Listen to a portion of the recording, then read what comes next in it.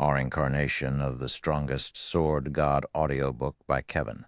Chapter 3041, Chapter 115, Confrontation. Chapter 115, Confrontation. Inside a luxurious 5-story mansion in Hundred Flow City currently, 40 players who had reached level 103 were gathered inside the mansion's 5th-floor conference room. All 40 of these players were fully geared in epic equipment, and they radiated an aura that would instill fear into an ordinary Tier 3 expert. Some of these players even radiated dense bloodlust, their bodies surrounded by a faint layer of red mist. "Why did you suddenly gather us here, Nightingale? Did something happen?" The 30-year-old man radiating the densest bloodlust asked as he looked at Zhuo Yalin coldly, his voice showing no respect for her whatsoever. "You should know how important the Crimson Mist Legion's missions are. We do not have time to waste here with you." The man's unforgiving words caused the mysterious moon experts present to fall silent, none of them daring to say a word as they looked at Zhuo Yalin, the Crimson Mist Legion. It was the only trump card legion Mysterious Moon possessed, and the legion's commander was Crimson Seal, the grim-looking man speaking to Zhuo Yalin. At the same time, Crimson Seal was also one of Mysterious Moon's Vice Guild leaders. Normally, Crimson Seal should have been responsible for overseeing Mysterious Moon's operations in the miniature ancient world. However, the guild leader had decided to leave this responsibility to Zhuo Yalin to nurture her into one of the guild's future leaders.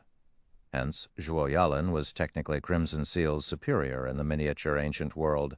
However, because of this situation, Crimson Seal ended up having great opinions about Zhuo Yalin. After all, in terms of management capabilities and combat standards, Crimson Seal was still significantly superior to Zhuo Yalin. It was especially true when it came to combat standards. In Mysterious Moon, Crimson Seal was a Void Realm expert capable of ranking within the top 5 in the guild, and he was just half a step away from reaching the Domain Realm. In contrast, Zhuo Yalin was only a Flowing Water Realm expert. However, Zhuo Yalin had long since gotten used to Crimson Seal's strictness. So she smiled and said, "Vice Guild Leader Seal, I know the guild leader has assigned many missions to you, but I have gathered everyone here today to make an important announcement." "An important announcement?"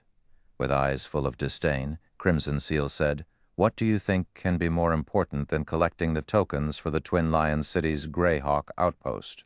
World Domination's entry into Hundred Flow City had thoroughly messed up Mysterious Moon's original plans, and this forced Mysterious Moon with no choice but to move their base of operations to the Twin Lion City. Meanwhile, the competition for the Greyhawk outpost, the Mana outpost closest to the Twin Lion City, was already closing. Some of Hundred Flow City's other first-rate guilds had also moved to the Twin Lion City. Thus, competition for the Greyhawk outpost was going to be much more intense than the competition for the Dark Moon outpost. "The Dark Moon outpost?" Zhuo Yalin said in a serious tone. "We have already invested a lot into Hundred Flow City. We will incur massive losses if we give up on it now. My intention is for us to follow our original plans and continue competing for the Dark Moon outpost." As soon as Zhuo Yalin finished speaking, many people in the room couldn't help but gasp and look at her in disbelief. A super guild. This was a giant mountain that towered above the many first-rate guilds in God's domain. Many people in Mysterious Moon might think that their guild had no reason to fear a confrontation with a super guild, but core members like them know that this was nothing but a delusional fantasy. As core members of the guild, they knew just how big of a gap there existed between Mysterious Moon and a super guild. Compete for the Dark Moon outpost? Crimson Seal couldn't help but laugh when he heard Zhuo Yalin's words. "Are you telling us to attack world domination?" "That's right." Zhuo Yalin nodded. "Are you insane, Nightingale?" Crimson Seal abruptly stood up from his seat and glared at Zhuo Yalin. "The guild leader might have left you in charge of the guild's affairs in the miniature ancient world, but he did not grant you permission to send the entire guild to the grave." At this moment, other than Lin Yao Yu, who sat beside Zhuo Yalin, everyone else in the room couldn't help but deeply agree with Crimson Seal. "That's right. While I understand you find it difficult to accept losing the investments we have made in Hundred Flow City, you can't joke around using the guild's future Vice Commander Nightingale. World domination might not have sent many people to Hundred Flow City, but their experts still outnumber us by a large margin. We will only be seeking our own deaths by competing with world domination. Based on our findings, world domination has dispatched 3 legions to Hundred Flow City this time. Of them, there is even a trump card legion led by world domination's vice guild leader Zhuo Tianquang. You're aware of how powerful world domination's trump card legions are, right, Vice Commander Nightingale? Of each legion's 1,000 members, even the weakest among them is at the half-step refinement realm, and many among them are at the refinement realm. The team leaders in the legion are also at the refinement realm's peak at the very least. With our forces, how can we even hope to compete with world domination? For second-rate guilds and below, they would only know that super-guilds were existences that shouldn't be offended. However, they were unaware of how powerful a super-guild was exactly. A half-step refinement realm expert that would be treated as an integral member of a first-rate guild would be nothing but the weakest member in a super-guild's 1,000-man trump card legions. Even in a super-guild's normal 1,000-man legions, a half-step refinement realm expert could, at most, become a team leader, while the normal members of the legion were first-rate experts at the very least. Meanwhile, world domination had dispatched 2 normal legions and 1 trump card legion to Hundred Flow City. Faced against such a force, it wouldn't matter even if every first-rate guild in Hundred Flow City banded together. They still wouldn't be able to go against these 3 legions from world domination. Indeed, this was the difference between a first-rate guild and a super-guild. The 2 were standing on entirely different levels. I understand your concerns, Zhuo Yalin said patiently after hearing everyone's objections. Which is why Mysterious Moon wouldn't be the only one competing for the Dark Moon outpost this time. Zero Wing will also be assisting us. Zero Wing? Upon hearing Zhuo Yalin's words, everyone quickly thought of something. Is it the guild established in Hundred Flow City by that outer-world god-ranked expert? Although Zero Wing's existence remained a secret in Mysterious Moon, everyone present was a core expert of the guild, so they had more or less heard about Zero Wing and its origins. While Mysterious Moon had thought of partnering with Zero Wing previously, the demands of Zero Wing's guild leader Black Flame were simply far too much for Mysterious Moon to accept. Currently, though, Zero Wing was nothing but an empty shell of a guild. The only noteworthy expert in Zero Wing was Black Flame.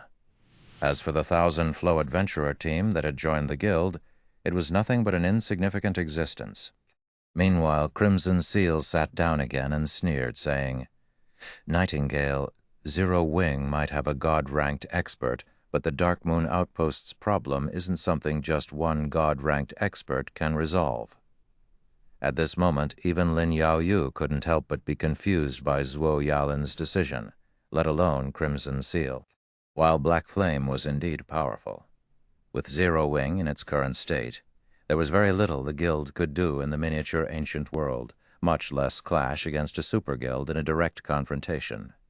However, before Zhuo Yalin could offer a response, a knocking sound suddenly came from the door. Then the person outside the conference room loudly reported, Vice Commander Nightingale, Black Flame, and his companion have arrived at the mansion's entrance. Should I let them in? Invite them in. Chapter 342, Chapter 116. Ice Queen, Chapter 116. Ice Queen. The conference room fell silent when everyone heard Zhuo Yalin's words. None of them thought Zhuo Yalin had invited Black Flame to this conference. What do you think this little girl is trying to do, Vice Guild Leader? Is she really intent on fighting for the Dark Moon Outpost? The 50-year-old thin man, dressed like a knight sitting next to Crimson Seal, asked in a whisper. I don't know. Crimson Seal shook his head. Then, in a resolute voice, he said, But if that really is the case, I will have no choice but to carry out the guild leader's secret command and deprive her of her authority. I guess that's the only thing we can do if she is bent on having her way, the thin man said, nodding. Then he let out a sigh and muttered, But it truly is a pity. Their guild leader and great elder had already designated Zhuo Yalin as the future leader of Mysterious Moon. Meanwhile, with the miniature Ancient World's launch, the guild leader had decided to use this opportunity to nurture Zhuo Yalin. However, The miniature ancient world was crucial to Mysterious Moon's future. So, as a preventive measure, the guild leader had also sent Vice Guild leader Crimson Seal and several other old fellows like him to the miniature ancient world. On the one hand, they would be assisting Zhuo Yalin in managing the guild. On the other hand, they would be testing Zhuo Yalin's capabilities. Currently, though, they couldn't help but find Zhuo Yalin's behavior to be a little too over the board. It was simply absurd to fight against world dominators just to salvage the guild's losses, let alone them. Even the guild leader and great elder probably wouldn't wish to see the guild's future successor have such a behavior. Meanwhile, so long as Vice Guild leader Crimson Seal carried out the guild leader's secret command, it would mean that Zhuo Yalin would thoroughly lose her qualifications to become the guild's future successor. After all, if a guild wished to survive for a long time, its leaders would need to know when to cut their losses and seek other alternatives. Stubbornly insisting on a path would simply plunge the guild into the abyss. While Crimson Seal and the vice commander of the Crimson Mist Legion were having a hushed conversation, the conference room doors suddenly opened.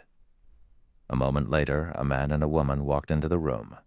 The man wore a black cloak and had a pitch-black longsword hanging by his waist, while the woman wore a luxurious dark-red mage's robe. At a glance, the man looked like he was a wanderer in the wilderness, while the woman was a beauty who radiated an air of elegance and maturity. Meanwhile, upon the arrival of these two people, Mysterious Moon's members couldn't help but look at them curiously. Everyone paid especially close attention to Shi Feng. Is he that God-ranked expert? Even though he's standing right in front of me, I can't feel even the slightest hint of his presence. Is this the degree of control a God-ranked expert has over his body? Mysterious Moon's experts wore a look of shock and yearning as they observed Shi Feng's every movement. Tier 6 was a goal that all players in God's domain dreamed of reaching. Yet, despite there being several dozen billion players in God's domain, only a few dozen had managed to reach Tier 6. One could easily imagine how difficult it was to become a Tier 6 God-ranked expert. Now that everyone got to see a God-ranked expert in person, their previously fated ambitions had ignited once again. However, not long after everyone started observing the two new arrivals, they couldn't help but gasp in shock. Level 106? How is her level so high? Shi Feng was wearing a black cloak, so everyone couldn't see his level. However, Su Qianliu wasn't wearing one, so they could easily determine her level by using a simple identification skill. Meanwhile, what they discovered blew their minds. It seems rumors about the Ice Queen aren't completely baseless, Crimson Seal muttered. He, too, was a little surprised when he saw Su Qianliu's level. Crimson Seal was the Vice Guild leader of Mysterious Moon, a first-rate guild. Thus, he had never paid much attention to the name of Ice Queen Su Qianliu. Or, more specifically, he had never even heard of Su Qianliu before coming to the miniature ancient world. After all, Mysterious Moon didn't have any operations in the Black Dragon Empire. The only information Mysterious Moon had bothered to collect was on the Empire's peak experts, first- and second-rate guilds and top 10 adventurer teams. Meanwhile, Su Qianliu's Thousand Flow adventurer team was barely considered a well-known adventurer team in the Black Dragon Empire. Thus, it was only natural that it did not enter Mysterious Moon's eyes. Crimson Seal would never have learned about Su Qianliu's name if not for Zero Wing. However, the current Su Qianliu far surpassed Crimson Seal's initial expectations. Su Qianliu was only the commander of a well-known adventurer team in the Black Dragon Empire. Yet, in the current miniature ancient world, where only an extreme few experts had managed to reach level 103, Su Qianliu had already reached level 106. What rapid leveling speed! Zhuo Yalin was also surprised by Su Qianliu's level. She never thought that Zero Wing would be so powerful to help Su Qianliu level up so quickly. Meanwhile, when Mysterious Moon's members had their attention focused on Su Qianliu's level, Shi Feng also arrived before the conference table. After Su Qianliu briefly introduced both parties, Shi Feng made his way up to the conference stage. I believe Miss Nightingale has already informed everyone present of the situation. After sweeping his gaze across the people in the room, Shi Feng got straight to the point and said, Zero Wing is similarly very interested in the Dark Moon Outpost. Hence, we plan to work with Mysterious Moon to secure it. May I know what everyone thinks about this arrangement? As soon as Shi Feng finished speaking, silence enveloped the room as Mysterious Moon's experts pondered over his words. They'd be lying if they said they weren't interested in working together with a Tier 6 God-ranked expert. However, if a Tier 6 God-ranked expert was all the assistance Zero Wing had to offer, Mysterious Moon would still be unlikely to win the competition for the Dark Moon Outpost. They were going up against a super guild after all. If they handled this matter poorly, they might end up dragging the entirety of Mysterious Moon into the abyss. A moment later, Crimson Seal stood up from his seat and glanced at Zhuo Yalin. He felt that Zhuo Yalin was still too much of a greenhorn when handling guild affairs, or, more specifically, the mystery surrounding Tier 6 God-ranked experts was far too great. Meanwhile, this mystery had clouded Zhuo Yalin's ability to make a proper judgment in his opinion. While Zero Wing might have some capabilities, these capabilities were still not enough for it to go against a super guild. Afterward, Crimson Seal turned to Shi Feng and bluntly said, "Mr. Black Flame, you might be a God-ranked expert, but don't you think that you are underestimating world dominators a little too much? World dominators' foundations are not something you can uncover just by spending a few days in the miniature ancient world. In regards to your invitation, forgive Mysterious Moon for rejecting it." "You say that I am underestimating world dominators?" Looking at Crimson Seal, Shi Feng calmly asked, "In that case, may I ask how much do you know about Zero Wing, Vice Guild Leader Seal?" As soon as Shi Feng finished speaking, Su Qianlu, who stood beside him, suddenly unleashed a burst of mana. Su Qianlu's mana flooded the room instantly, causing every Mysterious Moon present to experience a suffocating feeling. In addition, everyone also found that they had lost the ability to use the mana surrounding them. However, compared to Su Qianlu's mana, the aura she radiated was much more terrifying. Faced against Su Qianlu's aura, many of the refinement realm experts couldn't help but react like frightened rats and instantly retreated by over a dozen yards away from her, their eyes full of wariness as they looked at her. Tier 4 strength? Crimson Seal was dumbfounded as he looked at Su Qianlu. Chapter 3043, Chapter 117, Extraordinary Foundations. Chapter 117, Extraordinary Foundations. How is this possible? Could she have reached Tier 4 already? She's only at level 106 right now, so there's no way she is at Tier 4. It is probably because of her weapon and equipment. That can't be possible, right? It would take at least a fragmented legendary item for her to have such powerful mana and aura. But her staff is giving off an epic ranked glow, while her equipment is giving off a dark gold ranked glow. There's not even one fragmented legendary item on her. Mysterious Moon's members felt as if they were standing in the presence of a mythic monster right now, and they couldn't help but grow confused by this situation. Tier 4 strength. This was the greatest combat power players could muster in the current miniature ancient world. Even the various superpowers apex experts were only at this level.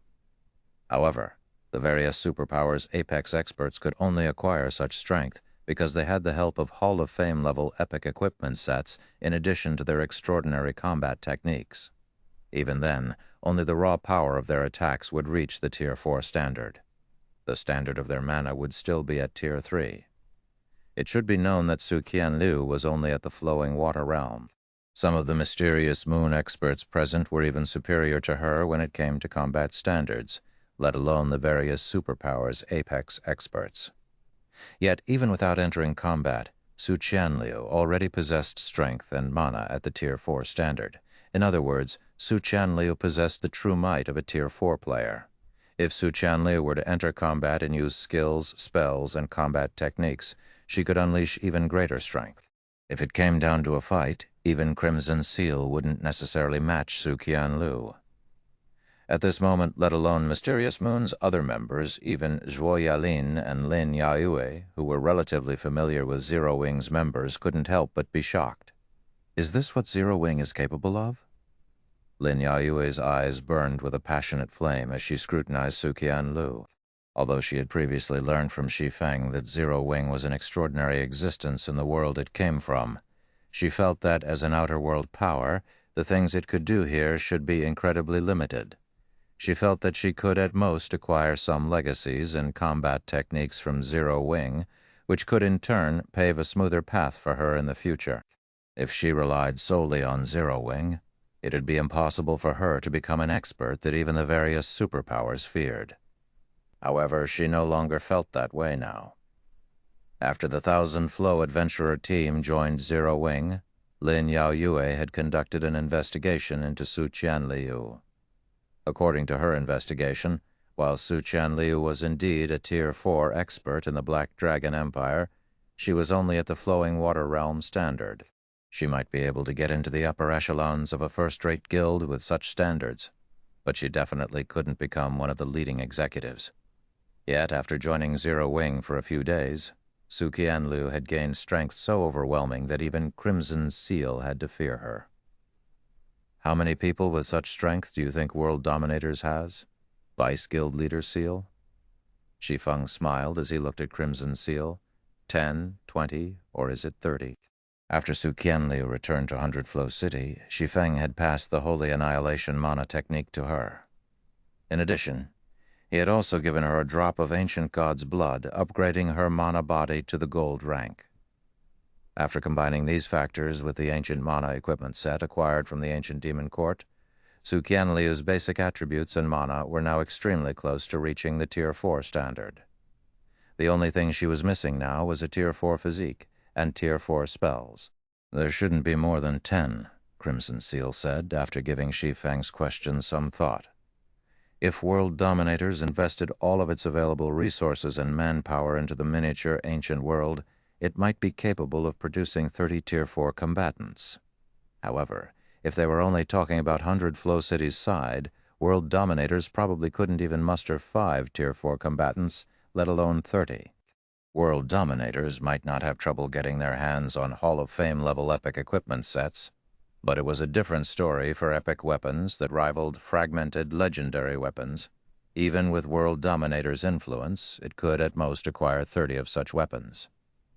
This was because epic weapons of such caliber were even rarer than the average fragmented legendary weapon. In addition to items, players also needed to be at the domain realm to achieve Tier 4 combat power. In God's domain realm experts were incredibly rare even in the 5 great super guilds, let alone World Dominators. Every one of these experts was a core executive in the guild. Currently, out of World Dominators' members in Hundred Flow City, only Zuo Tianquang and his 2 vice commanders were likely to have Tier 4 combat power. The likelihood of anyone else having such combat power was incredibly low. What about experts with combat power close to reaching the Tier 4 standard? Shi Feng asked. There shouldn't be more than 20, Crimson Seal answered definitively. Although the requirements for achieving combat power close to the Tier 4 standard weren't as strict, players still needed to be at the Void Realm standard at the very least. While Void Realm experts weren't as rare as Domain Realm experts, they were still relatively rare. Typically, they could be seen working as Legion Vice Commanders in the various super guilds, with there being only 3 legions in Hundred Flow City. There was no way World Dominators could have more than 20 players with combat power nearing the Tier 4 standard based here. Less than 20? After scanning the crowd before him, Shi Feng said, if Mysterious Moon agrees to partner with Zero Wing will let everyone here gain strength close to the Tier 4 standard. Will that be enough strength to fight against World Dominators now? What did he say? How is that possible? Mysterious Moon's members couldn't help but feel that Shi Feng was joking with them when they heard his words. Although achieving strength nearing the Tier 4 standard wasn't as challenging as achieving strength at the Tier 4 standard, it still wasn't something that could be achieved easily. Not to mention, most of the people present were only at the Refinement Realm standard. Trying to achieve such combat power was nothing but a pipe dream for them. The only feasible way Shi Feng could accomplish such a feat was if he gave everyone here a fragmented legendary item each. However, that evidently wouldn't be possible. Even on the main continent, super guilds would have great difficulty taking out 40 fragmented legendary items on the spot. Needless to say, the difficulty of doing so in the miniature ancient world was exponentially greater. In response to everyone's doubtful gazes, Shi Feng took out one of the standardized ancient mana equipment sets in his bag and put it on the conference table. Then he said, Won't you find out if I'm telling the truth or not if you take a look? Everyone quickly started inspecting the ancient mana equipment set's effects upon hearing Shi Feng's words. A mana equipment set? The 8-piece set effect improves physique by 40%? Isn't this set effect insane? No. What's truly amazing about this set is the mana. The basic attributes the set provides might be inferior to 8-piece epic sets, but the boost it gives toward mana is simply absurd. It practically doubles the power of all skills and spells. Everyone couldn't help but gasp when they saw the standardized ancient mana equipment set's statistics. Although this standardized set couldn't provide players with Tier 4 basic attributes, the improvements it could provide in actual combat were simply ridiculous. With the effects of this set, Tier 3 skills and spells used by Tier 3 players would most likely exhibit power at the Tier 4 standard. Moreover, the higher the player's skill or spell completion rate, the greater the improvements they would see. For refinement realm experts like themselves, if they paired this standardized ancient mana equipment set with a top-tier epic weapon, they could easily hold their ground against a Tier 4 mythic monster. No wonder he has such confidence, Crimson Seal thought as he looked at Shi Feng. He finally understood how Su Qianliu managed to gain her current strength. 40 sets, Shi Feng said, smiling as he extended forefingers to the crowd before him. If you partner with Zero Wing will provide you with 40 of these mana equipment sets. Chapter 3044, Chapter 118. What about super guilds? Chapter 118. What about super guilds? 40 sets? What? Zero Wing has 40 of such mana equipment sets. I must be dreaming. Even the 5 great super guilds will have trouble getting 10 of such sets, let alone 40. Everyone couldn't help but doubt their ears when they heard Shi Feng's words. Mana equipment sets capable of surpassing 8-piece epic equipment sets in combat performance were unbelievably rare even on the main continent, let alone the miniature ancient world. If a guild could acquire even 10 of such sets, it'd be nigh unstoppable in the current miniature ancient world. They couldn't even imagine what they could achieve if they had 40 of such mana equipment sets. At this time, even Zhuo Yalin, who supported partnering with Zero Wing, couldn't help but think that Shi Feng was joking with them. Although she knew that Shi Feng must have come prepared, the promise he just made simply sounded too exaggerated to be true. If any of the current powers could get their hands on so many mana equipment sets, it'd be a devastating force in the miniature ancient world. It could probably even exchange blows with the 5 great super guilds if it weren't afraid of the repercussions. Meanwhile, after taking a deep breath, Crimson Seal looked at Shi Feng with a serious expression and said, "Mr. Black Flame, if what you say is true, then Mysterious Moon will be willing to partner with Zero Wing to secure the Dark Moon outpost." Crimson Seal's sudden change in attitude stunned many of the Mysterious Moon members present. Of course, everyone could also understand his reaction. There was probably no power in God's domain that could turn down the opportunity to gain 40 of such heaven-defying mana equipment sets. "Don't be in such a hurry to make promises, Vice Guild Leader Seal. I still haven't finished speaking," Shi Feng said with a light smile. He wasn't at all surprised by Crimson Seal's sudden change in attitude. "Although I have talked about the partnership with Miss Nightingale, Zero Wing will not be providing these mana equipment sets for free." "That is only natural," Crimson Seal said, nodding. There'd have to be something seriously wrong with the brains of Zero Wing's leadership if the guild provided the 40 mana equipment sets for free. It should be known that if any power in 100 Flow City managed to acquire these 40 sets right now, it'd become 100 Flow City's overlord immediately. With these 40 sets as a bargaining chip, Zero Wing could also talk with any of the other first-rate guilds in 100 Flow City and get a good deal. Zero Wing had no obligation to partner with Mysterious Moon at all after saying so. Crimson Seal couldn't help but glance at Zhuo Yalin, who was still in a daze, his evaluation of the girl increasing significantly. Then he said, "Nightingale is the person in charge of Mysterious Moon's affairs in the miniature ancient world. She can represent Mysterious Moon on all matters here. If you have any conditions to make, feel free to state them to Nightingale, Mr. Blackflame."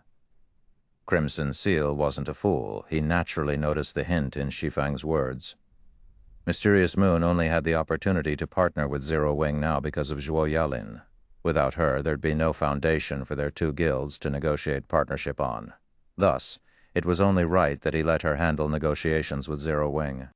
The other Mysterious Moon members present also nodded in agreement with Crimson Seal's words, and this situation caused Zhuo Yalin to look at Shi Feng gratefully.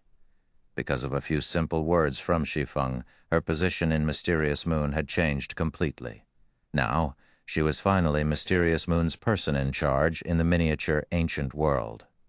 Meanwhile, Shi Feng also inwardly sighed in relief when he saw this situation. After reaching this point, he could finally begin carrying out his plans.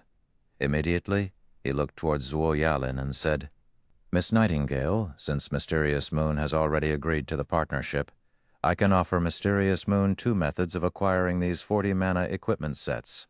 In the first method, Zero Wing will rent these sets to Mysterious Moon at a rate of 200 gold and 1,000 magic crystals per set per day. In the second method, Zero Wing will sell these sets to Mysterious Moon for 4,000 gold and 10,000 magic crystals per set. Zero Wing will only accept one-time payments for both these methods. In addition, after we secure the Dark Moon outpost, Mysterious Moon must give Zero Wing 3 of the 6 shops in the outpost. Of them, 1 must be the large shop. Mysterious Moon must also give Zero Wing half of the Dark Moon outpost's total revenue." When Shi Feng finished speaking, Su Qianliu, who stood beside him, frowned slightly. Then she asked in a whisper, "Are you really going to sell them these sets, Guild Leader?" Although the standardized ancient mana equipment sets were slightly inferior to the sets looted from the ancient demon court, they were still heaven-defying equipment in the current state of the miniature ancient world. She could understand it if Shi Feng chose to rent these sets to Mysterious Moon. After all, Zero Wing didn't even have the necessary refinement realm experts to take advantage of these sets' full potential. However, she couldn't help but be confused by Shi Feng's offer to sell these sets. If these 40 sets were used on Zero Wing, it could allow Zero Wing to trample over the various powers in Hundred Flow City. There'd be no power in Hundred Flow City that could oppose Zero Wing. However, if Zero Wing sold these sets to Mysterious Moon, Zero Wing would be unnecessarily creating competition for itself in Hundred Flow City. In reality, Su Qianliu wasn't the only one surprised by Shi Feng's offer. Even Mysterious Moon's members were taken aback. None of them thought that Zero Wing would be selling them these mana equipment sets. It should be known that every standardized ancient mana equipment set could be used to produce a Tier 4 combatant. In the current era, where players were still far from reaching Tier 4, the value of having 40 Tier 4 combatants went without saying. "Don't worry. I know what I'm doing," Shi Feng replied without explaining his decision. The standardized ancient mana equipment set might be powerful, but its flaws were also obvious. It had a high upkeep cost. Every durability point consumed required 10 magic crystals to replenish. Meanwhile, it wasn't strange for the set to lose several or even over a dozen durability points after a single battle. Such expenditure might not be a problem for a first-rate guild like Mysterious Moon, but it wasn't something the current Zero Wing could afford at all. Not to mention, Zero Wing needed to spend a lot of coins and magic crystals to further its development. Rather than hold on to a bunch of mana equipment sets that Zero Wing couldn't adequately make use of, it'd be much wiser to convert these sets into coins and magic crystals. He could also pull Mysterious Moon in as an ally for Zero Wing by doing so, killing 2 birds with 1 stone. As soon as Shi Feng finished answering Su Qianliu, Zhuo Yalin promptly said, "Mysterious Moon will choose the second method. We will pay the full amount tomorrow. However, we hope Zero Wing can provide us with the 40 sets today. May I know if you can allow that, Mr. Blackflame? After all, there isn't much time left until the competition for the Dark Moon outpost, and it takes some time to gather so many magic crystals. These 40 ancient mana equipment sets were undoubtedly Mysterious Moon's best chance at striking it big in the miniature ancient world. She'd be an utter fool not to buy them. However, an expenditure of 160,000 gold and 400,000 magic crystals was a heavy burden even for Mysterious Moon. It was especially true for the 400,000 magic crystals. Mysterious Moon couldn't take out so many magic crystals right now even if it wanted to. She'd have to request headquarters to transfer more resources over from the main continent. That won't be a problem, Shi Feng nodded. Afterward, Zhuo Yalin and Shi Feng signed a contract with each other. The contract stating that Shi Feng needed to transfer 40 ancient mana equipment sets to Mysterious Moon by today, while Mysterious Moon needed to pay him 160,000 gold and 400,000 magic crystals by tomorrow. After signing the contract, Shi Feng took out the 40 standardized ancient mana equipment sets in his bag and handed them to Zhuo Yalin. Then Zhuo Yalin quickly distributed these sets to the Mysterious Moon members in this room. A super guild, is it? Fighting spirit burned in Zhuo Yalin's eyes when she looked at everyone wearing the mana equipment set. It's about time you learn who's boss. Ever since the situation in God's domain had stabilized a few years ago, not a single non-superpower had ever dared to challenge a super guild. However, that was all going to change after today. Today, Mysterious Moon would become the first non-superpower to challenge a super guild after so many years.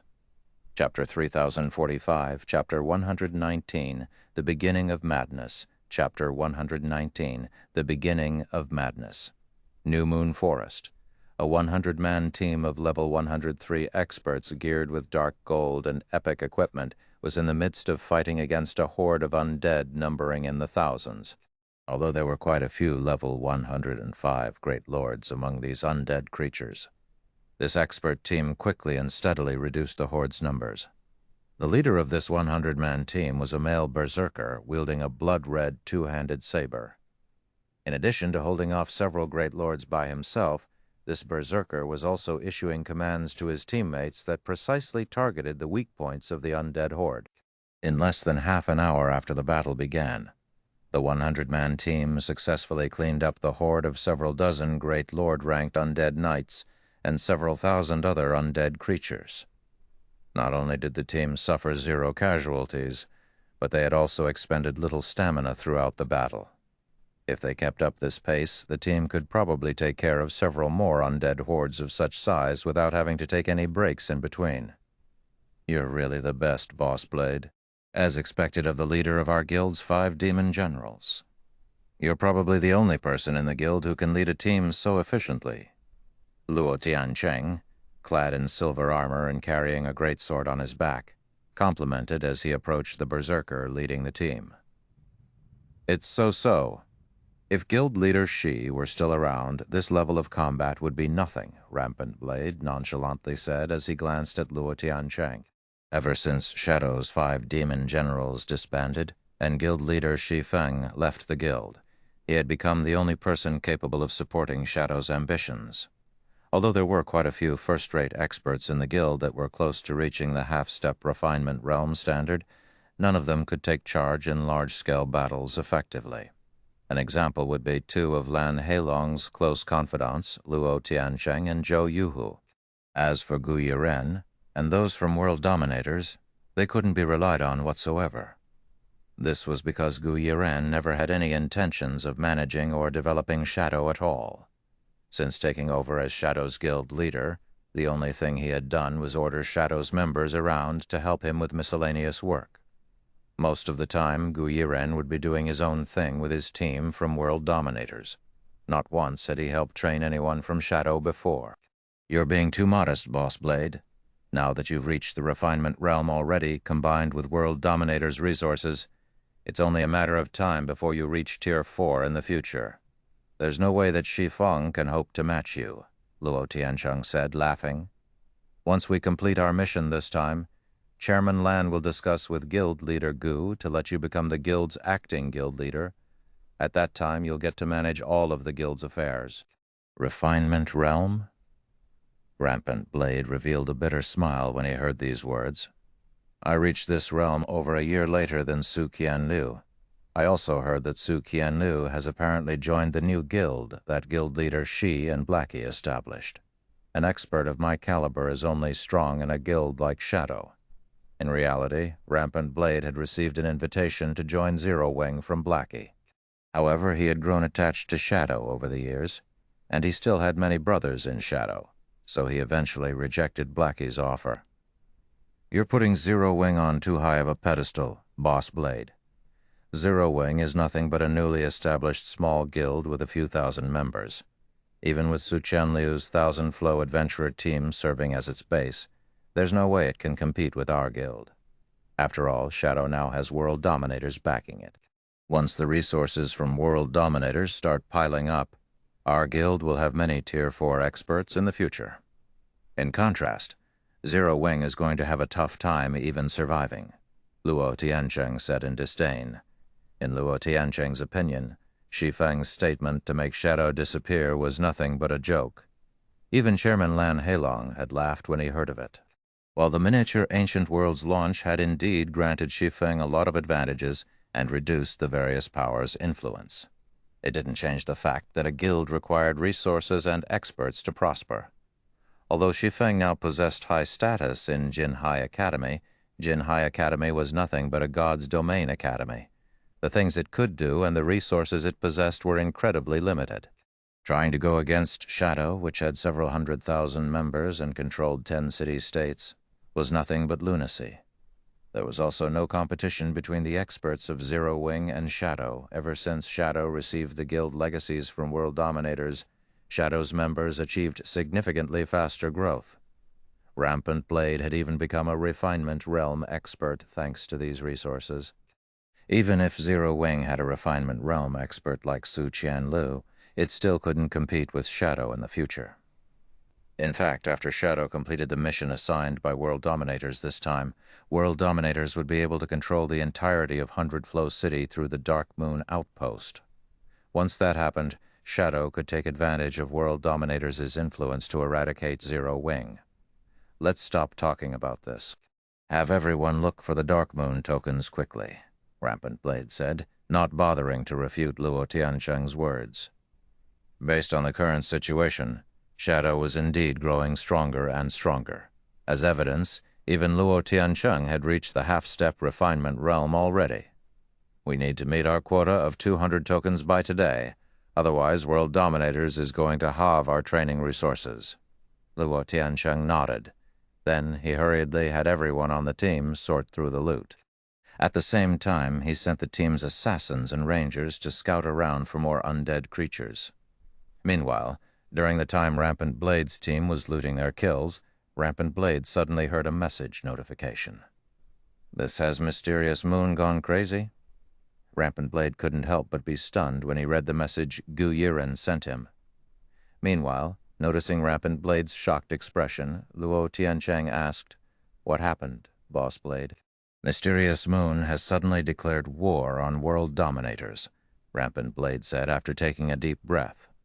"Moreover, just a few minutes ago, Mysterious Moon annihilated one of World Dominator's 100-man teams." "Annihilated?" Luo Tiancheng was also shocked and confused when he heard Rampant Blade's words. "Is Mysterious Moon looking to die?"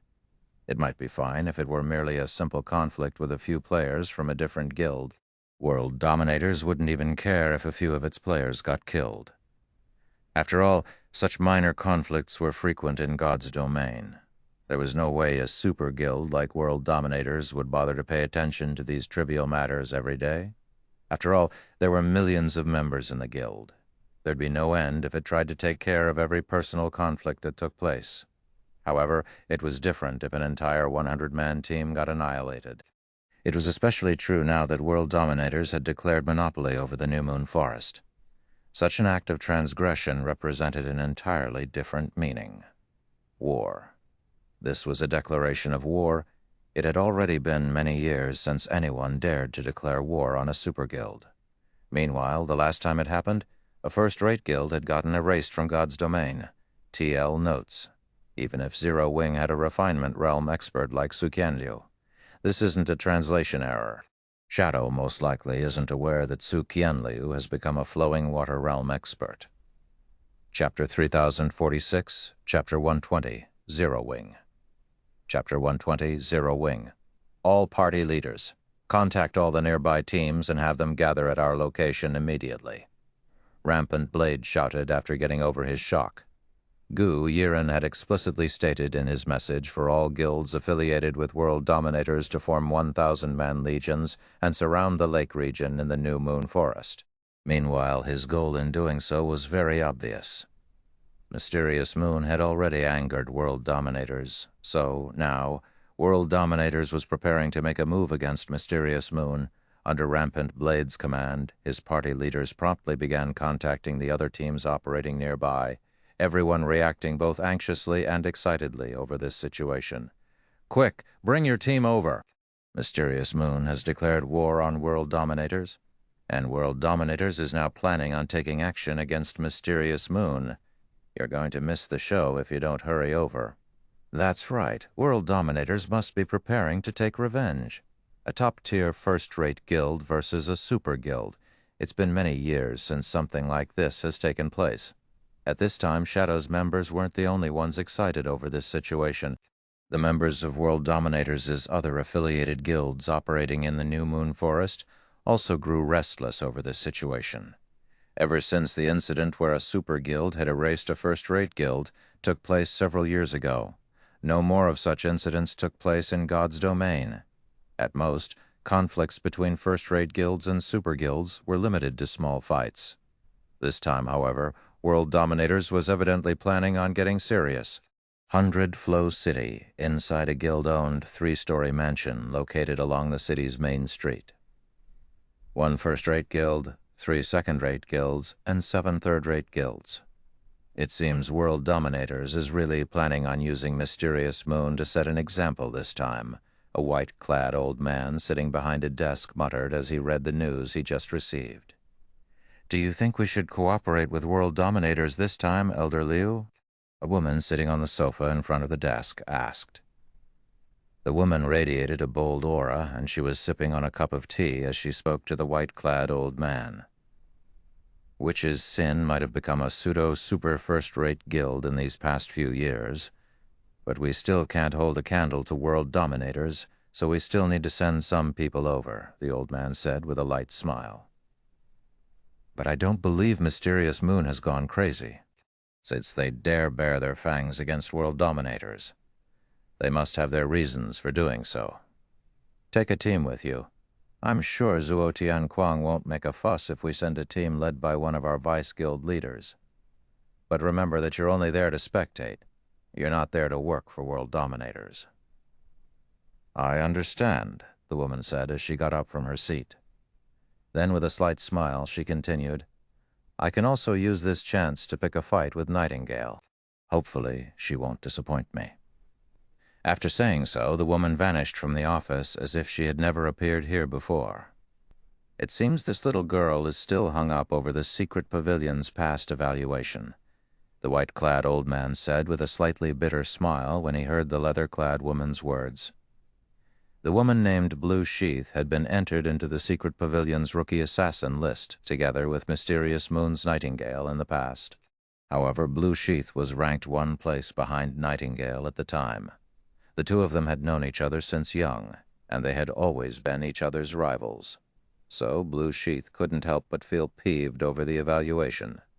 Initially, the old man thought that Blue Sheath had forgotten about her rivalry with Nightingale after having most of her time occupied with training under World Dominators. However, it would seem that Blue Sheath had never let go of this rivalry. Meanwhile, during the time Witch's Sin was dispatching experts to the New Moon Forest, a commotion also took place throughout 100 Flow City. What's going on? Why are so many guild experts leaving the city together? Don't you know? Mysterious Moon declared war on World Dominators. World Dominators has decided to deal with Mysterious Moon, so it is now calling on all of its affiliated guilds to gather at the New Moon Forest. News of this has long since spread throughout the entire city. A first-rate guild is declaring war on a super guild. Did Mysterious Moon's leadership lose their minds? Who knows? Maybe Mysterious Moon is confident in winning? Not a chance. That's a super guild we're talking about. The only thing that could come of declaring war on a super guild is death. The players in 100 Flow City began discussing Mysterious Moon's actions as they watched the various large guilds' experts leaving the city in large groups. Meanwhile, opinions on Mysterious Moon were split into 2 camps. One camp felt that Mysterious Moon was simply seeking its own death, while the other camp felt that Mysterious Moon was worthy of becoming the various first-rate guilds' role model. Some people also felt that it might be time to rewrite God's domain's history. New Moon Forest, New Moon Lake. The silvery white lake looked like the moon from afar, and the radiance it gave off illuminated the surrounding forest. The scenery here was spectacular, and many players grinding in the New Moon Forest would often stop by this place to enjoy the view. At this moment, though, the New Moon Lake's beauty was partially eclipsed by the 10,000 or so first-rate experts gathered beside it. Most of the various guilds' experts have gathered here already, Guild Leader Gu. "We can conduct a sweep of the forest at any time," Rampant Blade reported respectfully as he looked at Gu Yiren, who was currently resting underneath a tree. Although Gu Yiren had never cared about Shadow's affairs and never bothered to help Shadow's members grind, nobody in Shadow dared to question Gu Yiren's strength and authority. Take the current situation, for example. Even though the various first-rate guilds present originated from 10 different guilds, all of them were under Gu Yiren's complete control. Good. Gu Yiren nodded as he swept his gaze across the small army before him. Split everyone into 1,000-man legions and search the forest. Kill all outsiders you come across. All, Rampant Blade couldn't help but ask. A guild would easily incite anger from the public if it randomly killed players out in the fields. Even when a guild blockaded a map to fight another guild, it would at most warn non-enemy players to leave the map. Only when these outsiders refused to abide by the warning would a guild decide to kill them. "I don't want to repeat myself," Gu Yiren said as he glanced at Rampant Blade. "Also notify immediately if any of you come across Mysterious Moon's core team. World Dominators must be the one to annihilate them. So this is a super guild." Rampant Blade had his impression of super guilds refreshed when he saw Gu Yiren's complete disregard toward making enemies. Normally, most powers in God's domain would more or less worry about involving outsiders when declaring war on others. After all, the last thing they wanted to do was to offend a power they couldn't afford to offend. However, World Dominators didn't seem to care about this in the slightest. Judging by Gu Yiren's tone, it would seem that he wouldn't hesitate to take action even if the other party was another super guild. Afterward, the gathered first-rate experts split into 1,000 legions and spread out in all directions, conducting a thorough search of the entire New Moon Forest. Sometime after the hunt for Mysterious Moon's members began, a ranger from Shadow urgently contacted Rampant Blade and said, "Vice Guild Leader, 2 of our assassin parties suddenly got annihilated less than 1,000 yards away from the New Moon Lake. Moreover, the people who annihilated those 2 parties are now heading toward your direction. They're heading for us?" Rampant Blade couldn't help but grow confused when he heard the ranger's report. "Can you send their images over?" They were using the New Moon Lake as their base of operations this time. To ensure that they had enough forces to dispatch as reinforcements at all times, they had kept a force of 2,000 players by the lake. Gu Yiren's team from World Dominators was also on standby here. Thus, it'd be suicide for any enemies to come to their location. "Yes, I already captured their appearances with eagle eyes. I'll send the image over now," the ranger said, nodding. A moment later, an image appeared in front of Rampant Blade. The enemies that killed the 2 assassin parties only numbered a few. Meanwhile, every one of them was wearing a black cloak to hide their information. "This is Zero Wing." When Rampant Blade looked at the picture, he quickly noticed 2 familiar figures. Although these 2 players had hidden their player information, they didn't bother hiding their appearances. So, Rampant Blade instantly recognized Su Qianliu's and Blackie's faces. However, before Rampant Blade could react to this discovery, several figures gradually walked out of the forest ahead of him. Chapter 3047, Chapter 121, 5 is enough. Chapter 121, 5 is enough. What are they trying to do? Are they also planning to make an enemy out of World Dominators? Rampant Blade was astonished and confused when Blackie and Su Qianliu walked out of the forest. It was already a well-known fact that Mysterious Moon and World Dominators were at war with each other.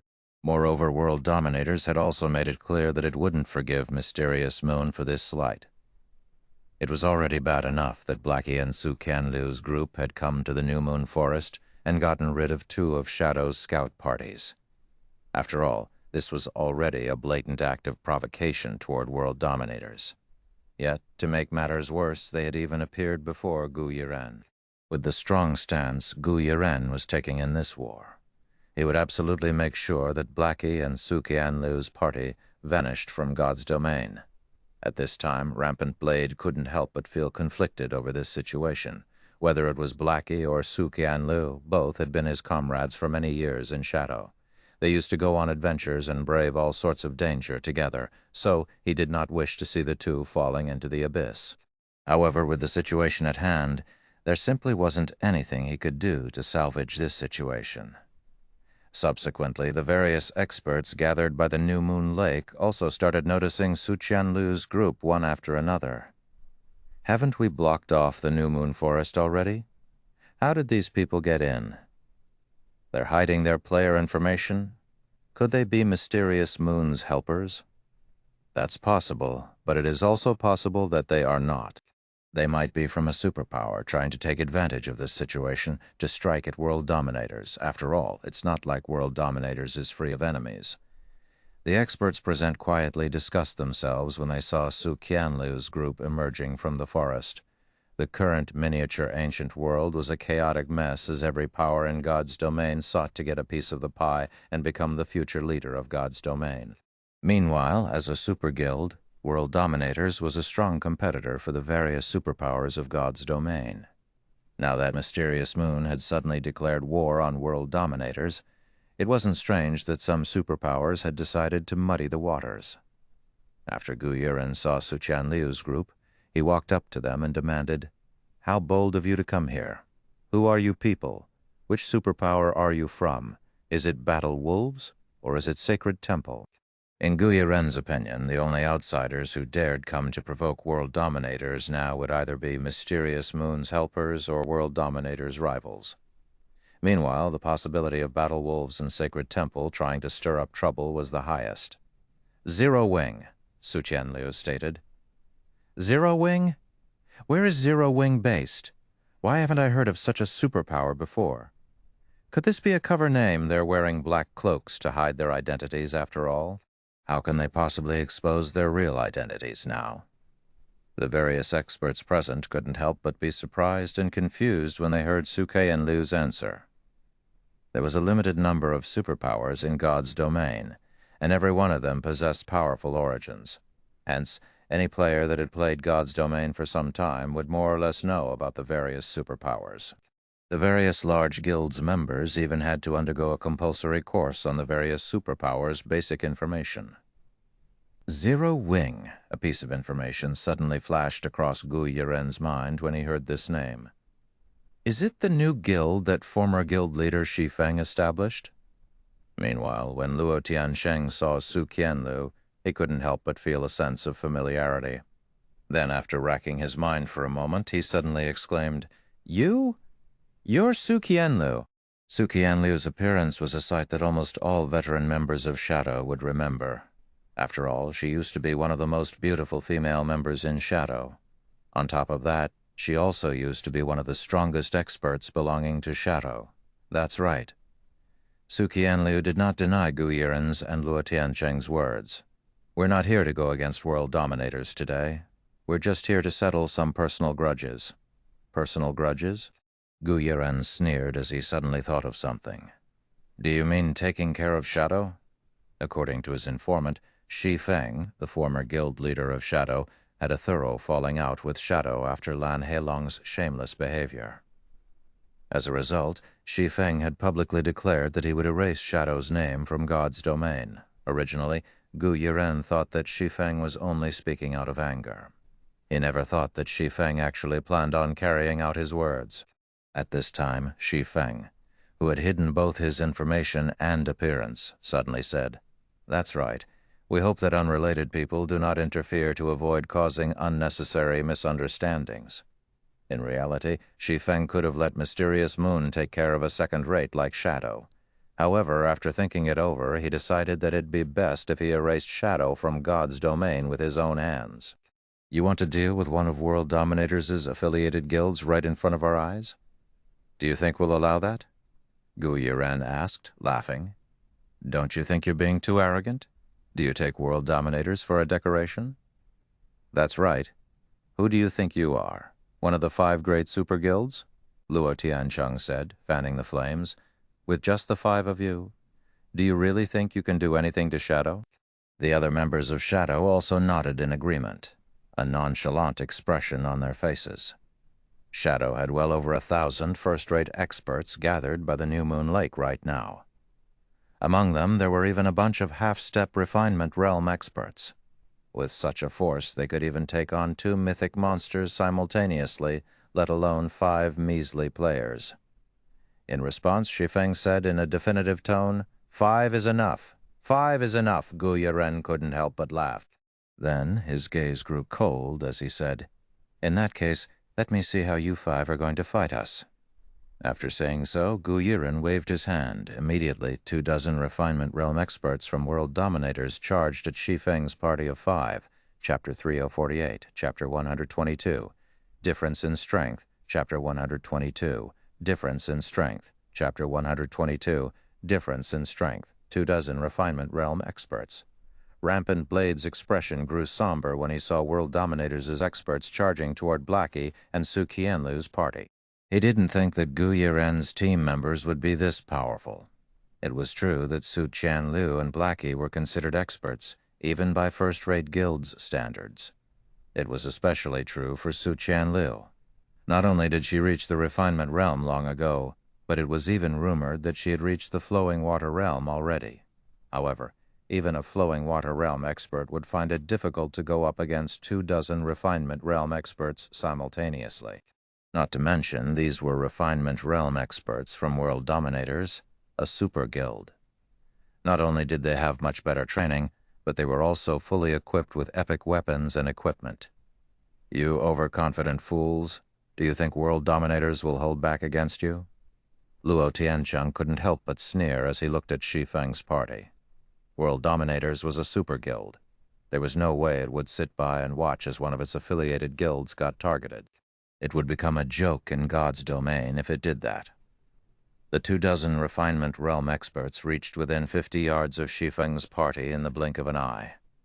Then, every one of them began revealing their strongest moves, none of them intending to hold back or play around with Shi Feng's party.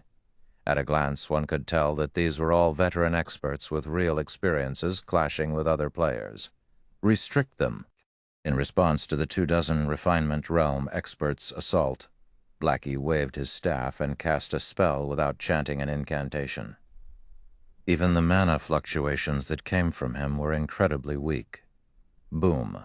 Along with a loud bang, several hundred shadow vines emerged from the ground beneath the 24 refinement realm experts' feet. In addition, from start to end, none of the shadow vines radiated any mana fluctuations, the appearance of these vines swift and silent. What? Double speed casting? Rampant Blade was shocked when he saw Blackie's attack. He felt as if he was coming to know Blackie for the first time. Double speed casting. This was a spell-casting technique that only an extremely few magical class experts could master. Even most refinement realm experts were incapable of such a feat. Yet now, not only did Blackie effortlessly execute a double speed casting, but his mana control was so excellent that he had leaked hardly any mana throughout the entire spellcasting process. The level of technique Blackie had just displayed was something even flowing water realm experts could not accomplish, similar to Rampant Blade. The 24 refinement realm experts were similarly caught off guard by Blackie's response. The speed of spells might not be as fast as melee attacks, but spells made up for their lack of speed with numbers. Meanwhile, the countermeasure experts had developed to counter offensive spells with a large number of attacks was to detect the mana fluctuations caused by the spell targeted at them and take evasive measures in advance. However, if a spell gave off no mana fluctuations during its formation, it'd be nigh impossible to dodge it preemptively. In such a scenario, the only response one could make was to prepare oneself to block the spell. The next moment, the several hundred shadow vines lashed out at the refinement realm experts simultaneously. causing these experts to lose at least 1/3 of their HP. Some had even lost half of their HP.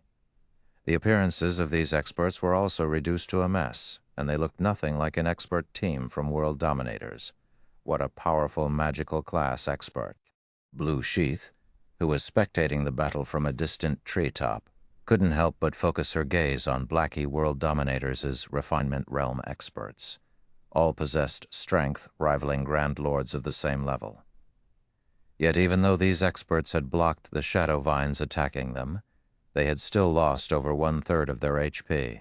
In God's domain, the power of spells relied on two factors. The first factor was the player's basic attributes, while the other factor was the spell's completion rate. Of these two factors, the latter played an especially important role. With a sufficiently high spell completion rate, one spell could exhibit power several magnitudes greater than a similar spell cast by a player with the exact same basic attributes. Although Blackie's aura felt extraordinary in Blue Sheath's eyes, it was at most on par with World Dominators' Refinement Realm experts. This meant that both sides should possess roughly similar basic attributes. Thus, the reason Blackie managed to cause so much damage to those Refinement Realm experts despite this fact must mean that his spell completion rate was extremely high. Impossible. Luo Tiancheng's eyes bulged when he saw the effect of Blackie's spell. How did he get so strong? The 24 Refinement Realm experts made up a frightening force. Yet, with just a simple wave of his staff, Blackie had not only stopped these 24 Refinement Realm experts' assault, but he had even reduced them into a miserable mess. Luo Tiancheng was fully aware of Blackie's standards. Back when Blackie was still with Shadow, he had only been a member of the guild's middle management.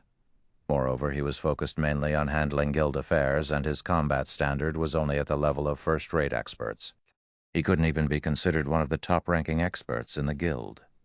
Yet what was with this situation? Meanwhile, after Shi Feng took a look at World Dominators' Refinement Realm experts, he turned toward Happy Snow the Berserker and said, "Go and help Blackie. It'll be tough for him to deal with these people alone." After all was said and done, Blackie still hadn't reached the Refinement Realm standard.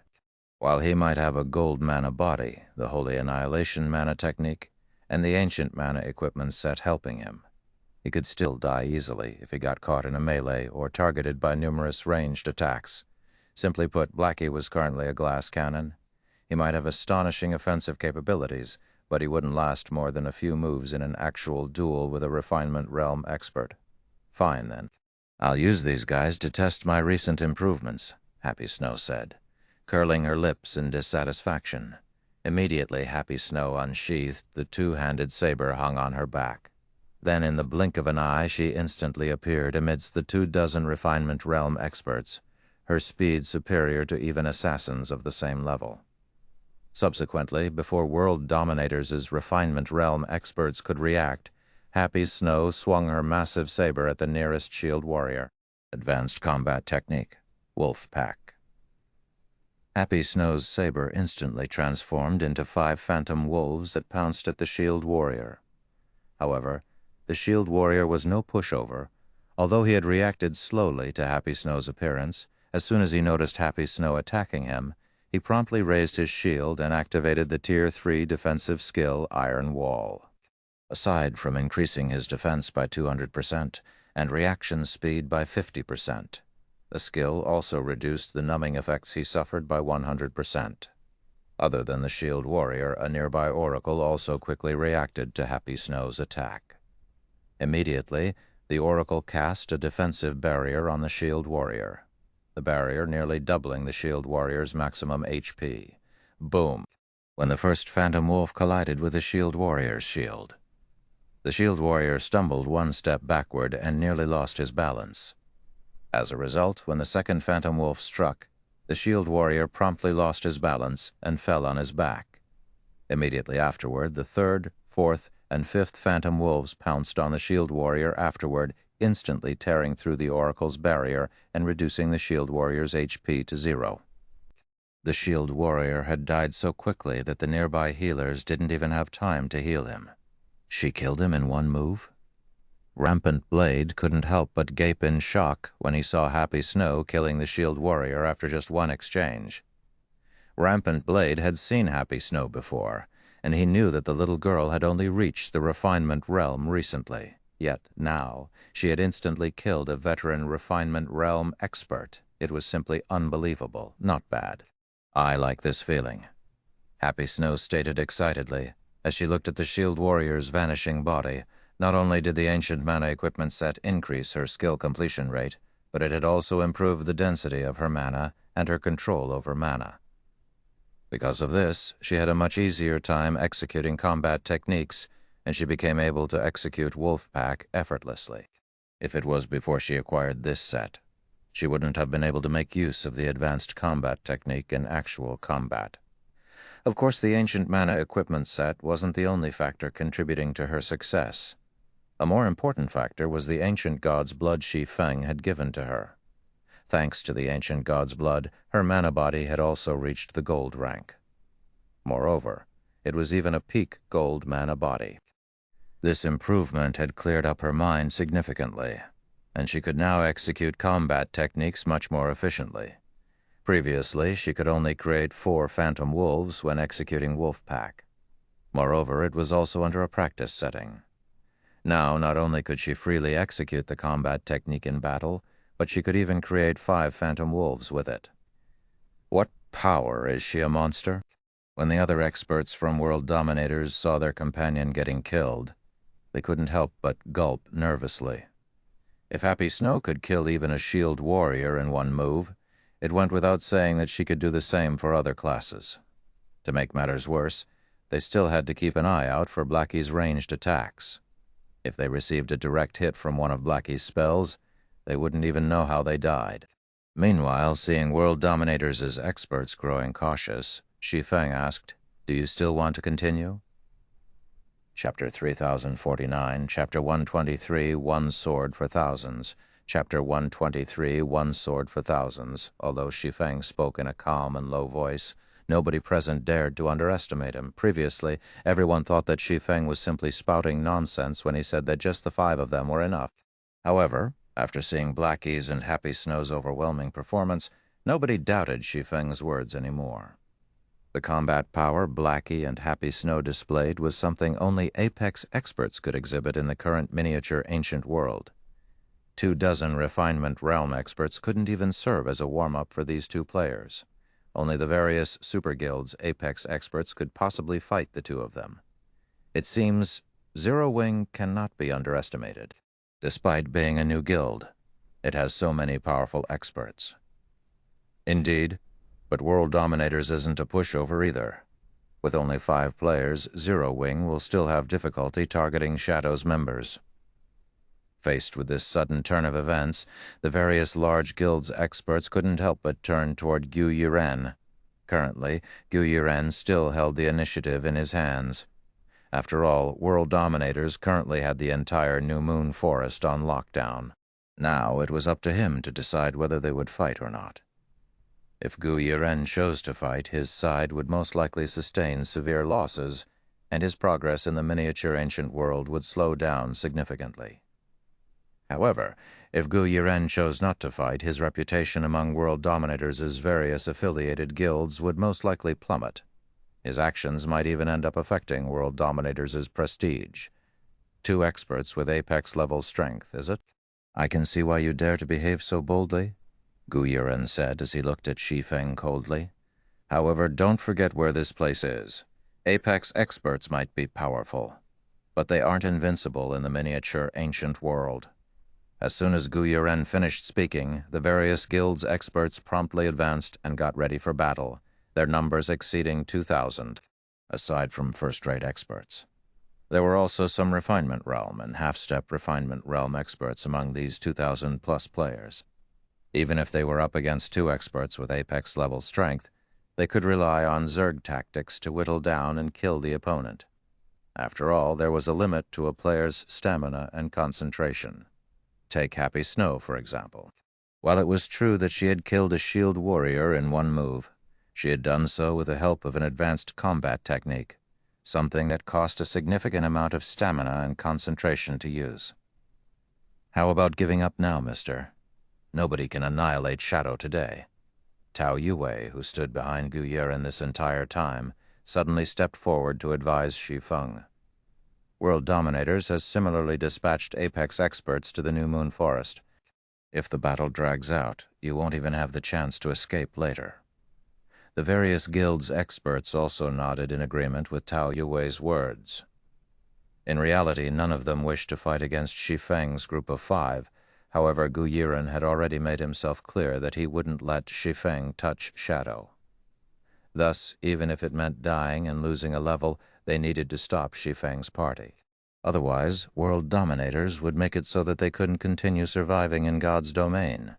So, what you're saying is, instead of answering Tao Yue's question, Shi Feng smiled and asked, "You're not going to give way?" "You can think of it that way," Tao Yue said nonchalantly. If she came across Shi Feng's party under normal circumstances, she absolutely wouldn't dare to antagonize them at all. This was because her guild wouldn't go out of its way to target a domain realm expert for her sake alone. However, she was currently working under Zhuo Tianquang's orders, and they were also currently in the middle of a guild war. If Shi Feng's party killed them, their guild would definitely avenge them for the sake of its reputation. Not to mention, so long as Shi Feng's party dared make a move, she would promptly contact Zhuo Tianquang and notify him about the situation here.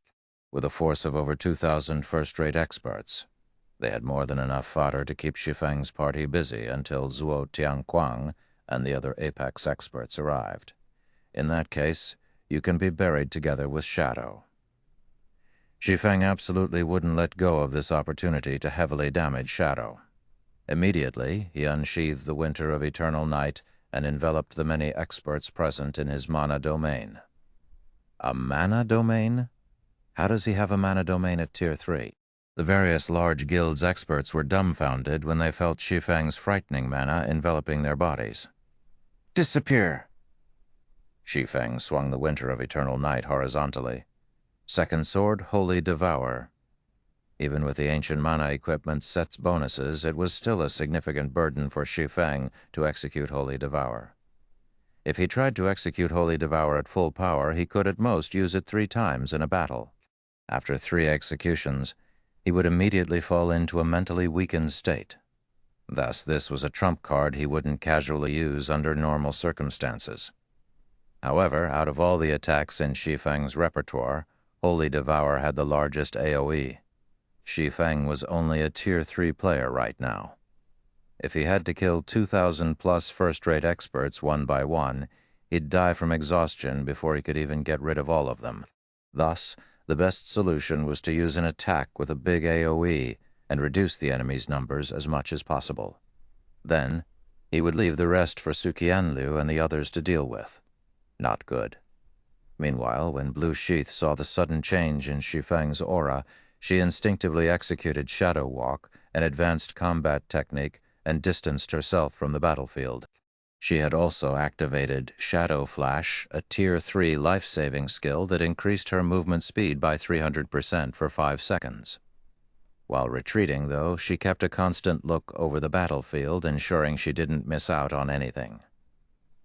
The next moment, before Blue Sheath could move even 100 yards away from her previous location, a scorching light suddenly enveloped her vision, the light incinerating everything in its path and shattering even space itself. This Blue Sheath was dumbfounded. 1 attack. It was only 1 attack.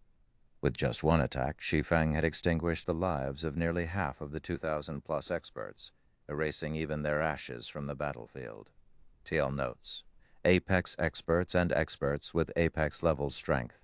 Apex experts refer to domain realm experts. Experts with Apex level strength refer to expert players capable of exhibiting the raw power of domain realm experts. They aren't necessarily domain realm experts, though.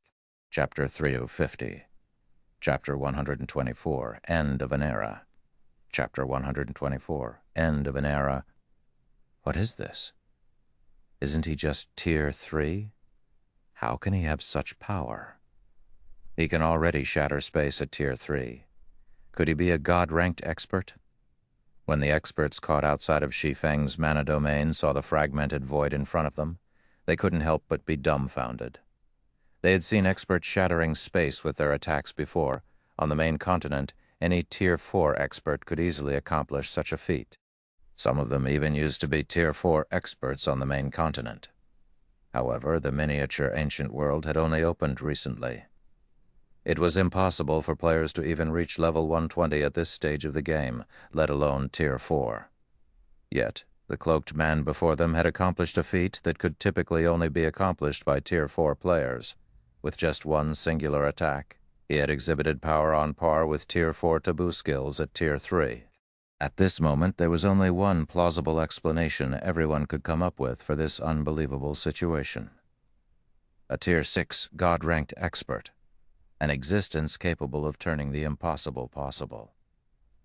Shadow is really finished this time. When Rampant Blade saw Shadow's experts disappearing without a trace, he couldn't help but turn to look at the proud figures of Su Qianliu and the others, his eyes full of bitterness and lamentation. In the past, he used to hold the same position as Su Qianliu, as one of Shadow's 5 demon generals. Yet in the time it took him to reach the refinement realm, Su Qianliu and Blackie had already become existences that even world dominators found tricky to deal with. The two of them were even capable of killing refinement realm experts like ants. In reality, Rampant Blade had felt that Shi Feng was joking when he heard about the other party's declaration to erase Shadow from God's domain. After all, there was simply too significant of a gap between Shadow and Zero Wing. Now, however, over 80% of the experts Shadow had dispatched to the miniature ancient world had just been killed. On the surface, it might seem as if these experts had just lost a level and a piece of equipment. However, in the current state of the miniature ancient world, this was an irrecoverable loss. After all, these experts were all geared with top-tier weapons and equipment that Shadow had paid a huge price to procure. It wouldn't be an easy task to replace all of these items. Meanwhile, before they could recover these lost items, Shadow would be much more restricted in what it could do in the miniature ancient world. Needless to say, it'd also be impossible for Shadow's experts to catch up to the experts of other guilds in terms of levels. Simply put, Shadow had already lost its initiative in the miniature ancient world. It had already been kicked off the front lines and lost the opportunity to contest crucial resources. Naturally, all of the investments it had made thus far were also for naught. However, these losses still weren't the biggest problem. The biggest problem Shadow now faced was Zero Wing's Tier 6 God-ranked expert. If it were before the Secret Pavilion's recent move, it wouldn't have been a significant problem for Shadow to be targeted by a Tier 6 God-ranked expert. After all, the God-ranked expert in question wasn't on the main continent. Meanwhile, Shadow's main source of income remained on the main continent. However, the various powers of God's domain were currently frantically competing for the miniature ancient world's resources. Among these powers, there were bound to be some who wouldn't mind destroying Shadow, both on the main continent and in the miniature ancient world, if they could gain a Tier 6 God-ranked expert's favor. Not to mention, they could also reduce the number of competition they needed to face in God's domain. Meanwhile, in the distant forest, Blue Sheath couldn't help but sigh in relief when she saw that Shi Feng had stopped attacking. "What rotten luck? I nearly got killed just now," Blue Sheath muttered under her breath. The attack just now had triggered all of her danger senses, and she felt as if her life was hanging by a thread. It had already been many years since she had experienced such a feeling. What the hell is Shadow thinking? Even world dominators wouldn't dare to recklessly provoke a God-ranked expert. But after this mess, world dominators will have no choice but to pick a fight with this God-ranked expert. The experts of one of world dominators' affiliated guilds had just been annihilated. Even if world dominators was reluctant to, it would have no choice but to go after Zero Wing. Otherwise, it'd become a laughingstock among the various powers, and no power would be willing to attach themselves to it. Meanwhile, during the time Blue Sheath was resting, sounds of battle suddenly came from a different location. Moreover, these sounds were rather loud, and Blue Sheath could hear them clearly even though the battle took place several hundred yards away. What's causing such a loud commotion? Has Zuo Tianquang's legion finally started clashing with Mysterious Moon's experts? A hint of anticipation appeared in Blue Sheath's eyes as she looked at the intermittent flashes coming from a distant part of the forest. Immediately, She went into stealth and dashed toward the other battlefield. Anyone capable of causing such a huge commotion in the current miniature ancient world must possess strength at the Tier 4 standard. Out of World Dominators' forces scattered across the New Moon Forest, only the Trump Card Legion led by Zhuo Tianquang possessed Tier 4 combatants. Meanwhile, if Zhuo Tianquang's legion was making a move, it went without saying that they had discovered Mysterious Moon's members. Thus, Blue Sheath needed to head over to the other battlefield immediately. Otherwise, she might miss out on her chance to challenge Nightingale. Boom, boom, boom, as the sounds of battle continued echoing throughout the forest, Blue Sheath arrived within 100 yards of the battlefield. There were several hundred players fighting on the battlefield right now. Of the two clashing sides, the side with greater numbers consisted of players wearing World Dominators' guild emblem, while the side with fewer numbers consisted of players wearing Mysterious Moon's guild emblem. Meanwhile, after observing the battle for a moment, Blue Sheath couldn't help but be stunned. How is this possible? Logically, World Dominators should have been at an absolute advantage thanks to their overwhelming numbers. Yet now, World Dominators' members were fighting a retreating battle, their team of several hundred members getting pummeled by Mysterious Moon's several dozen members. At this moment, even World Dominators' Zhuo Tianquang was getting pinned down by Mysterious Moon's vice-guild leader, Crimson Seal. However, this still wasn't the most shocking part. What astonished Blue Sheath the most would still have to be the sight of the silver-haired female assassin dashing around the battlefield, killing one player after another. Meanwhile, this silver-haired assassin was also the opponent Blue Sheath was seeking to challenge, Nightingale. Currently, Nightingale wore leather armor engraved with magic patterns, and her body radiated mana from top to bottom. The mana she radiated had even taken on a faint, misty form. As for the two crescent blades she wielded, they were like demonic claws that tore through everything in their path. Even Lonely Dragon, a hammer knight, and Zhuo Tianquang's vice-commander couldn't face Nightingale's attacks directly. When confronted with Nightingale's attacks, his only option was to rely on his footwork to evade Nightingale's attacks. Even then, he didn't last more than 30 seconds before he lost all of his HP to Nightingale's crescent blades. The current Nightingale was so strong that even Blue Sheath dared not move forward to challenge her. Moreover, Nightingale wasn't the only anomaly on this battlefield. The other Mysterious Moon experts were also exhibiting extraordinary combat power. 40? Since when did Mysterious Moon have so many experts with near Tier 4 strength? After observing the battle for some time, Blue Sheath finally understood why World Dominators' members were at such a severe disadvantage. Although Mysterious Moon only had 40 members on this battlefield, every one of them was an expert with combat power nearing the Tier 4 standard. This number was double of what World Dominators' side possessed. Even though World Dominators' side had more players, most of these players were of no help whatsoever. In front of an expert with near Tier 4 strength, ordinary Refinement Realm and Flowing Water Realm experts were nothing more than cannon fodder. After the battle continued for a few more minutes, Zhuo Tianquang had finally died after getting besieged by several Mysterious Moon experts. Along with Zhuo Tianquang's death, the final member of World Dominators' Trump Card Legion had also disappeared from the New Moon Forest. Chapter 3051, Chapter 125, Hundred Flow City in an Uproar, Chapter 125, Hundred Flow City in an Uproar, Jinhai City, Downtown Area, Lan Family Mansion. What? Nearly all of our experts in Hundred Flow City got annihilated? Impossible. Hadn't you been moving with World Dominators, how can nearly all of you get killed? Also, you all got killed by Zero Wing of all guilds?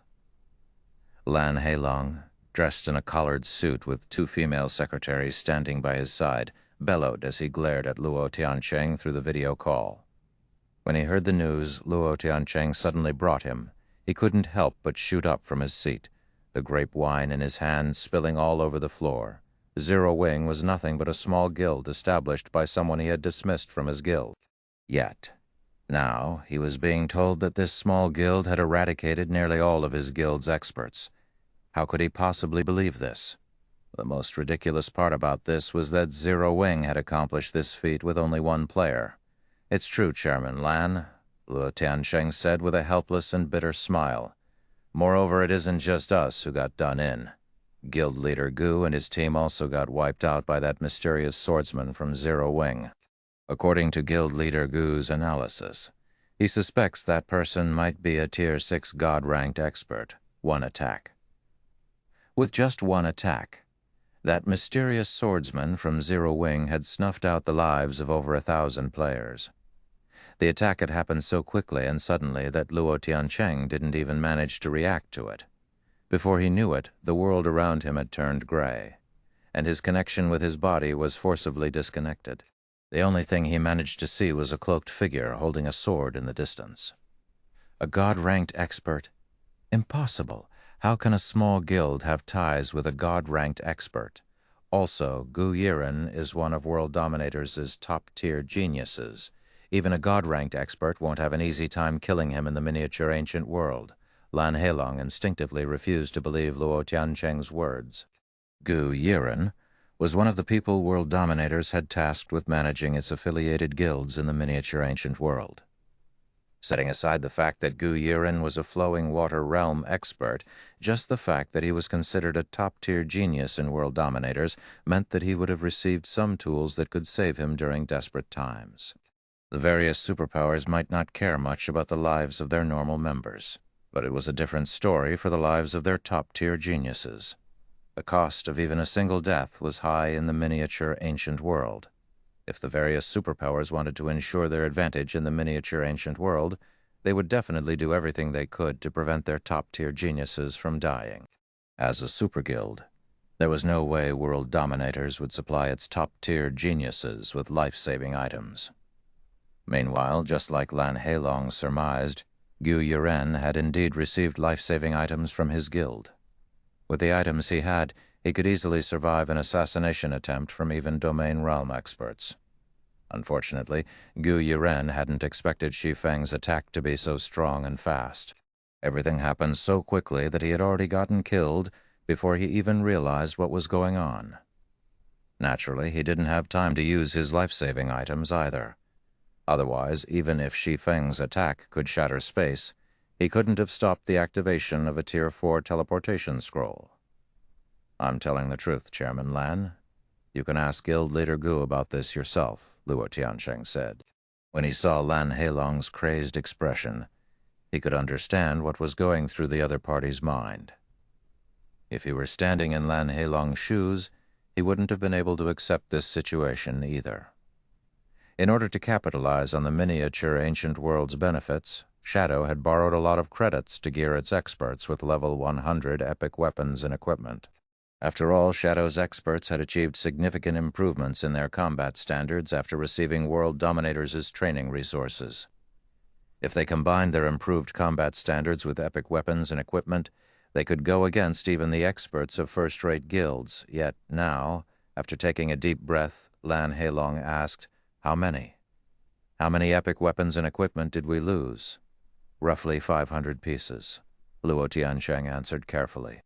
Although Shadow had suffered over 1,000 casualties in the fight with Zero Wing, not everyone was geared with epic weapons and equipment.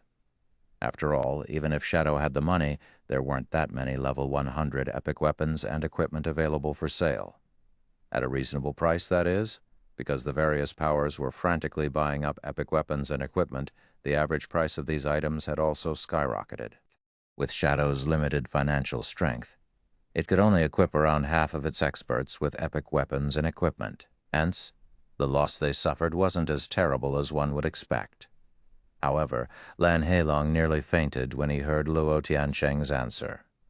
The average price of a piece of level 100 epic equipment was 300,000 credits, while the price of a level 100 epic weapon was 700,000 credits. If he assumed half of the epic items lost were weapons, his total loss would reach 250 million credits. He had already invested all of the money he had into the miniature ancient world. A loss of 250 million was no different than a stab to his heart.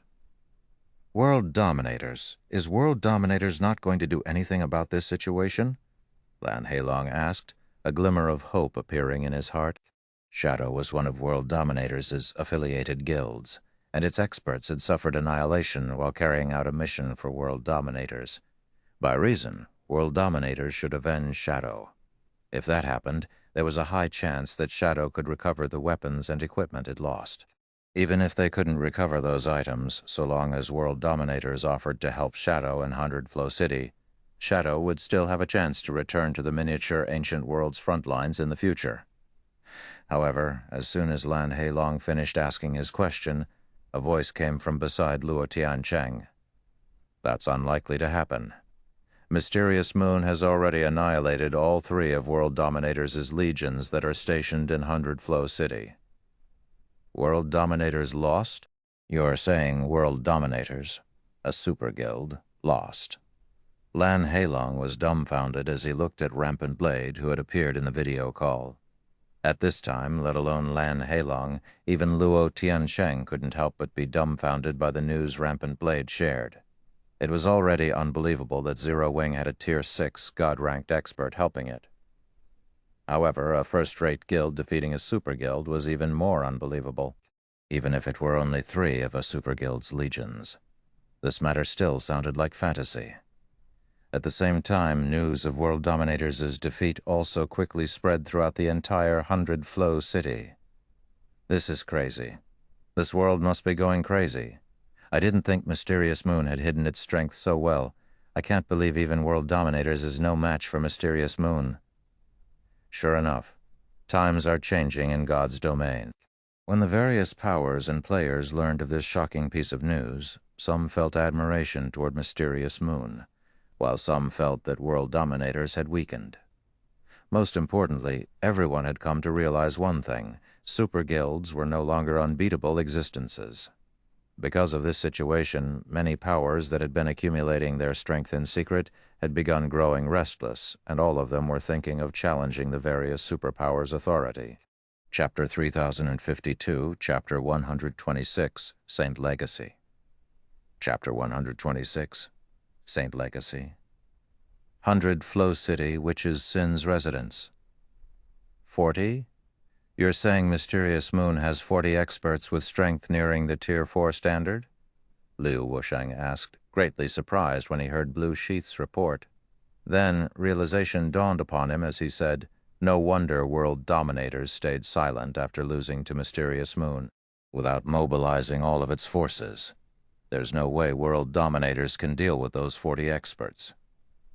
The public was only aware that Mysterious Moon had won against World Dominators, not how Mysterious Moon had achieved this victory. Although this information was already plenty shocking, it was nothing compared to the information Blue Sheath brought back. I thought World Dominators would try to recover its lost reputation immediately, but it seems that won't be happening anytime soon, Liu Wusheng said as he stroked his beard. I have truly underestimated Mysterious Moon. I didn't think they would actually be so far ahead of Witch's Sin. That's right. I didn't think that Mysterious Moon has hidden its strength so deeply, Blue Sheath said, nodding in agreement. Challenging a superpower was a necessary process for all first-rate guilds. Only when a first-rate guild had managed to achieve a victory against a superpower would the other powers in God's domain recognize it as a superpower. Otherwise, nobody would be convinced of the first-rate guild's status, and nobody would fear it as they would fear a superpower. However, while Mysterious Moon might have snatched the initiative, it is Witch's Sin's turn to make a move next, Liu Wusheng said, his voice filled with determination. Actually, Mysterious Moon's matter isn't the most shocking thing I saw today, Elder Liu, Blue Sheath suddenly said. Before I discovered Mysterious Moon's fight with World Dominators, I saw something even more amazing. Something even more amazing? Liu Wusheng couldn't help but be a little surprised. If news of Mysterious Moon having 40 experts with near Tier 4 strength got out, it would most likely shake the entire miniature ancient world. Nobody would think that World Dominators had grown weaker after losing to Mysterious Moon, either. On the contrary, they would think that World Dominators' defeat was inevitable. So, Liu Wusheng found it hard to believe that there was something even more amazing than this matter. A Tier 6 sword god has entered the miniature ancient world, Blue Sheath said, uttering every word loudly and clearly. Moreover, I can guarantee that it's a sword god that I have never seen before. A never-before-seen sword god in the miniature ancient world, Liu Wusheng felt a chill crawling down his spine when he heard Blue Sheath's words. Are you certain? It should be known that Tier 6 god-ranked experts were high and mighty existences. Even if the miniature ancient world had a lot of opportunities and potentially even housed god legacies, these opportunities were nothing to a true Tier 6 god-ranked expert. There was no way a god-ranked expert would do something as stupid as abandoning their Tier 6 status and restarting their progress in the miniature ancient world. Even the 5 great super guilds wouldn't do such a thing. The reason for this was simple. The birth of every Tier 6 god-ranked expert required an astronomical amount of 7 luminaries crystals. It was why only the strongest among first-rate guilds possessed Tier 6 god-ranked experts, while the various superpowers had the 7 luminaries crystals to produce multiple god-ranked experts. They definitely couldn't afford to waste these resources. Hence, there shouldn't exist a Tier 6 god-ranked expert in the entire miniature ancient world. If such an expert existed, there could only be one explanation. An outer world player. I have a record of the battle, Blue Sheath said as she forwarded the video she recorded of Shi Feng's battle, a Saint Legacy. This was the first thought that came to Liu Wusheng's mind after watching the video. Most people would only take Shi Feng's attack at face value when they saw the attack shattering space. However, as a Tier 5 Divine Mage and someone incredibly close to reaching Tier 6, Liu Wusheng possessed much greater knowledge than most players. Meanwhile, thanks to his knowledge, Liu Wusheng could tell that the main reason Shi Feng could exhibit such power with his attack was due to his extraordinary control and usage of mana. The level of control and usage Shi Feng had exhibited was simply unheard of. Out of all the existences Liu Wusheng could think of, the saints of legends, individuals who had reached the extremities of one particular field, should be the only existences capable of manipulating mana in such a precise and ingenious manner. Hence, he concluded that in addition to being a Tier 6 god-ranked expert, Shi Feng must also have a saint legacy. I believe Mysterious Moon shares a close relationship with this sword god. Otherwise, he wouldn't have appeared in the New Moon Forest when Mysterious Moon was challenging world dominators, Blue Sheath said, offering her opinion on the matter. No, you're completely mistaken, Liu Wusheng said, shaking his head. Or, more specifically, everyone in Hundred Flow City is mistaken. This god-ranked expert didn't appear because Mysterious Moon decided to challenge world dominators. Instead, it is because Mysterious Moon has formed a partnership with this god-ranked expert beforehand that it dared to challenge world dominators. 40 experts with near Tier 4 strength. This was a force only a veteran super guild like world dominators could muster at this stage of the game. Newer super guilds and other superpowers couldn't muster such a force even if they wanted to. Mysterious Moon was merely a first-rate guild that didn't even have a Tier 6 god-ranked expert. How the hell did it come to possess so many experts of such caliber? What should we do about this, Elder Liu? Blue Sheath asked. After thinking it over, she felt that Elder Liu's words made sense. Otherwise, she'd have no way to explain how Nightingale, someone slightly weaker than her in terms of combat standard, possessed the ability to kill a domain realm expert like World Dominator's Hammer Knight Lonely Dragon. Go and get ready. It's about time we visit Zero Wing as well, Liu Wusheng said, smiling as he stood up from his seat. We can't let Mysterious Moon monopolize everything. Good things must be shared. I understand. Blue Sheath nodded. I'll have people find out where Zero Wing is based immediately. After saying so, Blue Sheath vanished from the conference room, leaving Liu Wusheng by himself. An Outer World player, is it? It seems it's about time we break free from World Dominators' control, Liu Wusheng muttered as he looked out the window. Witch's Sin had already reached the standard of a super first-rate guild 3 years ago.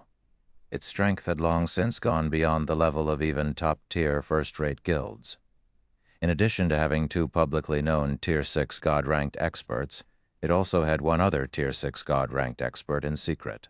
With 3 Tier 6 god-ranked experts and the guild's near-perfect guild legacy that allowed it to nurture players systematically until the Void Realm, Witch's Sin was more than qualified to become a super first-rate guild. Even actual super first-rate guilds were no better than Witch's Sin in these regards. However, Witch's Sin still chose to conceal its strength and hide behind world dominators. This was because the leadership of Witch's Sin understood that it still wasn't time for their guild to reveal its strength. They understood that the pool of water known as God's domain was much deeper than most people thought. It definitely wasn't as shallow as it seemed. 3 God-ranked experts were far from enough to accomplish anything great in God's domain. Witch's Sin still required an opportunity. Meanwhile, now was the chance for Witch's Sin to rise. Chapter 3053, Chapter 127, Astonishing Wealth. Chapter 127, Astonishing Wealth. 100 Flow City, New Moon Forest. After Shi Feng exterminated shadows and world dominators as experts, the other experts on the battlefield promptly scattered like a bunch of frightened birds, leaving only Shi Feng's party of 5 behind. In no time at all, the previously lively surroundings of the New Moon Lake had become desolate and silent. "You're too cruel, guild leader. You ruined my wonderful training opportunity," Happy Snow complained when she looked at the desolate lakeside area. "I'm already close to breaking through the last barrier. All I needed was to spar with a few more Flowing Water Realm experts." Flowing Water Realm experts were incredibly rare in God's domain, and opportunities to spar with such experts were even rarer. Unless she went knocking on the door of a guild with Flowing Water Realm experts, it was unlikely that she would come across such opportunities. Meanwhile, out of the affiliated guilds world dominators had gathered today, some of them had dispatched Flowing Water Realm experts. Yet, the battle was already over after she had the chance to execute only one move. The Flowing Water Realm experts standing behind Gu Yuren didn't even get the chance to make a move before Shi Feng killed them. It is indeed a pity. Su Qianliu also revealed a disappointed look in regards to this situation. If Shi Feng hadn't made a move, she could have gotten the chance to spar with true experts like Gu Yuren. Gu Yuren and his subordinates had trained under a super guild, so their foundations must be greater than the average Flowing Water Realm expert. If she could spar with such experts, she could definitely improve her combat standards. Can you 2 battle maniacs stop being ungrateful? I think the guild leader's actions are right. See how much work he saved you guys? Blackie reprimanded, curling his lips as he looked at the weapons and equipment scattered across the battlefield. If we had to kill them one after another, most of Shadow's experts would have fled after realizing they're no match for us. If we allowed that to happen, what's the point of us coming over to intercept them in the first place? There were only 2 ways to affect a guild in God's domain. The first way was through targeting a guild's experts. The second way was through targeting a guild's income. If one caused sufficient damage through any of these 2 methods, one could erase a guild from God's domain. Meanwhile, their goal this time was to target Shadow's experts. Apart from being the symbol of Shadow, these experts were also the strength Shadow relied on to raid team dungeons. Without these experts, Shadow would no longer have a stable supply of high-quality weapons and equipment. If it became known that Shadow lacked the ability to raid high-difficulty team dungeons and secure high-quality weapons and equipment, who'd possibly be willing to join or stay in Shadow? Eventually, Shadow would gradually lose its members and eventually be forced to disband. However, whether it was Su Qianliu or Happy Snow, neither of them bothered themselves with internal affairs. They remained oblivious to the importance of high-quality weapons and equipment to an organization in God's domain. They also didn't know how to cherish a good opportunity to secure a bunch of high-quality weapons and equipment from how Blackie looked at it. If it weren't for Firecloud sacrificing all of his time and energy managing internal affairs, Su Qianliu's 1,000-flow adventurer team would have never managed to survive in the Black Dragon Empire. Now that Happy Snow and Su Qianliu had joined Zero Wing, they became even more unhinged. They paid zero attention to the guild's internal affairs and focused entirely on improving their strength. It was especially true after they acquired the Holy Annihilation mana technique. Both of them had become crazed battle maniacs. "All right, hurry up and collect the loot," Shi Feng said as he watched Su Qianliu and Blackie bickering with each other. He wasn't surprised that they had differing opinions, though, Or more specifically, he had already gotten used to this situation. After all, when they were in shadow, Blackie was responsible for managing internal affairs, while Suqian Liu was responsible for managing external affairs. It was also the same case in Zero Wing during Shi Feng's previous life. This battle is only a warm-up. The real fight has just started. Just started? Suqian Liu was confused by Shi Feng's words. Has Mysterious Moon defeated world dominators already? These next 2 days were the most crucial for competing for the Dark Moon outpost after Mysterious Moon had annihilated all 3 of World Dominators' legions. The experts of World Dominators' affiliated guilds had also fled the New Moon Forest. It was unlikely that World Dominators could organize a force strong enough to go against Mysterious Moon these next 2 days. Mysterious Moon was almost guaranteed to secure the Dark Moon outpost. Aside from having to wait for Mysterious Moon to transfer the Dark Moon outpost shops to Zero Wing, there shouldn't be anything that Zero Wing needed to do these next 2 days. Mysterious Moon has indeed defeated world dominators, Shi Feng said, chuckling. But do you honestly think a super guild has so little strength after this incident? World dominators will most likely start retaliating for real. During his previous life, Shi Feng had been the guild leader of the #1 guild in God's domain. Hence, he knew just how powerful a super guild was.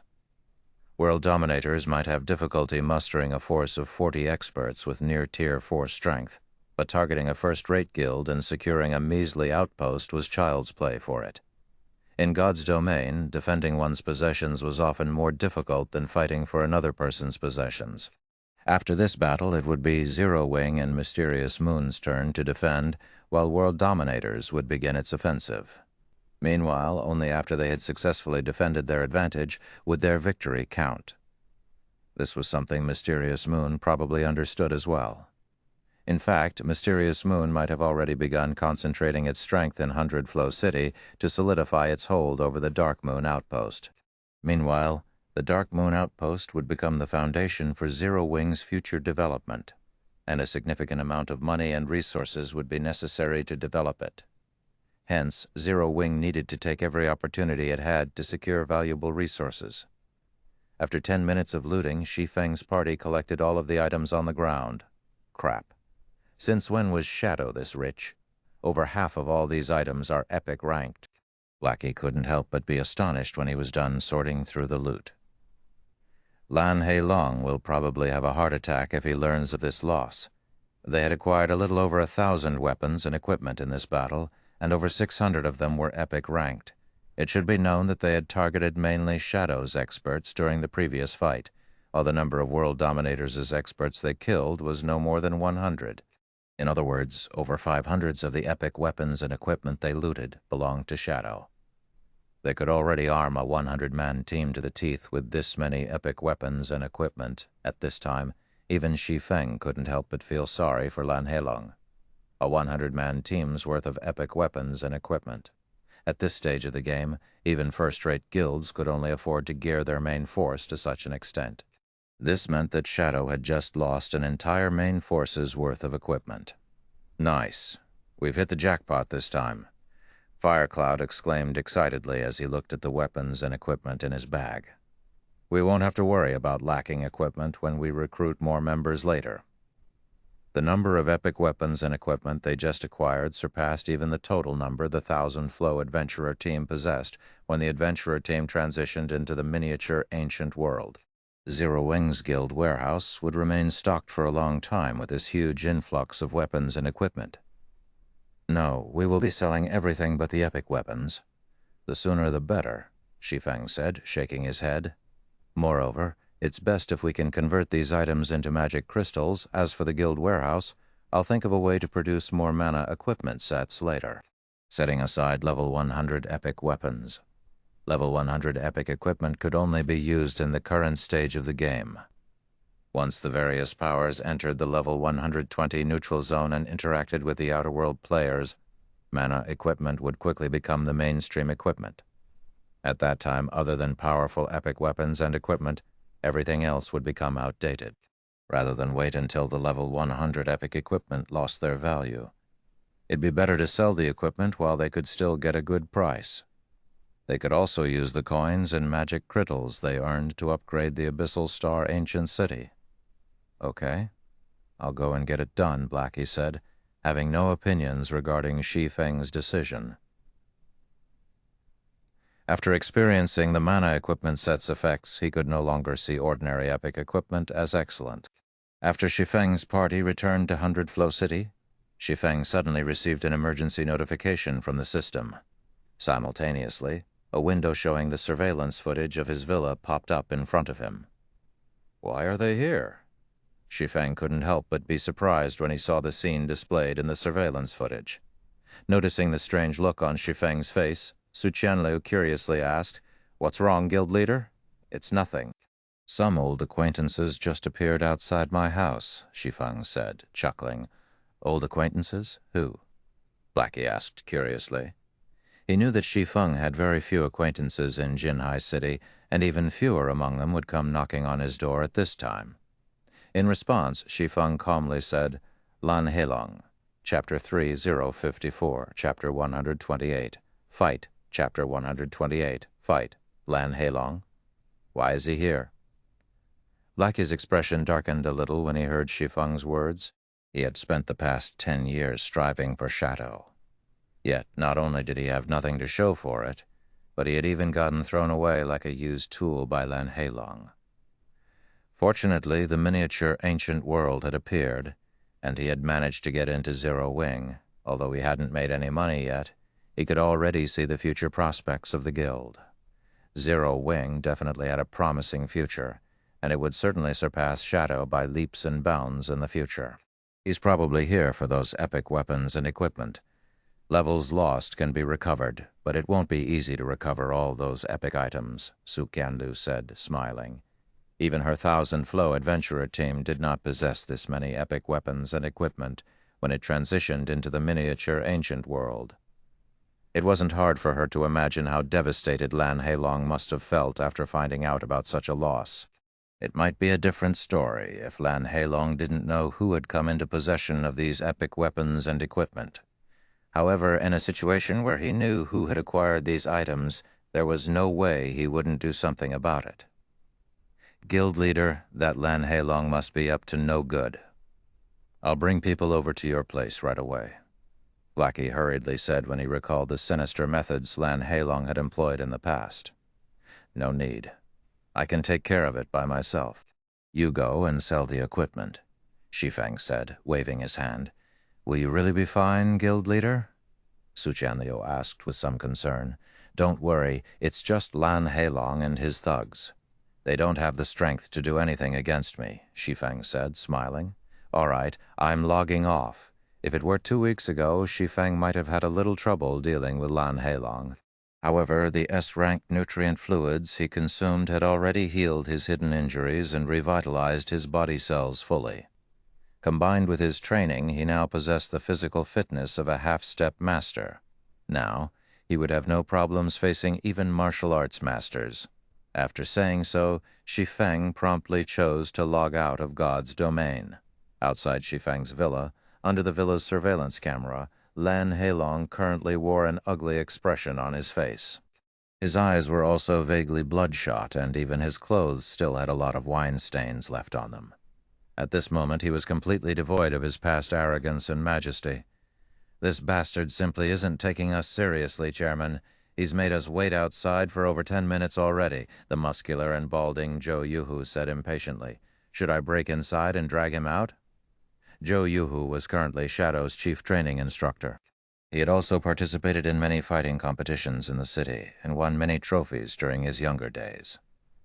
Although his combat standards were inferior to Shi Feng in God's domain, he was far superior to Shi Feng in combat in the real world. With his physical fitness currently at the half-step Henglian master standard, he could easily take on 2 or 3 Shi Fengs simultaneously.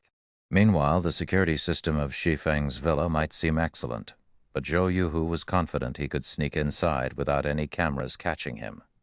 However, after hearing Zhou Yuhu's suggestion, Lan Heilong calmed down a little and shook his head, saying, Shi Feng now has a Tier 6, God-ranked expert backing him, so he's naturally feeling arrogant. We'll wait. Since Lan Heilong had already said so as Lan Heilong's #1 henchman, Zhou Yuhu had no choice but to dismiss his plans and continue waiting. After another 10 minutes had gone by, the villa's door finally opened, and standing behind it was Shi Feng. At this time, Shi Feng was dressed in a bathrobe and his hair was still wet. Evidently, he had just come out of the shower. Shi Feng. Zhou Yuhu immediately felt his anger flaring up when he saw Shi Feng's attire. "We've been standing outside for so long, yet you were inside taking a shower. Are you even taking us seriously?" "Do you have business with me?" Shi Feng asked, ignoring Zhou Yuhu as he turned to look at Lan Hailong. Honestly, he wasn't trying to trouble Lan Hailong and Zhou Yuhu by taking a shower. Instead, he had simply taken a shower because his body had grown dirty and sticky after spending many hours cooped up inside his virtual gaming cabin. "I know you're very upset with me, Shi Feng." Seemingly regaining his past majesty, Lan Hailong calmly said, "Now that you have a god-ranked expert standing behind you, it's natural that you can ignore Shadow and me. However, don't you know you've just brought disaster to yourself?" "Disaster?" Shi Feng couldn't help but chuckle when he saw Lan Hailong's high and mighty behavior. "What is this disaster you speak of, Chairman Lan? Your Zero Wing might have a god-ranked expert backing it. But not only did your people annihilate Shadow's experts right in front of World Dominators' many affiliated guilds, but they've also killed Gu Yiren, one of World Dominators' administrators in the miniature ancient world. Do you think World Dominators will let Zero Wing off the hook after this slight?" Lan Hailong asked. When he looked at Shi Feng's nonchalant expression, he could tell that the other party wasn't heeding his words whatsoever. So he continued, "I can tell you now that World Dominators is very angry over this matter. It is even prepared to issue a bounty across the entire miniature ancient world. That god-ranked expert might not care about having a bounty placed on him. But what about the rest of you? Do you think you can survive the pursuit of the miniature ancient world's countless experts?" Nodding to Lan Hailong's words, Shi Feng asked, "So? Hasn't Zero Wing acquired Shadow's lost epic weapons and equipment?" Chuckling, Lan Hailong said, "I can make you an offer. Think of a way to sell those items back to Shadow. You can at least give that god-ranked expert an explanation that way. In return, Shadow will plead World Dominators' side for mercy and forget about issuing a bounty on Zero Wing. This is a deal that is good for both of us." Shi Feng quietly looked at Lan Hailong. After listening to Lan Hailong's offer, he suddenly found that Lan Hailong wasn't a brainless fool like he thought. The man was simply ignorant of the current situation. "Your offer is good, but I refuse," Shi Feng said, shaking his head. "Don't delude yourself, Shi Feng. World Dominators' bounty will be one that can tempt countless experts. There is no way Zero Wing can survive this," Lan Hailong said, his gaze suddenly turning icy cold. "This is your only chance.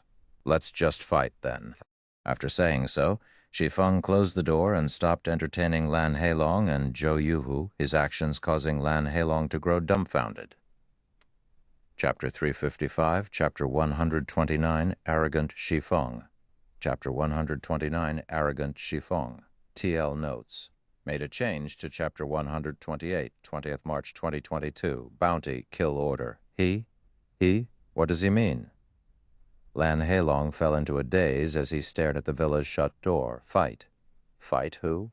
World Dominators? A super guild? Should I take care of him, Chairman? Zhou Yuhu suggested. "Don't bother wasting your energy," Lan Hailong said, shaking his head. Then, with a somewhat gloomy expression, he said, "Before I came here, Gu Yiren had already told us not to provoke Shi Feng no matter what for now." "Does guild leader Gu doubt my strength?" Zhou Yuhu asked angrily. "I'm not trying to boast, Chairman, but my physical fitness has improved significantly since I started receiving World Dominators' training resources. I'm only a little ways off from becoming a martial arts master. It's a piece of cake for me to take care of Shi Feng. You should be aware of Gu Yiren's strength. Do you think you can beat Gu Yiren in a fight?" Lan Hailong asked as he glanced at Zhou Yuhu. Zhou Yuhu shook his head in response. Gu Yiren's physical fitness had already reached a realm that was beyond his reach. If they fought seriously, he felt that Gu Yiren could claim his life in a single move. Gu Yiren has said that he isn't a match for Shi Feng. If you still wish to try after hearing this, be my guest, Lan Heilong said as he looked at the lights on the second floor lighting up. If it weren't for Gu Yiren's warning, he would have most likely had a similar idea as Zhou Yuhu. After all, there was no way he would take such a slight sitting down. Initially, Lan Heilong had been skeptical of Gu Yiren's claims. However, when he recalled how Gu Yiren talked about Shi Feng fearfully, and then saw how nonchalantly Shi Feng treated them today, he realized that Gu Yiren might have been speaking the truth. Even guild leader Gu isn't a match. Zhou Yuhu was stunned when he heard Lan Heilong's words. At the same time, a hint of fear had also appeared in his eyes as he stared at the villa's second floor. But are we really going to let this matter slide? Since Gu Yiren had already spoken as such about Shi Feng, Zhou Yuhu naturally wouldn't be so foolish as to barge into Shi Feng's villa. If he did that, Shi Feng would be completely within his right to take care of him. Shi Feng could even cripple him without having to worry about any legal repercussions. On the other hand, not only would he have to receive a beating, but he might even get into legal trouble for trespassing onto private property. Let this matter slide. The corners of his mouth lifting slightly, Lan Heilong said, "How can we let this matter slide? Shi Feng might think that he's become amazing, but he simply has no idea how powerful a super guild is. Just wait and see. It won't be long before Shi Feng comes running to beg me." Before coming into contact with world dominators, Lan Heilong hadn't thought much of super guilds. While he acknowledged that super guilds were powerful, he didn't think they were invincible. He even used to think of challenging a super guild if there was an opportunity to do so. However, after partnering with world dominators, he realized just how powerful super guilds were. The strength the various super guilds revealed to the public was merely the tip of the iceberg. Yet even this small tip was already enough to scare the various non-superpowers into submission. But what about all those epic weapons and equipment we lost? Zhou Yuhu asked worriedly. Without those items, our main force won't be able to compete against the other powers' main force. We'll also be a step behind in exploring level 110+ maps. Currently, most of the various powers experts in the miniature ancient world had already reached level 103. Some powerful experts had even reached level 104 already. Meanwhile, once the various powers' main force members reached level 105, they would promptly advance into level 110 maps and widen the gap between them and other players. However, the miniature ancient world had a significantly harsher level suppression system. Without a full suit of epic weapons and equipment, players would have difficulty grinding level 110 monsters at level 105. We don't have any other choice. We'll mortgage one of our main cities first and use the money to replace what we lost. I refuse to believe that Shadow can't survive without that batch of epic weapons and equipment Zero Wing stole, Lan Heilong said, gnashing his teeth as he looked at the villa's second floor hatefully. I want to see just how long Zero Wing can survive against World Dominators' kill order. After saying so, Lan Heilong turned around and walked away. Zhou Yuhu also took one last look at the villa before chasing after Lan Heilong. Meanwhile, on the villa's second floor, after executing 3 repetitions of the body-strengthening technique, Shi Feng grabbed a bottle of S-rank nutrient fluid out of the fridge and drank it. Then, he climbed into his virtual gaming cabin and got ready to log into God's domain. It seems we've thoroughly enraged world dominators this time. I didn't think world dominators would put a kill order on us. Shi Feng frowned a little when he recalled Lan Heilong's words. When a player power issued a kill order, it showed that this player power was determined to kill the person or organization they targeted.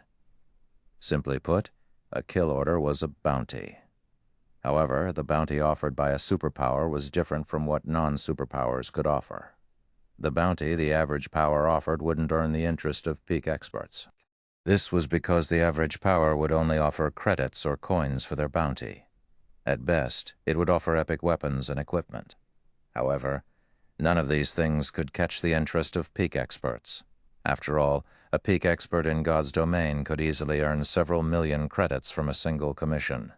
Obtaining epic weapons and equipment was a simple task for peak experts as well. Or more specifically, most peak experts were the ones selling epic weapons and equipment in God's domain. Hence, the bounties issued by the average power in God's domain wouldn't attract the interest of peak experts at all. However, it was a different story if it were a bounty issued by a superpower. It was especially so if said superpower was a superguild, an existence standing at the top among the various superpowers. Superguild's bounty could cause even apex experts to go crazy, let alone peak experts. Whenever a superguild issued a bounty, the very minimum reward it would offer was a fragmented legendary item. Fragmented legendary items were things that even first-rate guilds had few of. Typically, even first-rate guilds wouldn't be willing to offer fragmented legendary items as a reward for their bounties. However, a superguild wouldn't care about that. Aside from fragmented legendary items, superguilds would also offer legacies as rewards. Of course, these weren't your average legacies. Instead, they were god legacies. These were legacies that even most first-rate guilds lacked the ability to acquire. Meanwhile, a god legacy would have a fatal attraction toward experts stuck in the boundary between Tier 5 and Tier 6. It was similar to how Galaxy Past was adamant in acquiring the Holy Annihilation mana technique. If World Dominators had decided to issue a kill order on Zero Wing, Shi Feng did not doubt that many peak experts and apex experts would come after Zero Wing. While Shi Feng was confident he could repel these attacks without trouble, it was a different story for Su Qianlu and the others. Currently, the strongest member in Zero Wing after Shi Feng was Su Qianlu. With her combat standards paired with the ancient mana equipment set, she could fight against an apex expert fully geared in top-tier epic items. However, while she might be able to fight off one apex expert, what if she had to go up against 2 or 3 simultaneously? Many peak and apex experts had flooded into the miniature ancient world in an attempt to reach Tier 6.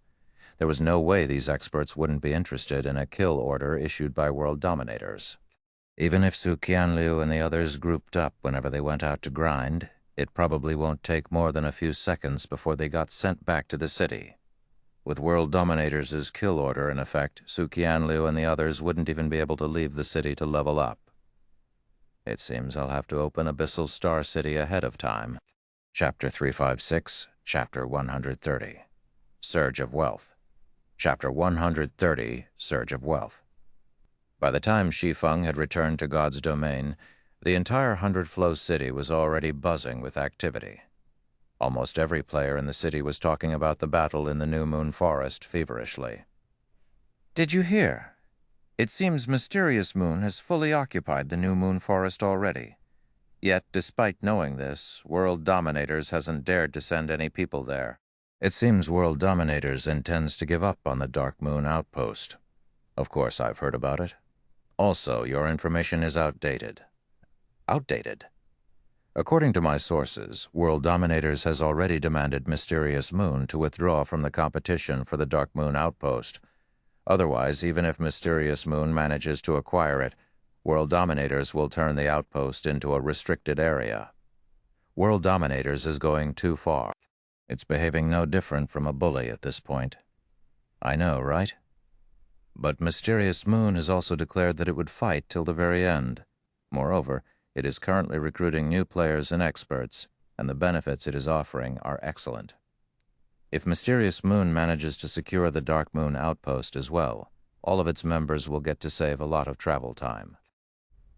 The players on the street discussed the war between Mysterious Moon and World Dominators, and many couldn't help but be enraged by World Dominators' overbearing attitude. At the same time, independent players who had been subjected to the various superpowers' oppression all these years couldn't help but be tempted to join Mysterious Moon. After all, Mysterious Moon was the only first-rate guild to have achieved victory against a superguild these past few years. Now, it had even resolved itself to fight to the bloody end. I've also received a different piece of news. I heard that World Dominators is also planning on putting a kill order on a guild called Zero Wing. Zero Wing? Isn't that a newly established small guild? I heard that Zero Wing is super amazing. Despite being only a small guild, it has a Tier 6 God-ranked expert among its ranks. Moreover, Zero Wing has even annihilated one of World Dominator's affiliated guilds right in front of World Dominator's face. Right now, World Dominators is planning on offering one God legacy and over a dozen fragmented legendary items as a reward for its kill order.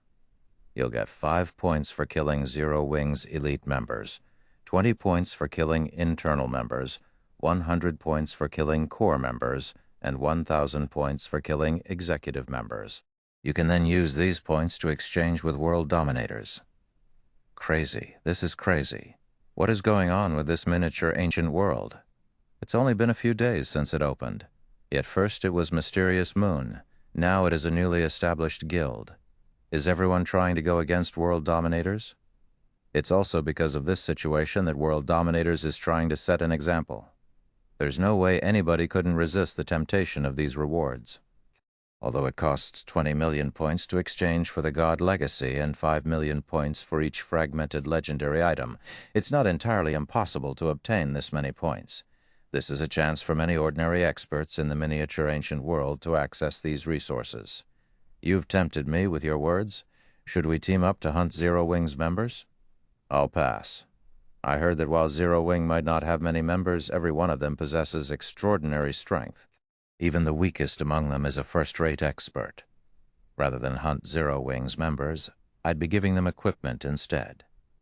When Shi Feng overheard the independent players' discussion, he couldn't help but chuckle. World Dominators sure is ruthless. To think it would go as far as to use a God legacy as a bounty. Even I'm feeling a little tempted by this offer. The generosity of this point system should also allow hard-working ordinary experts to exchange for a fragmented legendary item. Setting aside the God legacy, just the fragmented legendary items being offered were already more than enough to tempt most players into action. After all, a fragmented legendary item could grant players a massive boost to their combat power, much greater than what the standardized ancient mana equipment sets could provide. Even now, Shi Feng only had one fragmented legendary item in his possession, while most first-rate guilds didn't even have 30 fragmented legendary items. Yet, now, World Dominators was offering over a dozen fragmented legendary items as a reward for its kill order. When Shi Feng arrived in front of the Candlelight Hotel, he received an urgent call from Blackie. Guild leader, have you received the news yet? World Dominators has placed a kill order on us. Now practically every player and power in the miniature ancient world is talking about this matter. I've even received news saying that some superpowers experts are considering World Dominators' offer, Blackie said anxiously. Many of our members have already asked to withdraw from the guild because of World Dominators' kill order. Moreover, I'm afraid it will be incredibly difficult for us to go out and grind in the future. A super guild's kill order. This was the first time Blackie had ever experienced such a situation. In the past, whenever he learned of super guilds placing a kill order on someone, he would simply think of it as an entertaining piece of news. However, now that he was the target of one of these kill orders, he couldn't find it entertaining in the slightest. He also understood what it felt like to be subjected to a super guild's kill order. As soon as this kill order appeared, he felt that the whole world had become his enemies. Some of Zero Wing's members were even selling information on their fellow guildmates. Since Blackie was an executive of Zero Wing, his head was worth 1,000 points.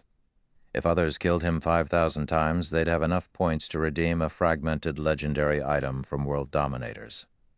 If they killed him 20,000 times, they'd had enough to exchange for a God legacy.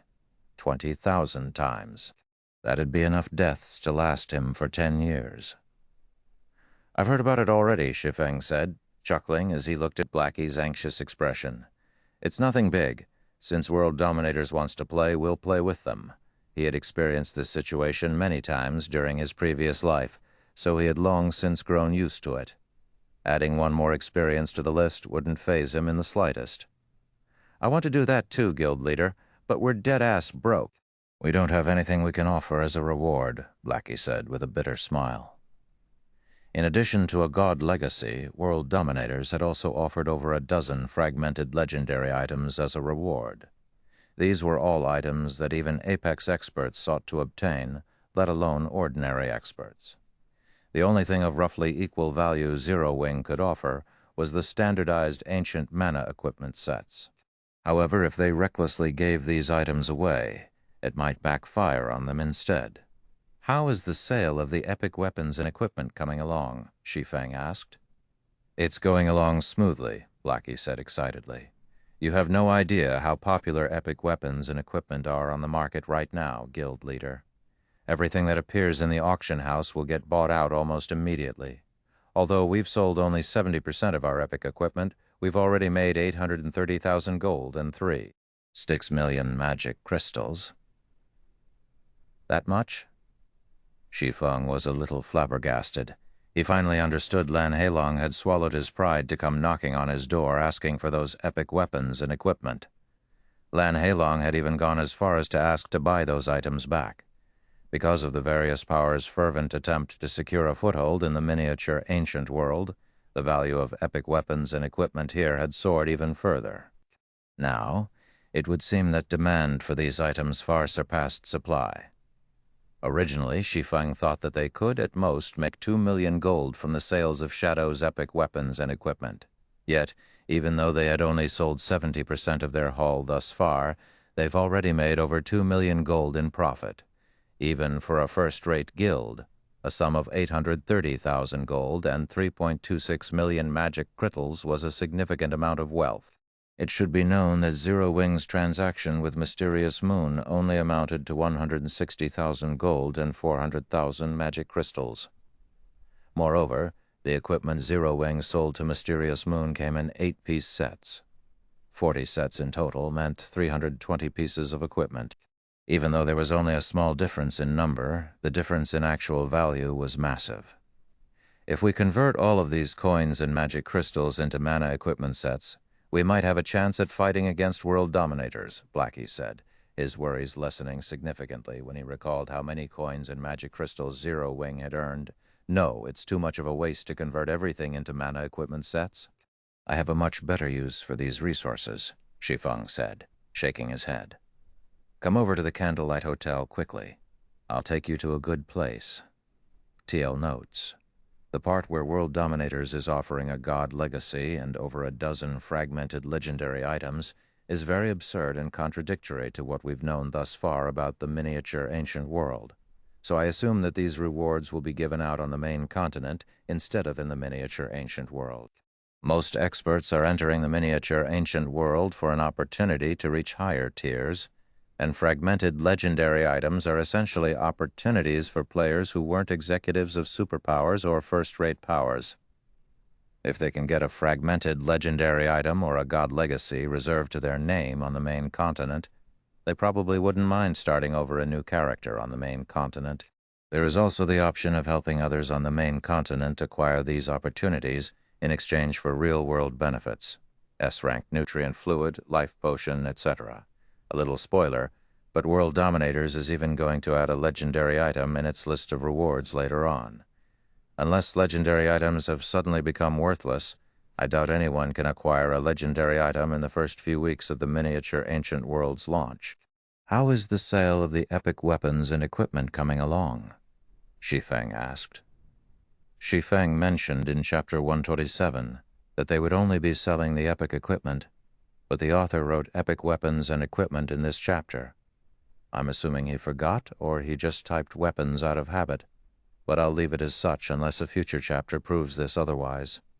Chapter 357, Chapter 131, Zero Wings Guild Residence. Chapter 131, Zero Wings Guild Residence. 100 Flow City, Candlelight Hotel. At Shi Feng's command, Blackie promptly used a return scroll to teleport back to 100 Flow City. Then he hurried his way back to the Candlelight Hotel, not daring to delay for even a moment. After entering the hotel, Blackie followed Shi Feng to the secret room located in the hotel's basement. Then, after entering the secret room and making sure that nobody else was around, he finally couldn't hold back his curiosity any longer as he asked, "Why did you call me back so urgently, Guild Leader? Where are we heading to?" "To a city. You'll know once we arrive. Shi Feng said as he took out a guild transfer scroll from his bag. Then he handed the scroll to Blackie and continued, "Take this and use it." "A guild transfer scroll?" Blackie's eyes widened in shock when he saw the magic scroll Shi Feng offered him. "Guild leader, we have a guild residence now?" A guild transfer scroll was similar to a return scroll. However, instead of teleporting players to a city's teleportation hall, it teleported players to the guild residence linked to it instead. The transfer scrolls could also only be used by the members of the guild that produced them, since Shi Feng was giving him a transfer scroll. It meant that Zero Wing now possessed its own guild residence. "We did acquire one some time ago, but I kept it a secret from you guys because of reasons," Shi Feng said, nodding. Then he took out another transfer scroll for himself and said, "All right, let's quickly head over. I have many things I need you to do once we head over there." "Okay." Upon hearing Shi Feng's words, Blackie promptly activated his transfer scroll.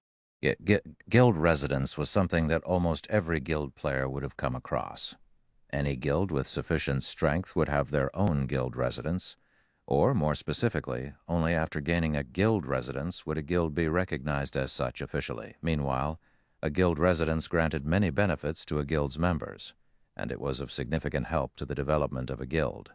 When Blackie opened his eyes again, he found that he had arrived inside an ancient-looking city. Many of the buildings in the city also looked somewhat dilapidated. This mana, it's so dense. Shortly after arriving in the Abyssal Star ancient city, Blackie quickly realized its uniqueness. Then, when he focused on perceiving his surrounding environment, he couldn't help but grow even more shocked.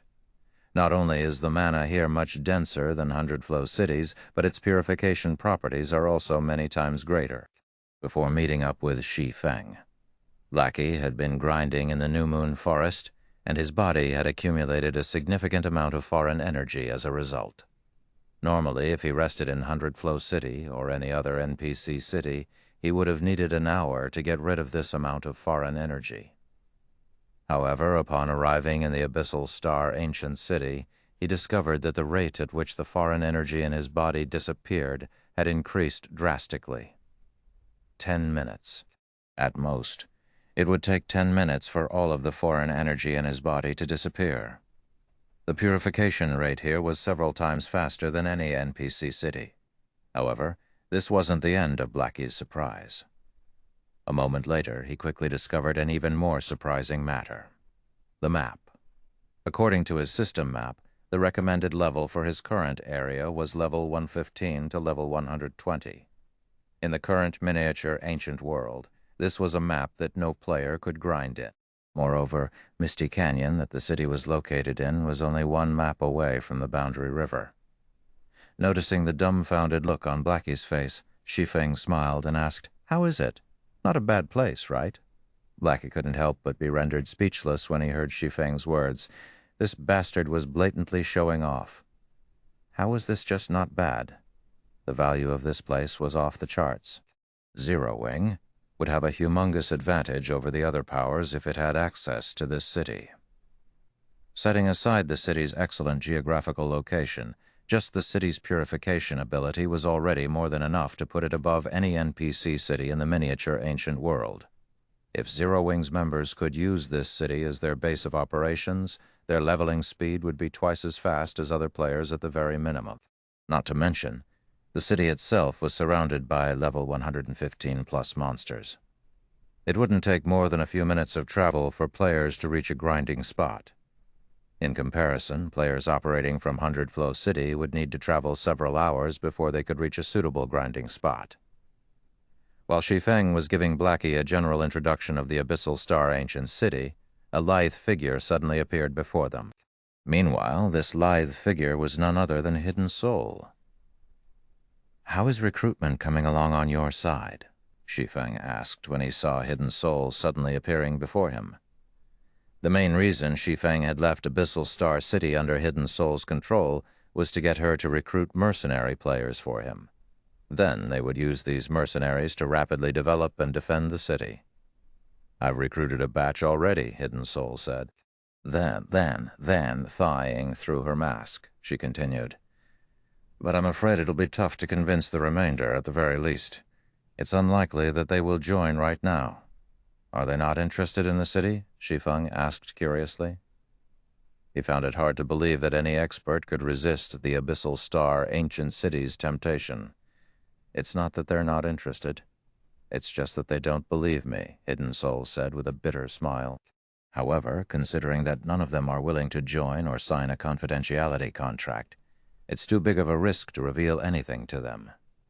The abyssal star ancient city was too magical. It was especially so for the ancient tower in the middle of the city. It was essentially a holy land for players to learn the operating principles of mana. They'd be inviting disaster for themselves if they recklessly revealed the ancient tower's secrets to others without having the necessary strength to protect it. Hence, while trying to recruit her acquaintances, she would only vaguely say that the city was an excellent place to improve one's combat standards. Only after these people had agreed to join and signed a confidentiality contract would she share the tower's secrets with them. After thinking it over, Shi Feng asked, "How many people are we talking about? What are their standards?" Hidden Soul raised a finger in response. 10? Or 100? Shi Feng asked in confusion. Hidden Soul rolled her eyes when she heard Shi Feng's question. Then, in a contemptuous tone, she said, "It's 1,000. Out of these 1,000 players, even the weakest is a half-step refinement realm expert, and over half of them are refinement realm experts or above.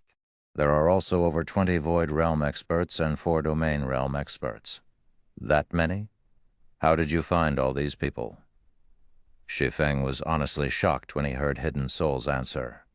Originally, Shi Feng thought that Hidden Soul could at most recruit a dozen or so void realm experts. Then, they could get these void realm experts to introduce their acquaintances to join the mercenary alliance. The best case scenario would be that they managed to recruit a few hundred experts before the city's opening. In the current state of the miniature ancient world, this could already be considered a relatively sizable force. Meanwhile, Blackie couldn't help but be dumbfounded by Hidden Soul's words. Over 500 refinement realm experts. Even first-rate guilds couldn't field so many refinement realm experts in the miniature ancient world.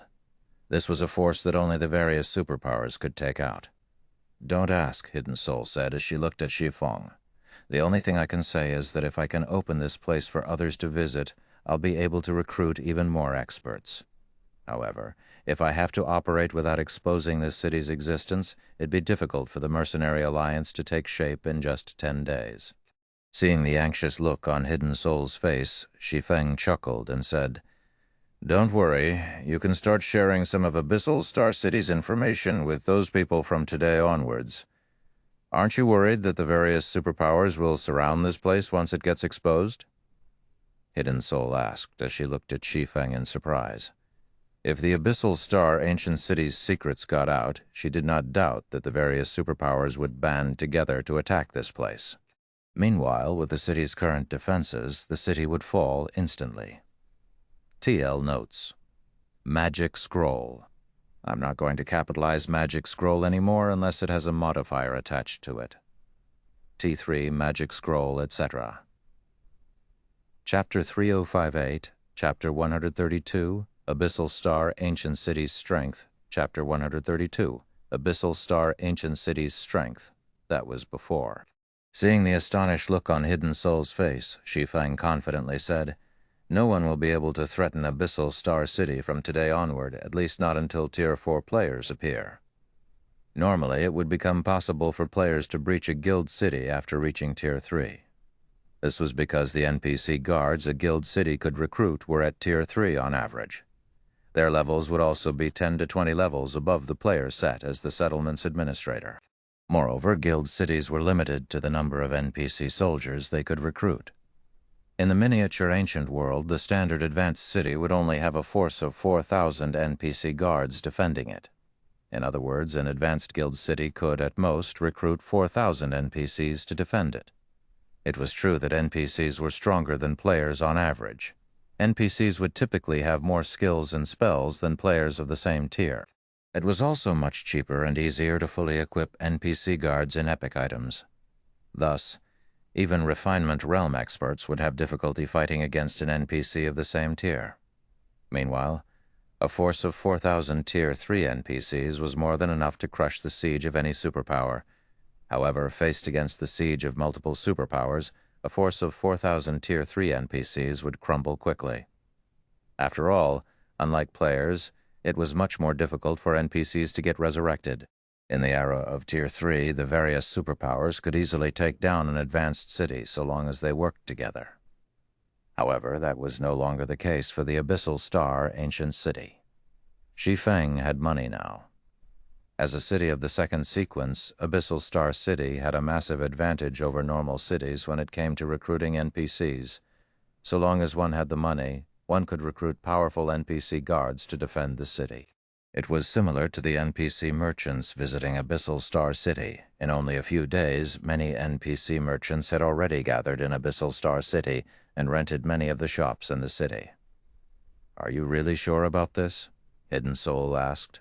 When she looked at Shi Feng's confident look, it didn't seem like he was lying to her. "Go ahead and do it. Just make sure to keep Zero Wing's connection with his city a secret," Shi Feng said, chuckling. "These are your words. Don't say I didn't warn you when you lose this city." After saying so, Hidden Soul promptly logged out of the game, evidently delighted by Shi Feng's proposal. She could already imagine how her acquaintances would react once they found out about Abyssal Star City's effects. Those people would most likely beg her to let them join the Mercenary Alliance. After reaching Tier 5, players would need to meet 2 requirements that involved mana if they wished to reach Tier 6. The first requirement was to master the basic principles of mana, while the second requirement was to master the advanced usage of mana. Unfortunately, even if players managed to find a holy land with incredibly dense mana, it'd still be nigh impossible to achieve these 2 requirements. The difficulty of doing so was simply far too great for most Tier 5 players. However, it was a different story for the Ancient Tower. The Ancient Tower's ability to filter out all but one type of mana would simplify the process of perceiving, understanding, and learning how to use mana significantly. Hence, players would have a much higher chance at fulfilling the requirements to reach Tier 6 in the Abyssal Star Ancient City's Ancient Tower compared to a Holy Land. Moreover, these were only the effects of the Ancient Tower's first floor, along with the Abyssal Star Ancient City's development. The Ancient Tower's second and third floors would also open up. At that time, even more powerful effects would become available. Hence, in a situation where combat standard requirements were met, the Ancient Tower would become a crucial component for Tier 5 players seeking to reach Tier 6 in the miniature ancient world. What a hurry she's in. Shi Feng couldn't help but shake his head and laugh when he saw Hidden Soul logging out of the game. Then, he looked toward Blackie and said, "Let's go. It's time we begin our business." "What business?" Blackie asked in confusion. "I asked you here to help me with 2 things. While walking toward the City Lord's mansion located in the center of the city, Shi Feng explained, "Your first job is to help me organize the recruitment information in the City Lord's mansion. Your second job is to make an announcement to the entire miniature ancient world in Zero Wing's name. Make an announcement to the entire miniature ancient world." Blackie grew even more dumbfounded. Making global announcements was a job Blackie was familiar with. This was because he had been responsible for making these announcements back in Shadow. But why was Shi Feng asking him to make an announcement in Zero Wing's name? "We're here." "Get to doing your first job for now," Shi Feng said, as he pointed at the majestic City Lord's manor. "You can deal with the second job once you're done with the first one." "Leave it to me, guild leader. I'll get the recruitment information sorted out by today," Blackie said confidently as he looked at the crowded City Lord's manor. "It's not going to be an easy job," Shi Feng said, chuckling when he saw Blackie's confident look. "We'll need to check every applicant's attribute panel before registering their information. We'd be lucky if we can get everything done by today." The number of NPCs applying for a guard position in Abyssal Star City was massive. If they wanted to recruit a reliable force of NPC guards, they'd have to carefully look through every applicant's attribute panel before deciding whether to recruit the NPCs. Afterward, Shi Feng and Blackie began inspecting the NPCs gathered in the City Lord's manor one after another. Even though Blackie had done a lot of this kind of work in the past, he still couldn't help but be shocked when he saw the huge assortment of NPC applicants. The strength of the NPCs ranged all the way from Tier 4 on the highest end to Tier 1 on the lowest end. However, the growth potential of these NPCs also varied significantly. Many of the Tier 1 NPC applicants had great potential, and they should have no trouble reaching Tier 4 in the future. On the other hand, the Tier 3 NPC applicants might have greater strength right now, but most of them had average potential, and there was almost no chance that they could reach Tier 4 in the future. When inspecting these NPCs, Shi Feng chose to recruit the Tier 4 NPCs they came across without hesitation. It didn't matter even if they asked for a weekly salary of 300 gold, which was 10 times higher than what the Tier 3 NPCs asked for. After inspecting the applicants for 6 hours continuously, Shi Feng and Blackie ended up recruiting 237 Tier 4 NPCs that ranged from level 120 to level 125, although it cost 71,100 gold just to hire these Tier 4 NPCs for a week. It was a worthwhile investment for the current Abyssal Star City. Every Tier 4 NPC could kill a Tier 3 peak expert with little effort. Meanwhile, a force of 237 Tier 4 NPCs was enough to cover the entire city. Aside from Tier 4 NPCs, they also decided to hire every Tier 3 NPC with great potential. Each of these NPCs cost 30 gold per week to hire, and they ended up recruiting 2,419 of such NPCs for a total of 72,570 gold per week. The total hiring cost of the Tier 3 NPCs was almost similar to that of the Tier 4 NPCs, but their numbers were 10 times greater than the Tier 4 NPCs. While these Tier 3 NPCs might not be as strong as the Tier 4 NPCs, they would become an integral part of the city's management. After all, there was no way a few hundred Tier 4 NPCs could safeguard every corner of the city at all times. However, compared to the cost of gearing up these NPCs, the cost of hiring these NPCs paled in comparison. It cost 800 gold to fully equip an NPC in level 150 epic weapons and equipment. While this price seemed cheap compared to purchasing epic weapons and equipment for players, Blackie's heart bled when he saw this price. After all, if they wanted to fully equip every NPC guard with level 150 epic weapons and equipment, they'd have to spend over 2 million gold. That simply wasn't an expenditure Zero Wing could afford at this time. With Zero Wing's current finances, the best they could do was equip the Tier 4 NPCs with epic weapons and equipment, while the Tier 3 NPCs would have to settle for level 120 dark gold weapons and equipment that cost 100 gold per set. Even so, the total expenditure of hiring and gearing the NPCs still racked up to 575,170 gold. Moreover, this was only the initial stage of the city's expenditure. If Zero Wing couldn't find a way to earn a large sum of coins, it wouldn't take more than a month for Zero Wing to go bankrupt. While Blackie was feeling gloomy over parting with a quarter of the money he had earned recently, Shi Feng suddenly received a call from Shi Feng, guild leader. Someone came to the Candlelight Hotel and specified that they want to meet you, Su Qianliu said after seeing Shi Feng's face appearing in the video call. They say they want to discuss a partnership with Zero Wing. Partnership? Shi Feng was a little surprised by this situation. Who are they?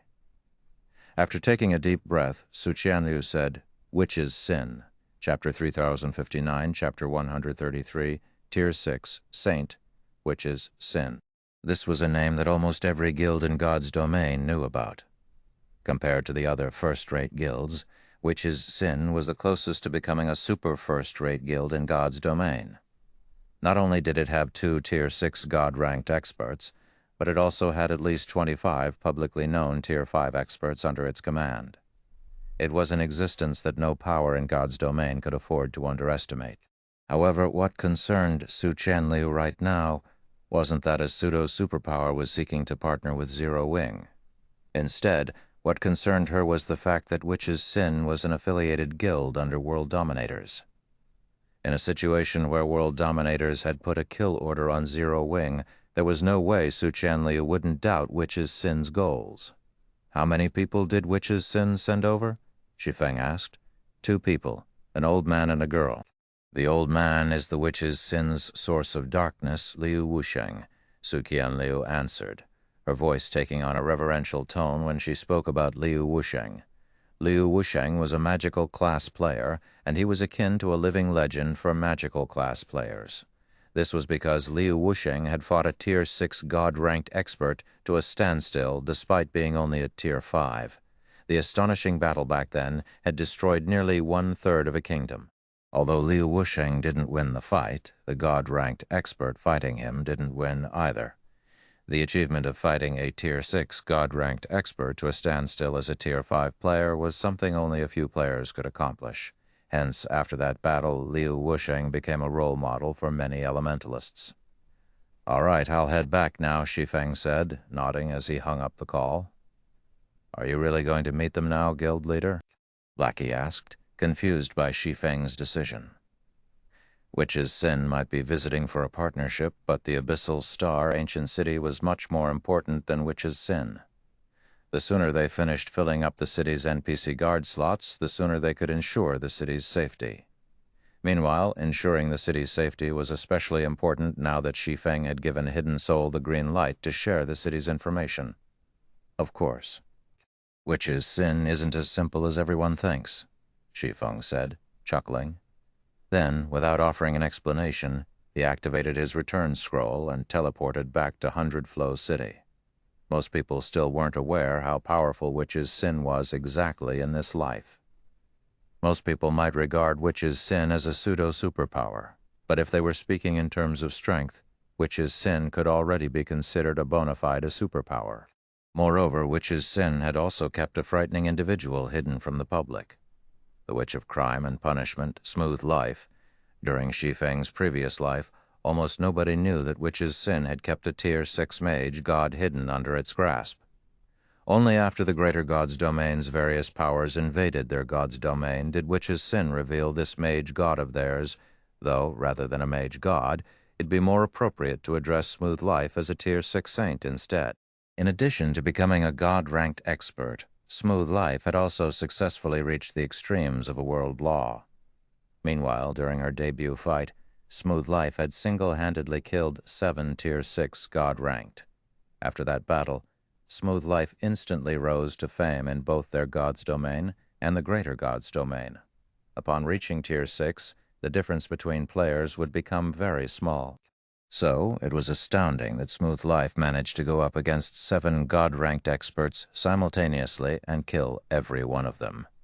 Even in the Greater God's domain, few Tier 6 God-ranked experts possessed such heaven-defying combat power. Hence, now that Witch's Sin was taking the initiative to ask for partnership with Zero Wing, Shi Feng naturally couldn't turn down the offer without at least finding out what Witch's Sin wanted. After all, a Tier 6 saint would be of significant help once the Outer World powers invaded their god's domain. 100 Flow City Candlelight Hotel. After Liu Wusheng and Blue Sheath had waited for around 20 minutes, Shi Feng finally walked into the lounge they were waiting in.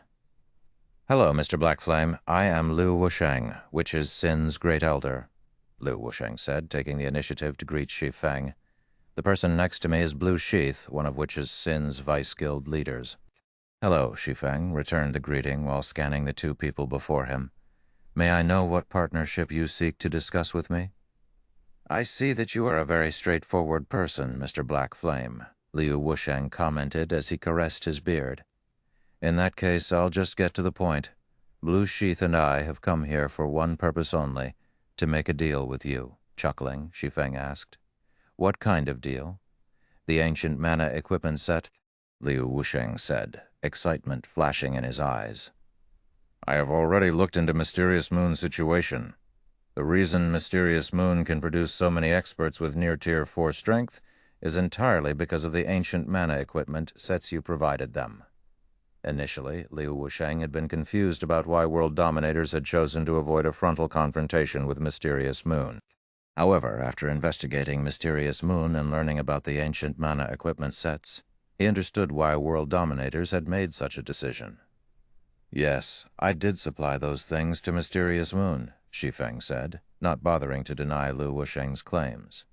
Anyone intent on investigating Mysterious Moon's ancient mana equipment sets could easily find out the set's origin, so there was no point in hiding this information. We wish to buy those ancient mana equipment sets as well, Liu Wusheng said, smiling when he saw Shi Feng acknowledging his claim.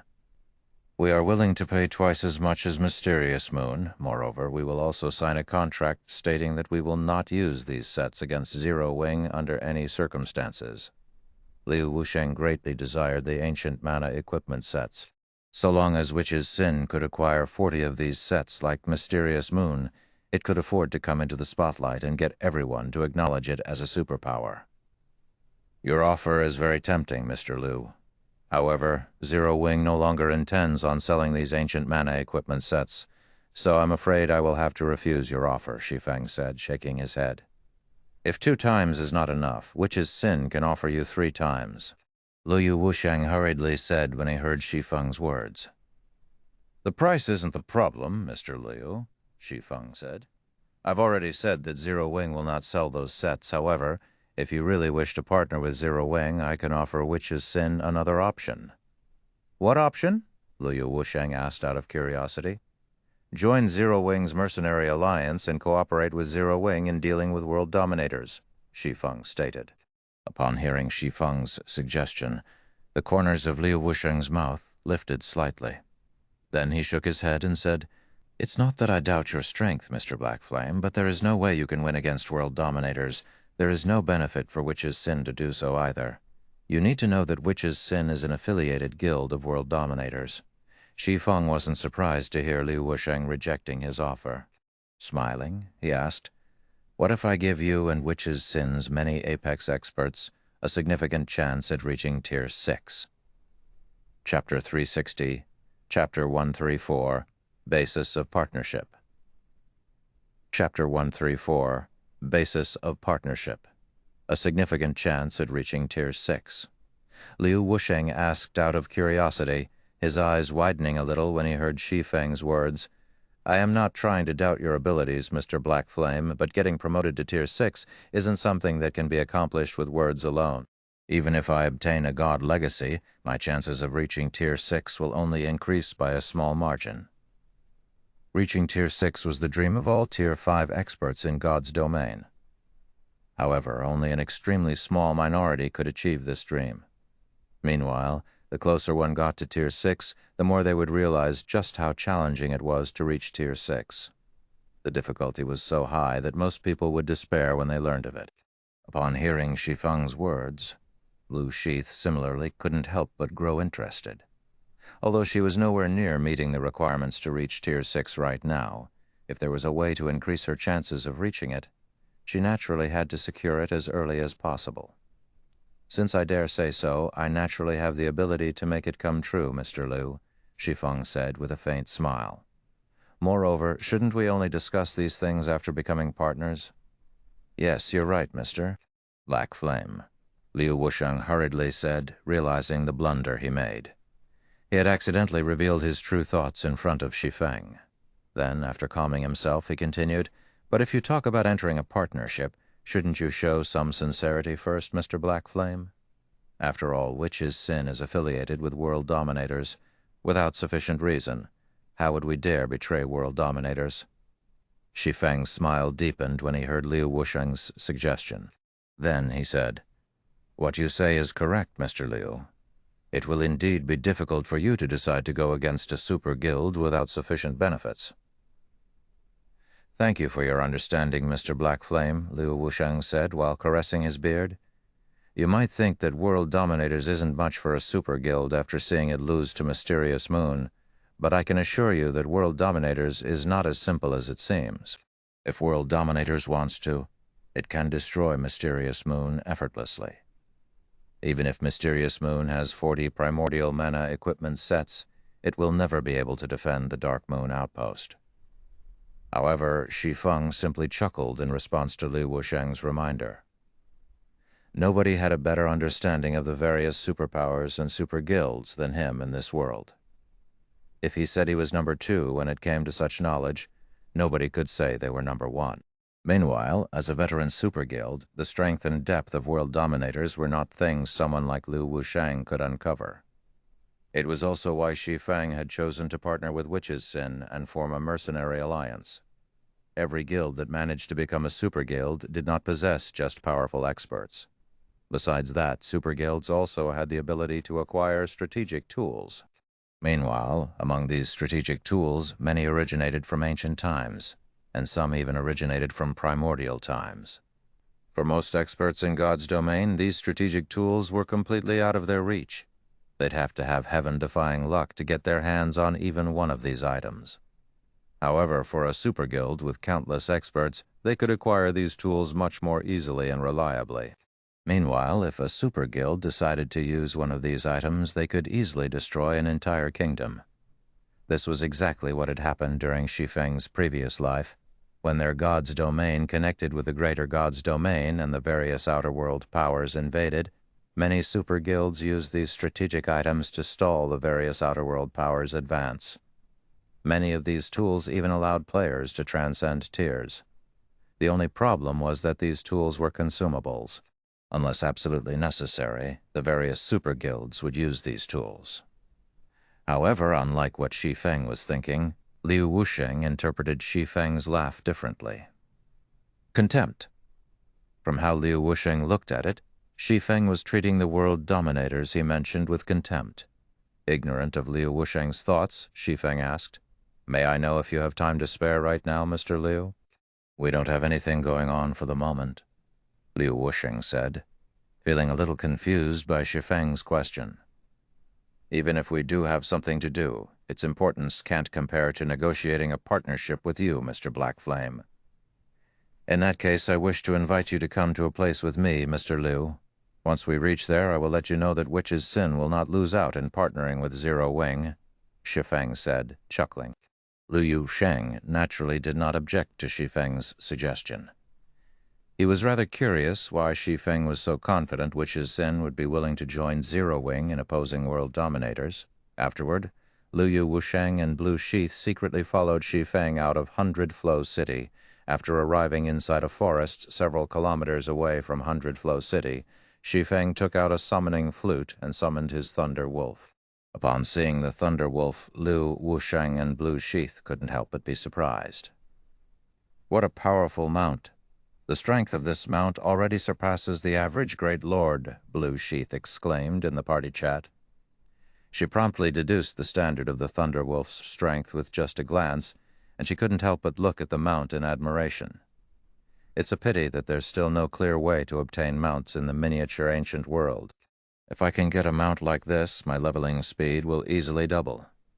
It seems Black Flame's foundations in the miniature ancient world aren't as simple as I thought.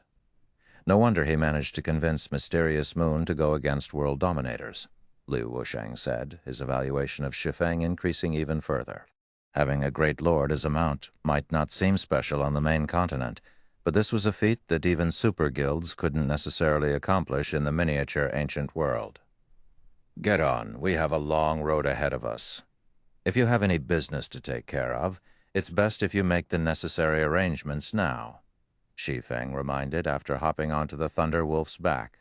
However, Liu Wusheng and Blue Sheath simply smiled when they heard Shi Feng's reminder. How far could they possibly travel? A Great Lord-level mount speed was several times higher than players. With a Thunder Wolf speed, it could easily reach any level 110 leveling spot around 100 Flow City within 2 hours. However, after riding on the Thunder Wolf for some time, Liu Wusheng and Blue Sheath quickly realized that they were sorely mistaken. Not only did Shi Feng cross level 110 maps, but he had even crossed level 115 maps. After advancing non-stop for 8 hours, they arrived at the Misty Canyon, a level 120 map that was essentially a forbidden area for current players. Meanwhile, after arriving in the Misty Canyon, Liu Wusheng and Blue Sheath saw something that blew their minds. A city. There was a city situated deep within the Misty Canyon. Moreover, many NPC merchants traveled in and out of the city's entrance. The NPC traffic here was only slightly inferior to the average NPC city. When Liu Wusheng saw this prosperous city, a frightening thought suddenly appeared in his mind. Unable to help his curiosity, he turned to Shi Feng and asked, "Mr. Black Flame, don't tell me this city is." Upon hearing Liu Wusheng's trembling voice, Shi Feng smiled and said, "You've guessed correctly. Zero Wing is the owner of this abyssal star ancient city." Teal notes, "Justify I. The term superpower refers to all organizations that are on the level of a superpower. It isn't limited to just guilds, super first-rate guilds, and super guilds, so adventurer teams, mercenary organizations, and whatever organization the author decides to come up with in the future can also fall under the category of superpowers." 25th March 2022, made a change to Chapter 79. Twin-headed destruction snake, ancient demonic beast, mythic. Twin-headed destruction snake, primordial demonic beast, mythic. 25th March 2022, further changes. Ancient demon court, primordial demon court. Ancient demon, primordial demon. Ancient mana equipment set. Primordial mana equipment set. Abyssal star, ancient city.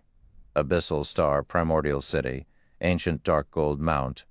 Primordial dark gold mount. Ancient tower. Primordial tower, ancient era. Certain instances only. Primordial era.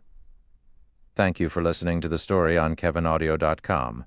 Chapter 3061, Chapter 135, Holy Land That Surpasses All. Upon hearing Shi Feng's admission, Liu Wusheng and Blue Sheath couldn't help but be dumbfounded. How can there be a guild city so close to the boundary mountain range? This shouldn't be possible. Blue Sheath couldn't help but deny reality as she looked at Abyssal Star City on the main continent. Guild towns and guild cities had long since become things that were commonly seen. There even existed quite a few guild holy cities. However, the miniature ancient world had only appeared recently. Yet, while the various powers were fighting tooth for nail to gain the privilege of controlling the various mana outposts temporarily, Zero Wing had already acquired itself a guild city. Moreover, this guild city was located right next to the boundary mountain range, the neutral zone that everyone was trying to secure a foothold in. When Blue Sheath thought about the advantage Zero Wing would have over the various powers, she couldn't help but get goosebumps. "Is this the reason for your confidence, Mr. Black Flame?" Liu Wusheng couldn't help but ask Shi Feng while looking at Abyssal Star City. Zero Wing would have an overwhelming advantage over the other powers in God's domain with the Abyssal Star Primordial City in its possession. Naturally, Mysterious Moon, Zero Wing's partner, would also gain a significant advantage over the other powers in entering the neutral zone. Meanwhile, with this advantage, Mysterious Moon could abandon its reliance on the main continent completely. So long as Mysterious Moon could secure a stable foothold in the miniature ancient world's neutral zone, it would be able to obtain much more significant profits than before. In fact, many superpowers would desperately try to partner with Mysterious Moon in the future. At that time, world dominators would have difficulty even pressuring Mysterious Moon, let alone dealing with Zero Wing. This city isn't the reason for my confidence. Also, I've already stated before that, so long as Witch's Sin partners with Zero Wing, I will give Witch's Sin's Tier 5 experts a significantly greater chance at reaching Tier 6. This isn't all you have to show us. Blue Sheath couldn't help but doubt Shi Feng's words. If news spread that a guild city had appeared next to the boundary mountain range, it would definitely send shockwaves throughout the entire God's domain. Compared to this piece of news, Shi Feng's so-called greater chance at reaching Tier 6 paled significantly. It was commonly known that opportunities that could increase a Tier 5 player's chances at reaching Tier 6 were, at best, a God Legacy or something of roughly equivalent standard. However, even a God Legacy could only increase a Tier 5 player's promotion success rate by 10%, while most other fortuitous opportunities couldn't even provide a 10% increase. In Blue Sheath's opinion, the fortuitous opportunity Shi Feng hinted at was most likely the attack he had used to annihilate Shadow's experts in the New Moon Forest. After all, according to Liu Wusheng, the attack was a product of a saint-level mana technique. A mana technique of such caliber naturally could offer players a certain degree of help reaching Tier 6. Moreover, this help would come in a significant amount. At the very least, it would be much better than the average Tier 6 legacy guidance. However, even a saint-level mana technique would pale significantly compared to an actual god legacy. You'll find out once we head inside. Shi Feng did not bother explaining himself. Instead, he rode the Thunderwolf into the city. At this time, Abyssal Star City's security had improved drastically thanks to the many NPC guards the city recruited. As a result, the number of NPCs visiting the city had also skyrocketed. When Shi Feng's group made their way down the main street, they could see merchant caravans parked along the entire street while selling their wares. Meanwhile, the quantity and quality of the items these NPC merchants sold far surpassed the NPC merchants found in NPC cities. Some NPC merchants were even selling epic weapons and equipment, Tier 3 magic scrolls, and Tier 3 skill and spellbooks, things that normally weren't sold in NPC cities. However, compared to the NPC merchants, what surprised Liu Wusheng and Blue Sheath even more was the mana density and the purification rate in Abyssal Star City. Both of these factors were directly related to the leveling speed of players. Meanwhile, with Abyssal Star City's superior mana environment and purification rate, players operating from this city would have a significant advantage when entering the neutral zone inside the Boundary Mountain range. After all, players would have to fully unlock their mana body before reaching Tier 4. Meanwhile, a place with high mana density would benefit players seeking to unlock their mana body's potential.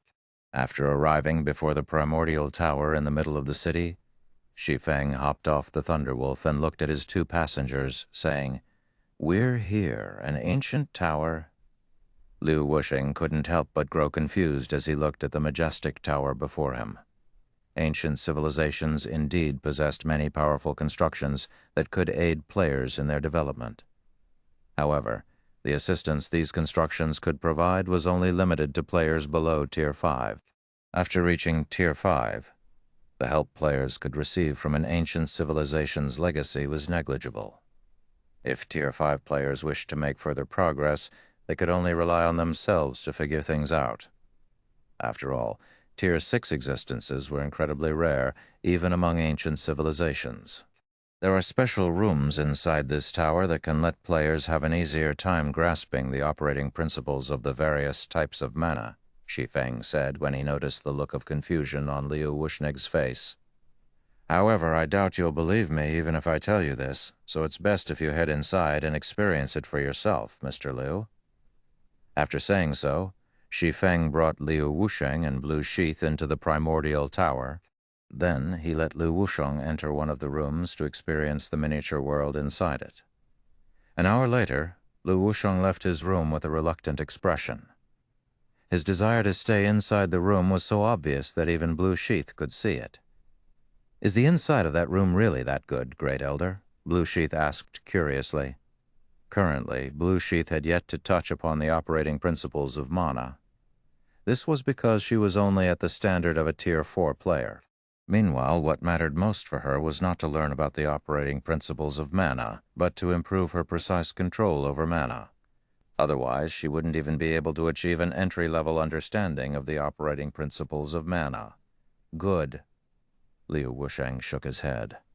Then, with eyes full of excitement and madness, he said, "This is no longer a question of whether it is good or not. This place has already surpassed all holy lands in existence. If I can stay inside such a room long-term, I am confident my chances of reaching Tier 6 in the future will exceed 60%.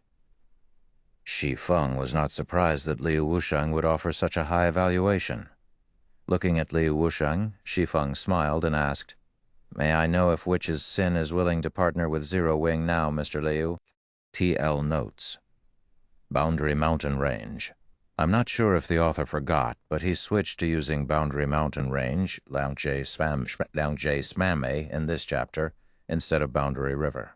So far, there have already been two variations of the Boundary River, I Duen Jeha, I L Ye, Lank Jeha, A I L Ye. However, he has used Boundary Mountain Range multiple times in this chapter. I'm not sure if he's decided to change Boundary River to Boundary Mountain Range, or if the Boundary River is something inside the Boundary Mountain Range. Chapter 3662, Chapter 136, Mercenary Alliance takes shape. Chapter 136, Mercenary Alliance takes shape. Partnership? After hearing Shi Feng's question, Liu Wusheng couldn't help but ask, "May I know what conditions Witch's Sin will have to meet if we join Zero Wing's Mercenary Alliance?" Right now, Liu Wusheng no longer doubted the possibility of a partnership between Witch's Sin and Zero Wing. On the contrary, he wanted to complete the partnership discussions and finalize everything as soon as possible. However, the situation inside the tower was also obvious. There were only 100 rooms available on the first floor. In other words, the tower could at most accommodate 100 players at a time in its current state. However, Liu Wusheng did not doubt that there'd be a ton of players trying to join Zero Wing's Mercenary Alliance in the future. There was no way 100 rooms would be enough to accommodate all of these players. Not to mention, Zero Wing would certainly be saving a portion of these rooms for itself. So the number of rooms left for the Mercenary Alliance would be even fewer. In other words, there was going to be a restriction set for those seeking to use the rooms in the tower. However, the restrictions couldn't be too absurd either. If the restrictions Zero Wing imposed were so high that nobody could fulfill them, there'd be no reason for Witch's Sin to join Zero Wing's Mercenary Alliance. "You don't have to worry about this point, Mr. Liu," Shi Feng said, chuckling when he saw the concerned look on Liu Wusheng's face. "Aside from the 30 rooms reserved for Zero Wing's use, the rest of the 70 rooms will be given the same treatment. Anyone who joins the Mercenary Alliance would qualify to use the Primordial Tower's rooms as long as they become a bronze member. It will cost 200 magic crystals and 100 contribution points to use the rooms for each other. Silver members will also receive a 10% discount, while gold members will receive a 20% discount. Of course, depending on the player's rank, the amount of time they can rent the rooms will also differ. Bronze members can only rent the rooms for 1 hour a day, while silver members can rent 2 hours a day, and gold members can rent 4 hours a day. Members only need to reach the bronze rank to use the rooms." Liu Wusheng was a little surprised to hear Shi Feng's answer. He didn't think the condition to use the rooms would be so low. "May I know what it would take to become a bronze member also? How will the Mercenary Alliance's contribution system work?" In response, Shi Feng said, "It's very easy to become a bronze member. All you need to do is accumulate 5,000 contribution points, while becoming a silver member will require 50,000 contribution points, and becoming a gold member will require 300,000 contribution points. Members can earn contribution points through completing the quests issued by the Mercenary Alliance. At the same time, the Mercenary Alliance will also take on commissions from others. However, the Alliance will not offer any contribution points for these commissions. The Alliance will only serve as an intermediary between players and ensure that the commissions are completed. In exchange, the Alliance will charge a small commission fee. If Witch's Sin becomes a partner of the Mercenary Alliance, you will receive 5 million contribution points to issue commissions with. However, you will have to pay a monthly fee of 1 million gold and 2 million magic crystals. You will also have to protect the Mercenary Alliance's interests and Abyssal Star City's safety. If you fail to do so, you will lose your monthly allocation of contribution points." When Shi Feng finished speaking, Blue Sheath couldn't help but gasp in shock. "Did Zero Wing start as a band of bandits?" Blue Sheath said in a somewhat angry tone. "Not only are you asking for a monthly payment of 1 million gold and 2 million magic crystals, but you also want us to protect the Mercenary Alliance's interests and the city's safety. If it were on the main continent, Witch's Sin would have no problem paying 1 million gold and 2 million magic crystals. However, they were currently in the miniature ancient world. Witch's Sin was already expending a ton of coins and magic crystals just to maintain its daily operations. There was no way Witch's Sin could afford to give Zero Wing so many coins and magic crystals." "Shut your mouth, Blue," Liu Wusheng suddenly chided. "Elder Liu."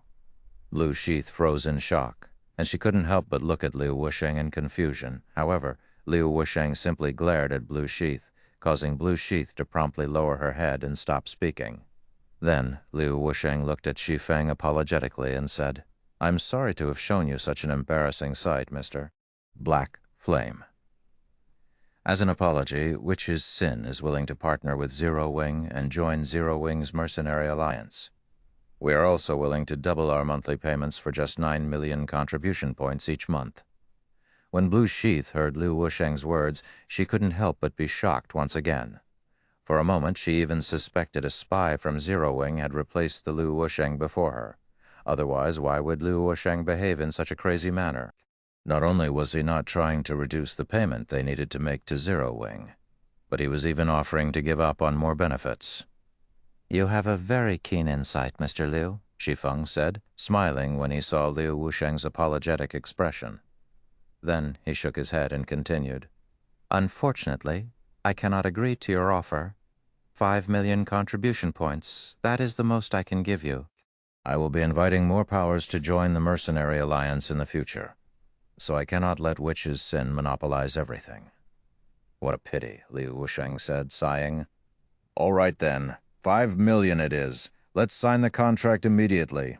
This situation thoroughly dumbfounded Blue Sheath. Even though Liu Wusheng was already offering to pay more, Zero Wing had refused the offer? Wasn't Zero Wing supposed to be a guild of bandit origins?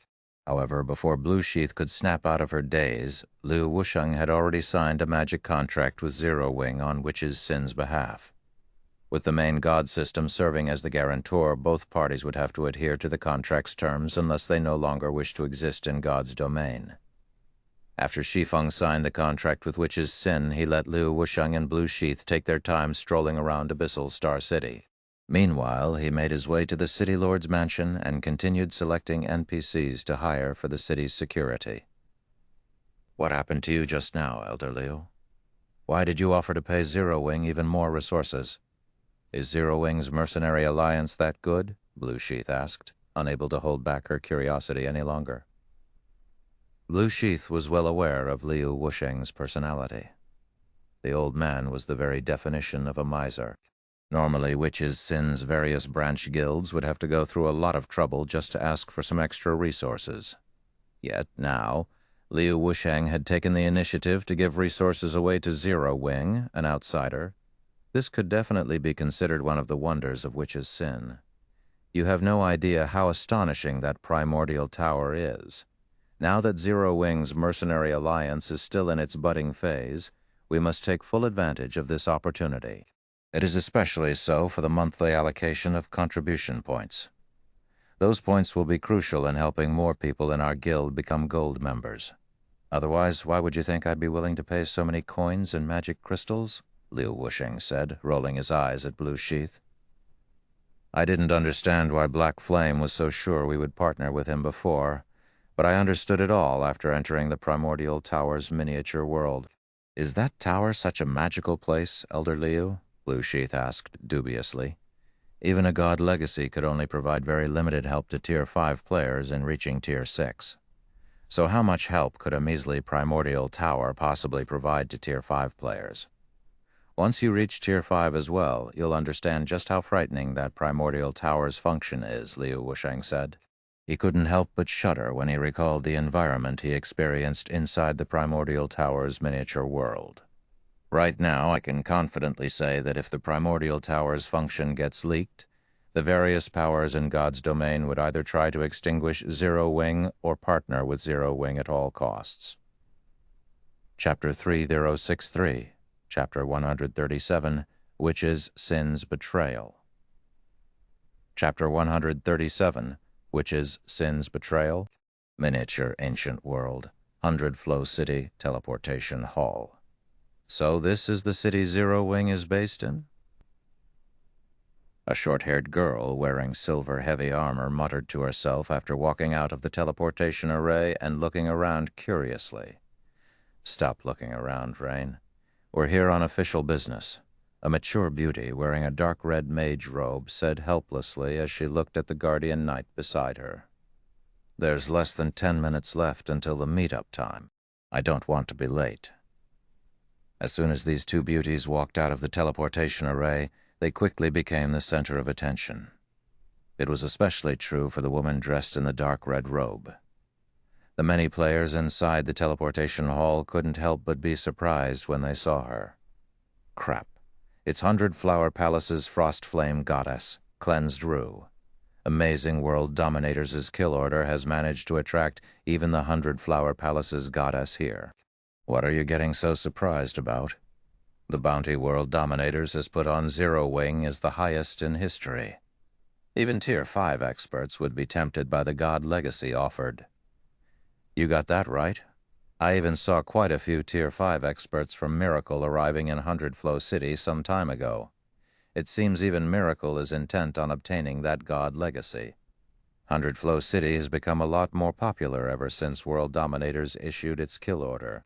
I wonder how many more experts will come here in the next few days. But I have to say that Zero Wing really is suicidal. Mysterious Moon's actions are understandable since it is competing for the Dark Moon outpost, but Zero Wing is only trying to take revenge on one of World Dominators' affiliated guilds. Even if Zero Wing wants to take revenge on Shadow, couldn't it have done so outside of World Dominators' view? Yet Zero Wing chose to annihilate Shadow's experts right before World Dominators' eyes.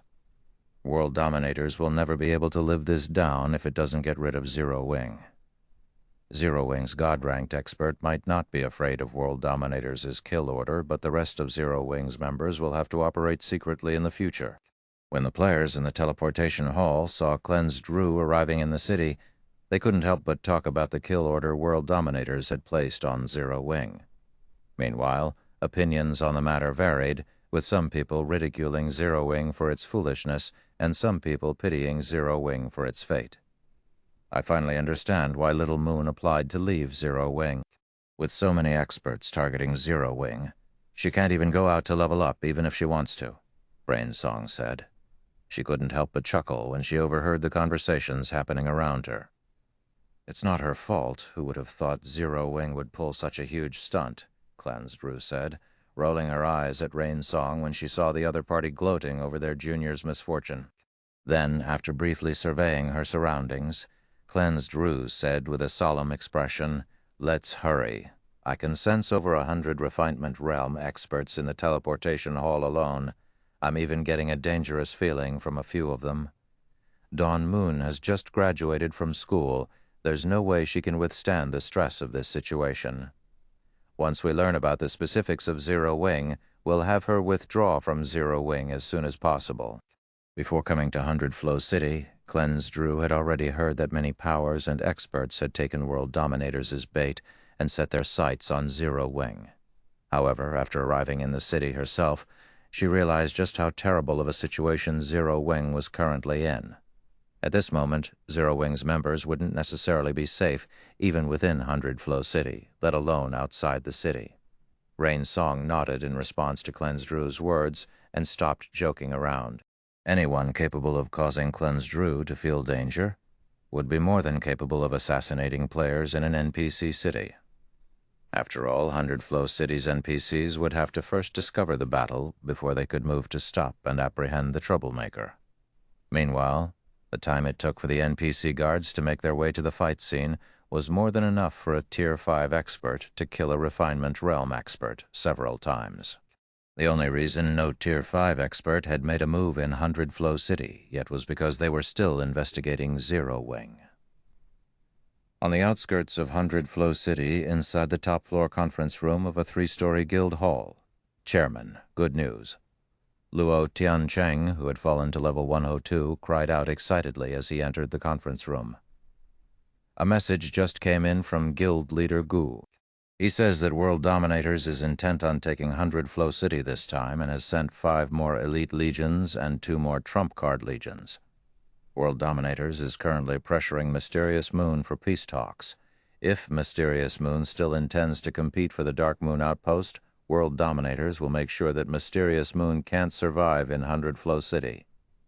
Good.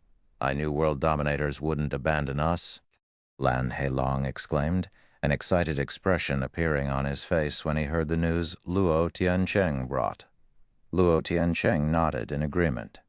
Then he smiled and continued, "Also, I've received news that more than 10 first-rate guilds and 3 superpowers have decided to take action against Zero Wing. These powers hesitated to take action previously because Zero Wing is partnered with Mysterious Moon, But once World Dominators' experts arrive, I believe these powers will begin taking action against Zero Wing immediately." "Zero Wing, is it?" Lan Heilong sneered. "Let's see how Shi Feng stays arrogant once he loses Mysterious Moon's backing. Chairman, should we gather some of our forces to teach Zero Wing a lesson?" Luo Tiancheng suggested. "Sure. Go and make the necessary preparations," Lan Heilong said, laughing. Now that they no longer had to be concerned about Mysterious Moon in Hundred Flow City, it'd be child's play for them to deal with Zero Wing. "Leave it to me, Chairman," Luo Tiancheng assured. However, just when Luo Tiancheng was about to turn around and leave, the conference room doors suddenly slammed open as Rampant Blade entered in a hurry. "Something big has happened, Chairman," Rampant Blade urgently said. "I just received news that Witch's Sin has betrayed World Dominators and formed a military alliance, Zero Wing. Witch's Sin is now demanding World Dominators retract its kill order on Zero Wing. Otherwise, it is going to declare war on World Dominators. Allied with Zero Wing?" Lan Heilong couldn't help but be surprised and confused when he heard Rampant Blade's words. Has Witch's Sin gone crazy? Why would it make an enemy out of World Dominators for Zero Wing? That was Witch's Sin they were talking about. Witch's Sin was the strongest guild out of the many guilds affiliated with World Dominators. Moreover, it was commonly known that Witch's Sin had long since possessed the strength of a super first-rate guild. This was also why World Dominators had always treated Witch's Sin differently than its other affiliated guilds. Yet now, not only did Witch's Sin defect, but it had even done so because of Zero Wing. This was simply unimaginable. Chapter 364. Chapter 138, Abyssal Star Primordial City opens. Chapter 138, Abyssal Star Primordial City opens. Chapter 138, Abyssal Star Primordial City opens inside a high-class bar located one street away from the city center. "This is everything I've uncovered about Zero Wing, Vice Guild Leader," Dawn Moon, who was hiding her appearance and information with a black cloak, said as she looked at Cleansed Rue. Then, in a powerless tone, she continued, "Many experts are keeping a constant eye on Zero Wing. I have to wear a black cloak to even go outdoors. Otherwise, I'd have at least a dozen experts tailing me. Zero Wing's guild leader is simply a lunatic. I can't believe he ignored World Dominators' warning just to take revenge for a guild member. Based on your report, it would seem that Zero Wing indeed possesses an extraordinary foundation. Not only has it provided Mysterious Moon with the strength to fight against World Dominators, but it also has that mana technique. Seeing as Zero Wing can afford to let so many internal members learn it. Black Flame must have fully mastered that mana technique already," Cleansed Rue said, gaining a general understanding of Zero Wing's situation after listening to Dawn Moon's report. Everything turned out roughly the same as her conjectures from what she gathered. The person known as Black Flame should be a god-ranked expert from an outer world. Moreover, it would seem that Black Flame intended on establishing a power in the miniature ancient world, and Su Qianliu and the others were part of the first group of experts Black Flame had recruited. More and more experts are setting their sights on Zero Wing now, Vice Guild Leader. "When can I leave Zero Wing?" Dawn Moon asked as she looked at Cleansed Rue expectantly. She truly did not wish to stay in Zero Wing for even a day longer. It was simply too stressful to have over a dozen Refinement Realm experts stalking her constantly. This was a treatment that even players who had offended top-tier first-rate guilds wouldn't get to enjoy. This Cleansed Rue hesitated to give Dawn Moon an answer. Dawn Moon was one of the talents Hundred Flower Palace had set its sights on. If she got targeted by experts every day, it would be difficult for her to even level up, let alone seek out the opportunities scattered across the miniature ancient world. However, Zero Wing was also an opportunity for Hundred Flower Palace to learn about other gods' domains and the powers originating from them. It wouldn't be long before Hundred Flower Palace had to clash with outer world powers, so Hundred Flower Palace needed to learn more about Zero Wing. Before Cleansed Rue could decide on an answer, Rainsong suddenly said, "I'm afraid you'll have to be disappointed, Little Moon. You have to continue staying in Zero Wing." "Did something happen?" Cleansed Rue asked as she looked at Rainsong strangely. Previously, Rain Song had wanted to plead on Dawn Moon's behalf to let Dawn Moon withdraw from Zero Wing sooner. Yet now, she was saying that Dawn Moon needed to stay in Zero Wing. Moreover, she had spoken in a commanding tone. A message just came in from the guild. Witch's Sin has openly rebelled, Rain Song solemnly said. Right now, Witch's Sin has formed a military alliance with Zero Wing. Moreover, it is stated that if World Dominators doesn't retract its kill order, it will declare war on World Dominators. Has Witch's Sin gone mad? Cleansed Drew couldn't help but be dumbfounded. Witch's Sin, that was a guild that had already far surpassed 100 Flower Palace in strength. While Witch's Sin had yet to be officially acknowledged as a superpower, the many first-rate guilds in God's domain understood that Witch's Sin was already a superpower. In fact, Witch's Sin's foundations were already on par with the average superpower. Although there was still a significant difference in strength between Witch's Sin and a veteran super guild like World Dominators, there was no doubt that Witch's Sin's defection had changed the status quo of the situation. Now, World Dominators would have to carefully consider whether it truly was worthwhile to deal with Zero Wing. However, compared to what would happen in the future, Cleansed Drew was more curious to find out why Witch's Sin was helping Zero Wing to such an extent. At the same time, news of Witch's Sin's defection had also spread like wildfire, and the entire 100 Flow City was in an uproar. What's going on? Witch's Sin is siding with Zero Wing. Doesn't that mean World Dominators will hesitate to take action now? What is going on? Does Zero Wing have some kind of powerful background? How did it manage to get Witch's Sin to help it to such an extent? The various powers operating in 100 Flow City began making all sorts of conjectures about Zero Wing after learning about Witch's Sin's defection. First, it was Mysterious Moon. Now, it was Witch's Sin. In no time at all, Zero Wing, a small guild that had originally been unremarkable, had become the center of attention of every power operating in the miniature ancient world. However, less than 15 minutes after Witch's Sin made its declaration, World Dominators had also reiterated its intentions to destroy Zero Wing once again. Meanwhile, should Witch's Sin insist on being stubborn, World Dominators would not hesitate to go to war with it. For a time, an uproar occurred among the various powers of God's domain.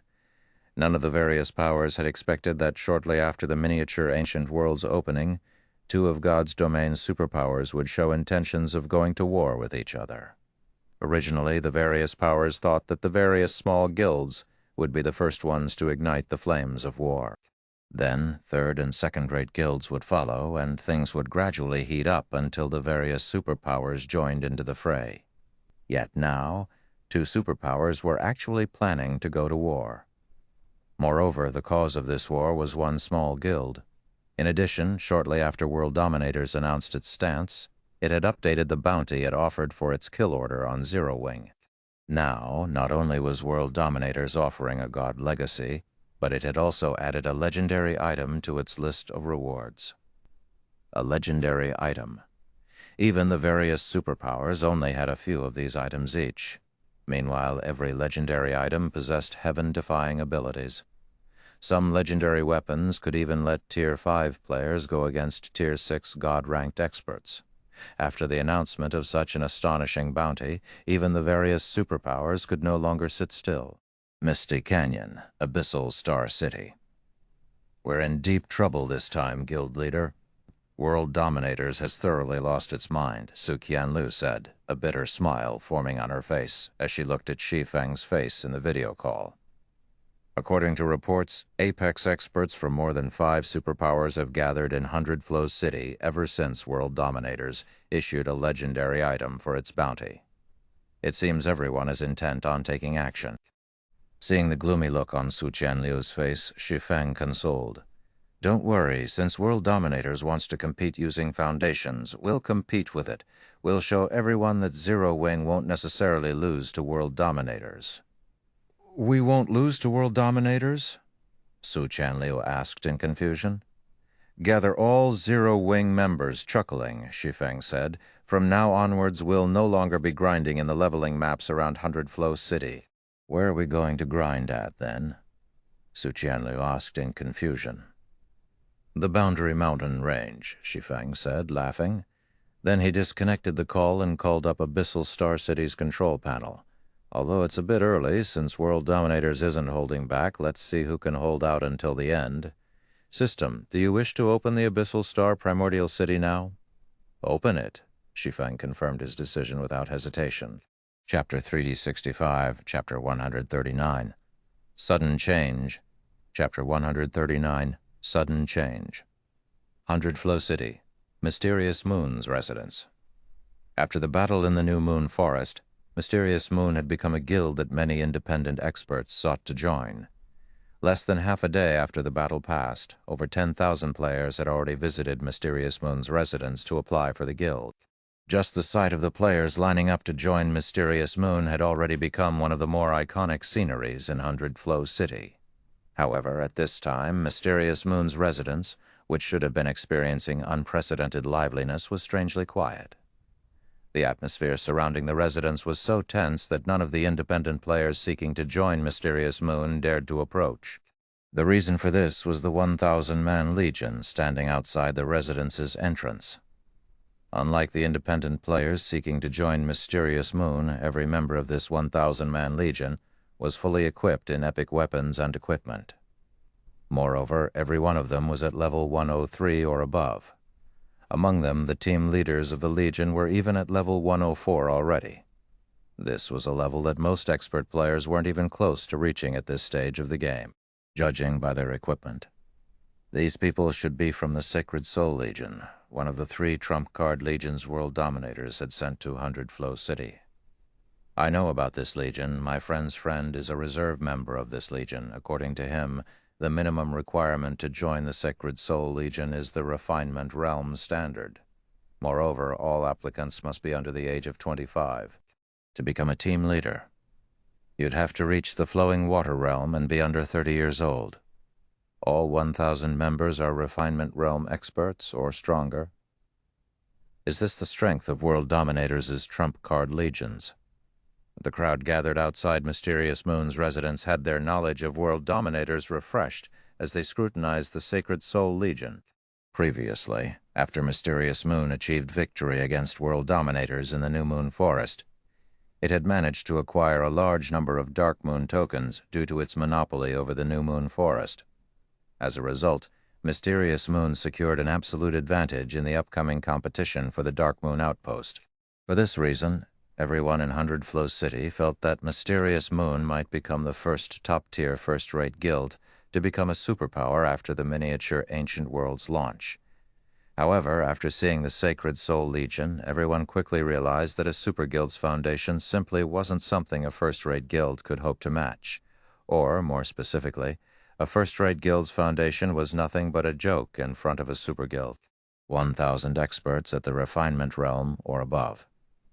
It should be known that Refinement Realm experts were regarded as core combatants in the various first-rate guilds. In the case of some first-rate guilds, even the members of their main force were nothing more than Refinement Realm experts. If a Refinement Realm expert was willing to settle for a second- or third-rate guild, they could even acquire the position of main force commander or guild leader. Yet, in World Dominators, Refinement Realm experts could, at most, become ordinary members in the guild's trump card legions. After looking at the Sacred Soul Legion's members, both the players on the street and the members of Mysterious Moon couldn't help but feel as if World Dominators had just ridiculed them. It was indeed true that Mysterious Moon had won the battle in the New Moon Forest and defeated one of World Dominators' trump card legions. However, what Mysterious Moon failed to understand was that World Dominators didn't have only one trump card legion. Moreover, the legion Mysterious Moon had defeated was nothing more than the most common trump card legion under World Dominators' command. So long as World Dominators wanted to, it was more than capable of sending more trump card legions. Meanwhile, during the time the players outside were discussing World Dominators' Sacred Soul Legion, a meeting was simultaneously taking place inside the top-floor conference room of Mysterious Moon's residence. "Have you all finished considering our offer?" a middle-aged man with graying hair asked, as he looked at Crimson Seal and Joy Yalin, his voice neither friendly nor hostile. "This is already the greatest sincerity World Dominators has to offer. So long as Mysterious Moon is willing to give up on the Dark Moon outpost, world dominators will stop targeting Mysterious Moon. We will also give up a shop in the Dark Moon outpost to Mysterious Moon. However, we will restrict all access to the Dark Moon outpost if you refuse. I believe you understand that should world dominators seal off the Dark Moon outpost, nobody will dare approach it. In addition, so long as any of your guild's members dare head outside to grind, we will hunt down every one of them. Nothing will change, even if you have those mana equipment sets. As soon as the middle-aged man finished speaking, the auras of the several dozen experts standing behind the middle-aged man suddenly skyrocketed in intensity. This is advanced battle array equipment? Crimson Seal's complexion darkened when he saw the glowing runes covering the several dozen experts' equipment. A battle array was a special type of magic array that could fuse the strength of those making up the battle array. In other words, going up against any member of a battle array was the same as going up against the entire group simultaneously. Meanwhile, an advanced battle array could grant players the strength to transcend tiers. However, advanced battle array equipment was incredibly rare. Its rarity surpassed even that of fragmented legendary items. In terms of value, a complete set of advanced battle array equipment could rival even fragmented legendary weapons. Even then, not many people would be willing to trade a set of advanced battle array equipment for a fragmented legendary weapon. This was because advanced battle arrays could grant players strength up to the Tier 4 standard. In other words, an advanced battle array could grant a group of players Tier 4 strength. It was true that a fragmented legendary weapon might be able to let a Tier 3 player gain Tier 4 strength. Even after reaching Tier 5, a fragmented legendary weapon could still be of significant use to players. However, it should be known that the strongest combatants in most second-rate guilds in God's domain were only at the Tier 4 standard. Yet, an advanced battle array could grant a group of people Tier 4 strength. Even if advanced battle array equipment were consumable items, the amount of help it could provide to a power far exceeded that of a fragmented legendary weapon. That's right. We weren't planning on revealing it originally, but Mysterious Moon in its current state has the qualifications for us to reveal it, the middle-aged man said, nodding. Meanwhile, after world dominators revealed the advanced battle array equipment, the Mysterious Moon members in the conference room quickly began a hushed discussion among themselves. This is bad, Vice Guild Leader. The effects of the advanced battle array equipment are no weaker than the mana equipment set.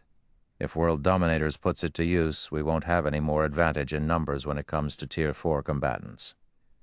But isn't it too big of a waste to just give up on the Dark Moon outpost? Moreover, we have a contract with Zero Wing. We'll be going against the terms of our contract if we give up now.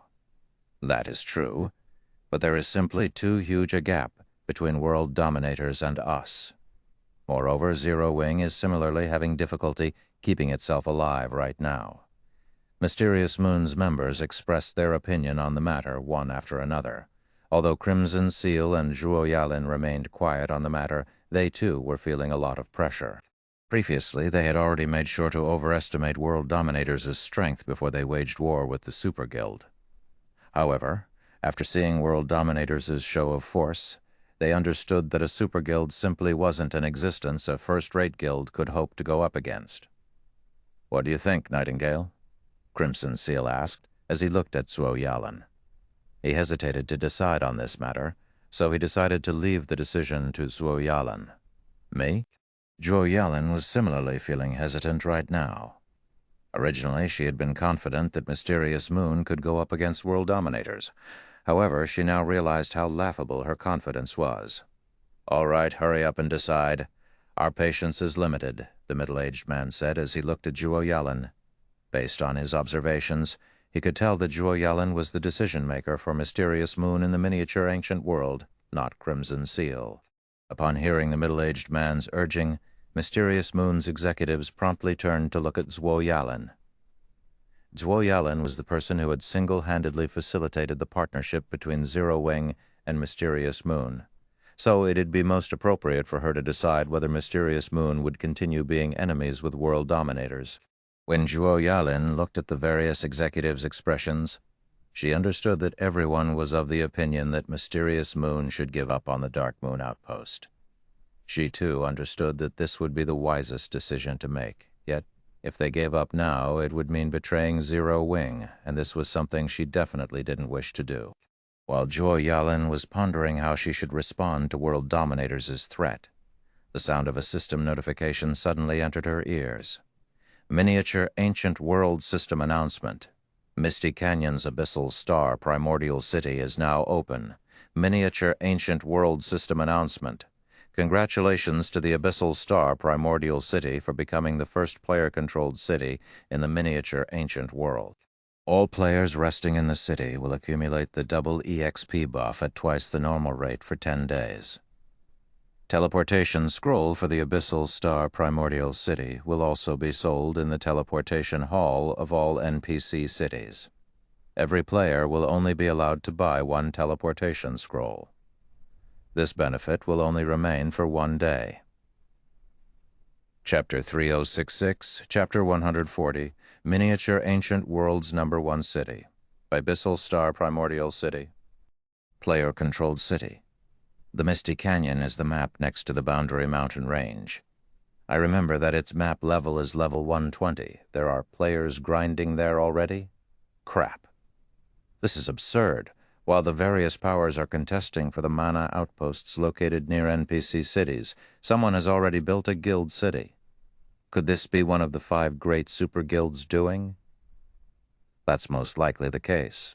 Aside from the 5 great super guilds, I can't think of any other power that has the ability to establish a city next to the Boundary Mountain Range. As soon as the system announcement appeared, every player and power operating in the Miniature Ancient Wood couldn't help but be stunned.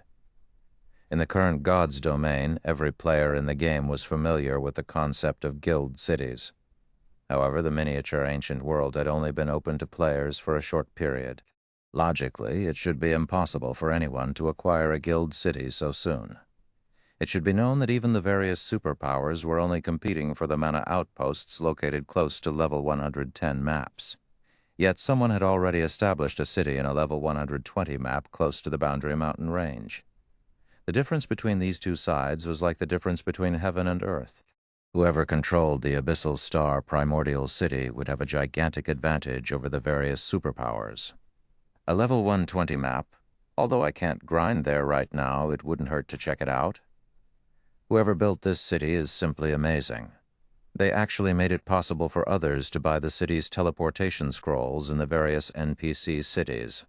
This will save us a ton of travel time. The city will also be able to gather players from all over the entire Miniature Ancient World. At this rate, the Abyssal Star Primordial City will probably become the Miniature Ancient World's #1 city in no time. I wonder if the private housing and shops in this city are available for sale. If they're for sale, I'm definitely going to buy until I go bankrupt. After a short period of awe, players quickly began reacting to Abyssal Star City's value, one after another. Abyssal Star City was not only the only player-controlled city in the Miniature Ancient World, but it was also a city located close to the Boundary Mountain Range. Hence, all players and powers seeking to enter the Boundary Mountain Range were unlikely to let go of this opportunity. Setting aside the players and powers operating in NPC cities located far from Abyssal Star City, those operating in NPC cities close to the Misty Canyon would most likely treat Abyssal Star City as the center of their development. Not to mention, players could purchase teleportation scrolls on the first day of Abyssal Star City's opening and teleport directly to the city. The number of players gathered in the city on this opening day would likely reach unprecedented numbers. This was a massive business opportunity. If they didn't hurry now, it'd become incredibly difficult to even get into the city once the city reached full capacity. For a time, players in the various NPC cities could be seen rushing to their respective cities' teleportation hall to purchase the teleportation scroll for Abyssal Star City inside a high-class bar in 100 Flow City. Let's hurry over, Big Sis Rue. We can set aside Zero Wing's matter until after we investigate the Abyssal Star Primordial City. Rainsong exclaimed after reading the system announcement.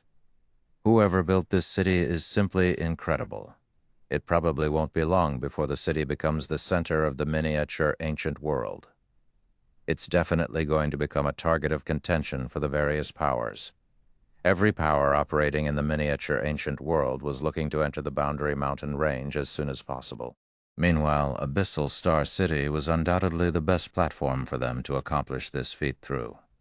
Adding on the fact, every city in God's domain had a maximum capacity.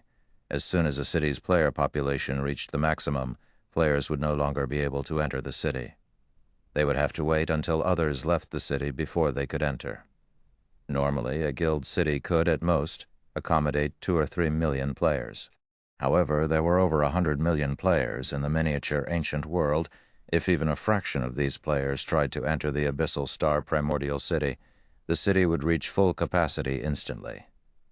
Okay, let's hurry over then, Clansdrew said, a look of urgency appearing in her eyes. As a guild established by an outer world power, Zero Wing indeed had a significant partnership value. However, the value of Zero Wing's partnership paled in significance compared to the current Abyssal Star City. In fact, the Abyssal Star Primordial City was so important that even mysterious moon and world dominators had unanimously chosen to postpone their discussions and hurried over to the city immediately. Meanwhile, inside the Candlelight Hotel, when Su Qianliu saw the system announcement, she couldn't help but be dumbfounded. A city close to the Boundary Mountain Range? It can't be, right? When Su Qianliu recalled Shi Feng mentioning that their guild's new grinding spot was going to be at the Boundary Mountain Range, she couldn't help but start fantasizing. Currently, Zero Wing was a pitiful guild that didn't even have a guild residence. On top of that, Zero Wing even had to deal with World Dominators' kill order. Even surviving was a luxury for Zero Wing right now. Zero Wing's current state, obtaining a guild city was nothing but a dream, let alone obtaining a guild city close to the Boundary Mountain Range. However, after reading a message Shi Feng had just sent to her, Su Qianliu's eyes lit up with an unprecedented shine. The content of Shi Feng's message was simple: to have all guild members head to the Adventurers Association, purchase a guild transfer scroll, and gather in Abyssal Star City. Why did you call us to gather all of a sudden, Vice Guild Leader? Did something urgent happen? Dawn Moon curiously asked as she looked at Su Qianliu. The other Zero Wing members gathered in the Candlelight Hotel also looked at Su Qianliu with a curious gaze. While they were standing around doing nothing here, everyone else in Hundred Flow City was making their way over to Abyssal Star City. Abyssal Star City was a significant opportunity for all players and powers operating in the miniature ancient world. It'd be a huge waste if Zero Wing missed out on this opportunity. I naturally called you here because something came up, Su Qianliu said. Moreover, it is a wonderful matter for us. From now onward, we no longer have to worry about World Dominators' kill order. We don't have to worry about the kill order? Firecloud was very confused when he heard Su Qianliu's words. Did World Dominators retract it? Zero Wing was currently targeted by experts all over the miniature ancient world. Unless World Dominators retracted its kill order, no place would be safe for Zero Wing's members. You'll find out in a moment, Su Qianliu said. For now, I need everyone to head to the Adventurers Association and buy a guild transfer scroll. Our guild finally has its own guild residence. Everyone was speechless when they heard Su Qianliu's words. Having a guild residence wasn't anything to be prideful about. After all, the various first- and second-rate guilds had long since obtained a guild residence of their own. While it was indeed good news that Zero Wing now had its own guild residence, it definitely wasn't enough for them to stop worrying about World Dominators' kill order. All right, hurry up. We'll meet up at the guild residence later, Su Qianliu said, laughing when she saw the look of contempt everyone was giving her. Su Qianliu was Zero Wing's vice guild leader. Since she had given out a command, everyone had no choice but to fulfill it. Immediately, everyone made their way to the Adventurers Association and bought a guild transfer scroll. Then they activated the scroll and vanished from Hundred Flow City. Chapter 3067, Chapter 141, Zero Wing's Confidence. Chapter 141, Zero Wing's Confidence. Misty Canyon, Abyssal Star Primordial City. Flashes of light appeared in the city's central plaza one after another, instantly enveloping the entire plaza in light. When these flashes of light faded, They revealed the figures of players, these players easily numbered in the tens of thousands, and this number was still rapidly increasing with each passing second. So this is the abyssal star primordial city. What a great place this is. The mana density here is a great deal higher than even NPC cities. The purification rate is also several times faster. This primordial city is too amazing. If I can come here once I reach level 110, my leveling speed will double or even triple. I wonder which of the 5 great super guilds built this city. Whoever built it will definitely hold the #1 position in the miniature ancient world in the future. The instant the various players arrived in Abyssal Star City, they promptly discovered its greatness. Many executives from the various superpowers had also begun contacting their friends in the 5 great super guilds, all of them wishing to form a partnership with the owner of this city. However, even after asking around, none of these executives had managed to come up with any useful information. After all, even the 5 great super guilds were stunned by this situation. They were all curious which one among them had managed to come up with such a powerful city within such a short time. Out of the swarm of players that had arrived in Abyssal Star City, one particular group of cloaked players behaved differently from the rest of the crowd, while others were randomly wandering around the city and taking in all the information they could. This group of cloaked players swiftly moved around the city as if they had known about its layout beforehand and inspected only the key locations in the city. Some of these cloaked players had even arrived in front of the primordial tower already. Is this the primordial tower that Sol mentioned? This tower should be the legacy of an ancient civilization. It seems that Sol did not lie to us. I honestly didn't expect Sol to find a powerful backer in the miniature ancient world. I thought she would have no chance of wresting her commander position back. Now it seems she might have a chance at doing so. I heard Sol say that the owner of this city is a god-ranked expert from an outer world power that's even stronger than our God's Domain's 5 great super guilds combined. I thought she was joking with me before, but it seems that this might also be true. After all, there's no way any of the current 5 great super guilds can come up with such a city. The Mercenary Alliance Sol invited us to join has relatively lax conditions. They're much better than the Flower of Seven Sins' rules. What do you guys think? Sol has gone a little crazy from trying to wrestle back her position, so we can't fully trust her judgment. I think it's best if we meet that god-ranked expert she mentioned first. When the 6 cloaked players gathered in front of the primordial tower talked about Hidden Sol, they spoke as if they were talking about a little kid. It should be known that Hidden Sol was a Tier 5 expert, capable of threatening even Tier 6 god-ranked experts. Yet these 6 players did not show any fear or respect when speaking about her. If Hidden Sol were here, she wouldn't feel surprised by these 6 people's behavior. This was because these 6 people were very special. They were also the strongest experts she could find. Although these people were not Tier 6 god-ranked experts, every one of them was an expert who had already reached the 2nd step or 3rd step of the domain realm. They were far stronger than the average domain realm expert, and even most Tier 6 god-ranked experts were only on this level in terms of combat standards. Meanwhile, in the front courtyard of a guild hall that occupied a huge area along Abyssal Star City's main street, over 1,000 players wearing Zero Wing's guild emblem were currently gathered here. This is the Abyssal Star Primordial City. Our guild residence is in Abyssal Star City? Am I dreaming? When the gathered Zero Wing members looked at their system map and the players curiously looking at them from outside the guild residence, they quickly realized where they were currently, the Abyssal Star Primordial City that was now a sensation throughout the entire miniature ancient world. For a time, everyone present couldn't help but be dumbfounded. This was the Abyssal Star Primordial City they were talking about. Even though Abyssal Star City had only existed for a short period, many people had already recognized it as the #1 city in the miniature ancient world. Meanwhile, whoever got to develop in this city would have a significant advantage when entering the Boundary Mountain Range in the future.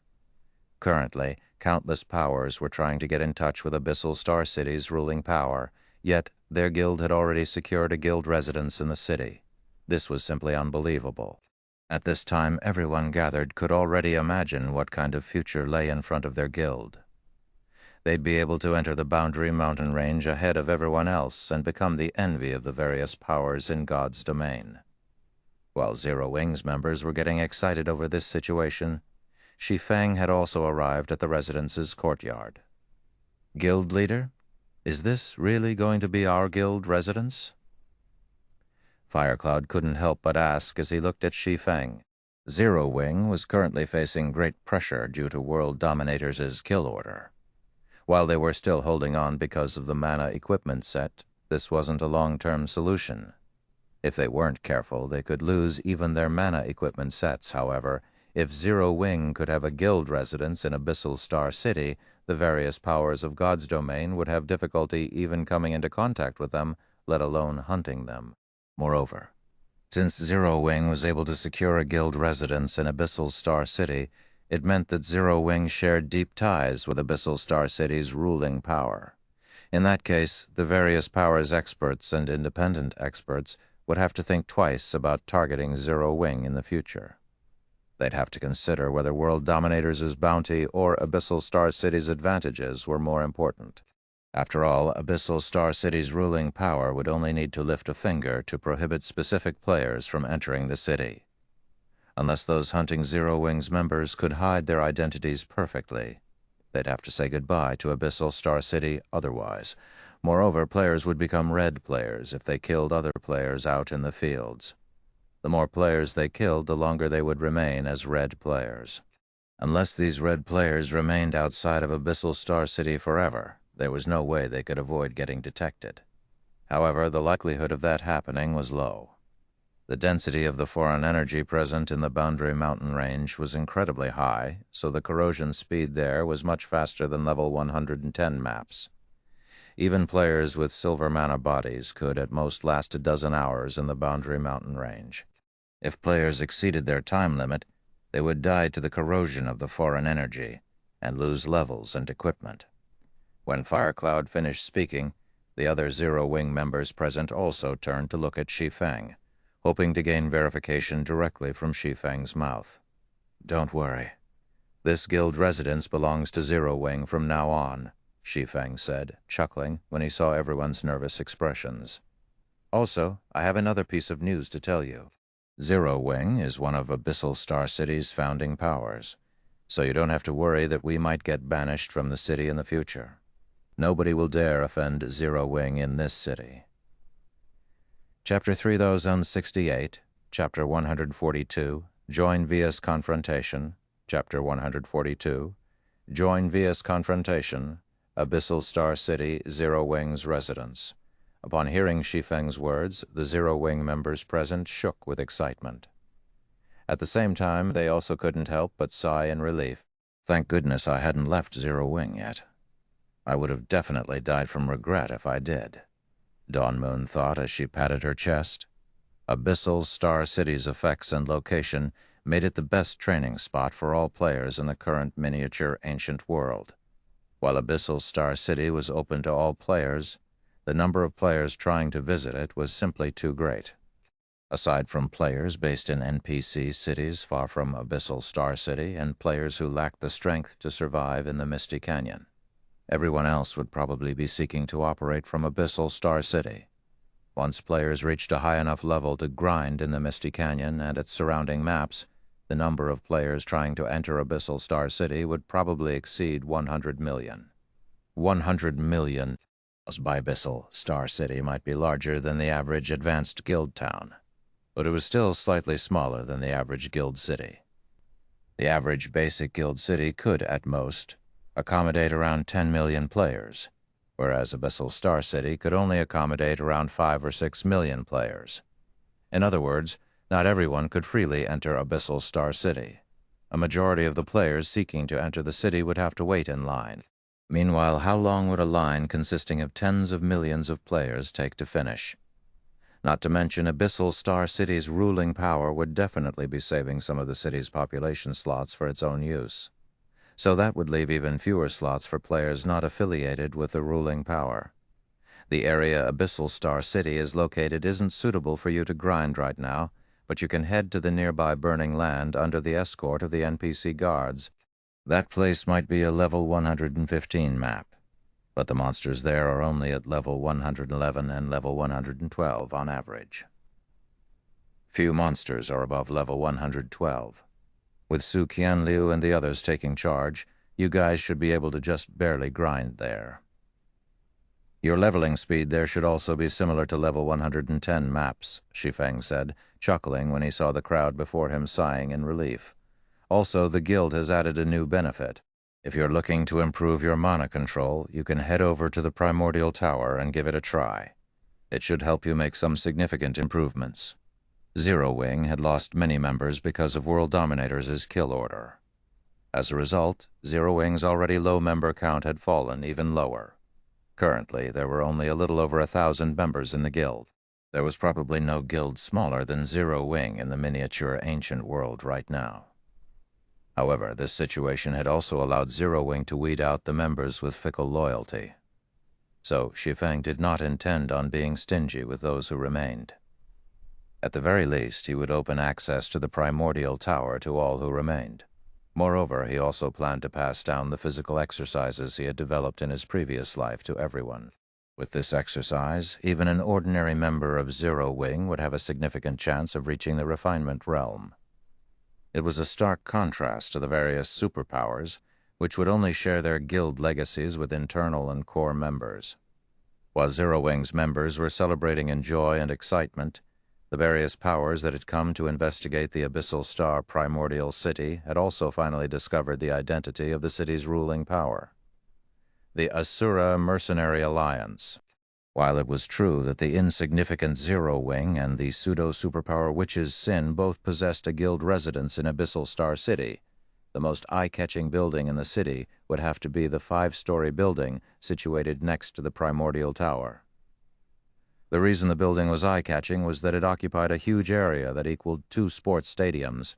It was also the second largest building in the city after the Primordial Tower. Of course, the huge size of the building also meant that it came with a huge price tag. Shi Feng had invested 500,000 magic crystals and 100,000 gold into constructing the Mercenary Alliance's headquarters, and it was currently the most expensive building in the city. Meanwhile, aside from having many private rooms, the Mercenary Alliance's headquarters also had quite a few basic combat rooms, plus a massive arena that allowed players to spar and train their techniques. Currently, the Asura Mercenary Alliance was mass recruiting players. Anyone who had reached the Trial Tower's 7th floor could join the Mercenary Alliance. Moreover, there was no restriction on a player's affiliations. Even players belonging to adventurer teams and guilds could join the Mercenary Alliance without having to leave their previous organizations. In addition, so long as one joined the Mercenary Alliance, one would immediately enjoy a 50% discount on their entrance fee into the city. Normally, players would have to pay 20 silver to enter Abyssal Star City, so becoming a member of the Mercenary Alliance would mean a savings of 10 silver. Aside from entrance fees, members would also enjoy a 5% discount when staying in Abyssal Star City's accommodations. They would also have priority when entering Abyssal Star City. These were all privileges exclusively available to the ruling power's members. In the case of Zero Wings and Witch's Sins members, they would have to pay the standard entrance fee when entering the city. Although they could use guild transfer scrolls to enter the city, the selling price of guild transfer scrolls was similarly priced at 20 silver. Hence, only by becoming a member of the Asura Mercenary Alliance would one receive a privileged status in Abyssal Star City. However, what mattered most to the various powers wasn't the privileges offered to the Mercenary Alliance's standard members. Instead, it was the privileges offered to higher-ranking members. Upon achieving bronze membership status in the Mercenary Alliance, players would have the right to rent the rooms inside the Primordial Tower. Although the various powers didn't know what use the Primordial Tower's rooms had, what they did know was that silver members could rent Abyssal Star City's shops, while gold members could rent their own private housing in Abyssal Star City. These were the privileges that truly tempted the various powers. Abyssal Star City was fated to become the #1 city in the miniature ancient world. Currently, the only factors limiting the city's growth were the average level of players and the city's low rank. However, these were all problems that could be solved with time. Once Abyssal Star City developed into a guild city that could accommodate tens of millions of players, the wealth it could generate would reach astonishing levels. Not to mention, Abyssal Star City was also located close to the Boundary Mountain Range. So, the city would also become the first choice for players looking to enter the Boundary Mountain Range. If they could rent the shops or private houses here, they'd be able to generate significant amounts of income. Zero Wing truly cannot be underestimated. No wonder Witch's Sin chose to betray world dominators. Crimson Seal commented after arriving in Abyssal Star City and seeing that Zero Wing had a residence here. Even the various superpowers will desperately seek to own a residence here. By the looks of it, Zero Wing must have deep ties with Abyssal Star City's ruling power. Hearing Crimson Seal's words, Zhuo Yalan nodded and said, "We absolutely cannot partner with world dominators now. Although going against world dominators will create some problems for us down the line, so long as we hold on to our relationship with Zero Wing, Mysterious Moon will have more advantages in Abyssal Star City." "Indeed, but we should still go and check out the Asura Mercenary Alliance first," Crimson Seal said. He felt fortunate that they hadn't conceded to world dominators' demands, yet otherwise they would have lost out on the chance to partner with Zero Wing. Meanwhile, sometime after the various powers and independent players had gathered at the Asura Mercenary Alliance's headquarters, the Mercenary Alliance suddenly introduced a new rule that dumbfounded everyone. The rule stated that all players belonging to world dominators or powers affiliated with world dominators were prohibited from joining the Mercenary Alliance. In addition, effective immediately, members of the Mercenary Alliance could earn contribution points for every world dominator's member they killed. They would earn 5 points for killing ordinary members, 20 points for killing internal members, and 100 points for killing core members. Chapter 3069, Chapter 143, Bounty vs. Bounty. Chapter 143, Bounty vs. Bounty. The introduction of this new rule caused everyone inside Asura's headquarters to grow silent. The kill order world dominators placed on Zero Wing previously had shocked the entire God's domain to a great extent. However, the Asura Mercenary Alliance's action of using Abyssal Star City's privileges to exchange for world dominators' life utterly dumbfounded everyone. Abyssal Star City had already become a holy land for the entire miniature ancient world. The privileges Asura offered for its silver and gold members were things that even the various superpowers would want. Although the various superpowers had thought of occupying Abyssal Star City by force, none of them dared to make a move, especially not after seeing several hundred Tier 4 NPC guards in the city. Even the Imperial capitals on the main continent did not have a force of several hundred Tier 4 NPCs guarding them. It might be true that the various superpowers had trump cards that allowed them to grant Tier 4 strength to Tier 3 players. However, Tier 4 strength was just that and nothing more. The average NPC was significantly stronger than the average player of the same tier. In front of a Tier 4 NPC, a group of players with Tier 4 strength would last no more than a few moves. Even if the various superpowers were tempted by the idea of securing Abyssal Star City for themselves, they could only keep their thoughts in their minds. At the very least, before Tier 4 players appeared, the various superpowers would have no choice but to put their foolish ambitions to rest. With occupying Abyssal Star City not being an option, the only other way the various powers could benefit from Abyssal Star City's effects right now was by following the rules set by the city's ruling power. Only by doing so could they enter the Boundary Mountain Range at the quickest of speeds. Meanwhile, there was probably no power in God's domain that could resist the temptation of entering the Boundary Mountain Range ahead of others. It should be known that the ones tempted this time were God's domain's various powers, not the various powers' experts. The two were entirely different concepts. If a power was tempted to move, every expert under it would also move. It wouldn't just be a few individual experts making a move. Hence, Asura's bounty wasn't a bounty offered to the individual player. Instead, it was an offer to the various superpowers. In other words, Asura was trying to get the various powers of God's domain to go against world dominators. Holy cow, isn't Zero Wing a little too amazing? It can actually influence Asura to such an extent. World dominators will probably start cursing once it finds out about this bounty. I really don't understand what World Dominators was thinking. Did it have to take things so far against Zero Wing just to avenge a measly second-rate guild? Just look at what kind of trouble it has gotten into now. Honestly, I'm starting to pity World Dominators a little. Zero Wing wasn't even trying to target World Dominators initially. Yet now, World Dominators will face the threat of destruction just because it tried to stick up for a second-rate guild. If I were in the shoes of World Dominators as core executives, I'd probably have the urge to crush that second-rate guild with my own hands.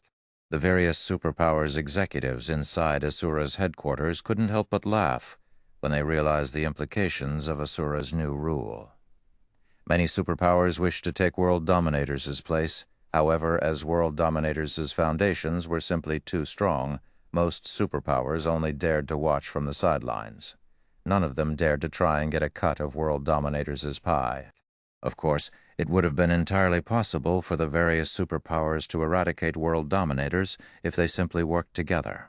The only reason they hadn't done so thus far was because they didn't have enough of a reason to do so. After all, even if they worked together and succeeded in getting rid of World Dominators, they would have to suffer immense losses in the process, which would, in turn, leave them vulnerable to others. However, things were different now. The Asura Mercenary Alliance's bait was tempting enough for the various superpowers to secretly band together and remove World Dominators from the miniature ancient world. Not only could they gain access to Abyssal Star City's privileges by doing so, but they could also reduce the number of competitors by 1. They'd be killing 2 birds with 1 stone, so why would they turn down such an opportunity? This Asura Mercenary Alliance must be crazy. Why are they going so far for a measly guild like Zero Wing? When Lan Heilong saw the registration rules displayed in the lobby of Asura's headquarters, he couldn't help but be dumbfounded. Originally, Lan Heilong had felt joyous when he first came to Abyssal Star City. It was especially true after he saw the registration rules for the Asura Mercenary Alliance. The Mercenary Alliance's benefits allowed him to see another opportunity for Shadow to compete in the miniature ancient world. However, he never thought that this dream would turn into a nightmare. Once news of Asura's bounty got out, it'd be a miracle if World Dominators didn't personally destroy Shadow.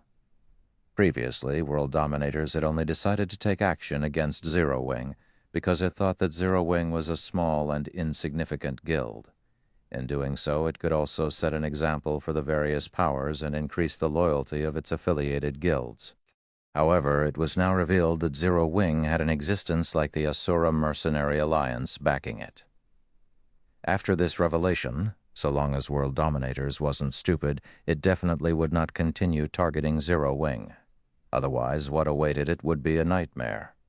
Meanwhile, the best way to appease Zero Wing would undoubtedly be to destroy Shadow and thoroughly erase it from God's domain. If World Dominators did that, there was no way Zero Wing could have the Asura Mercenary Alliance continue putting a bounty on a super guild like World Dominators. Everything happened just like Lan Heilong expected. Less than 10 minutes after the Asura Mercenary Alliance introduced its bounty, World Dominators' executives in the miniature ancient world had gathered for a meeting. Looking at the dozen or so people gathered in the conference room, a white-haired middle-aged man indifferently said, "I'm sure everyone is already aware of the cause and effect of this matter. The Asura Mercenary Alliance's bounty on us is already in effect, so state whatever opinions you have." Chapter 3070, Chapter 144, Shadow's End. Chapter 144, Shadow's End. There were over a dozen people inside the solemn and majestic conference room.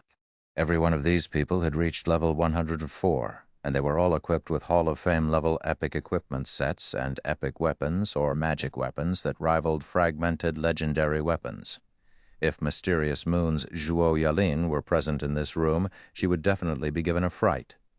This was because every one of the players in this conference room was a domain realm expert with basic attributes at the Tier 4 standard.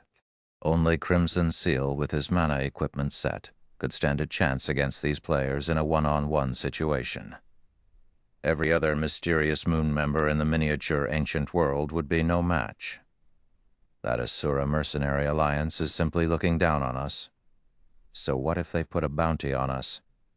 I'm curious to see who, other than the 5 great super guilds, would dare to go against us.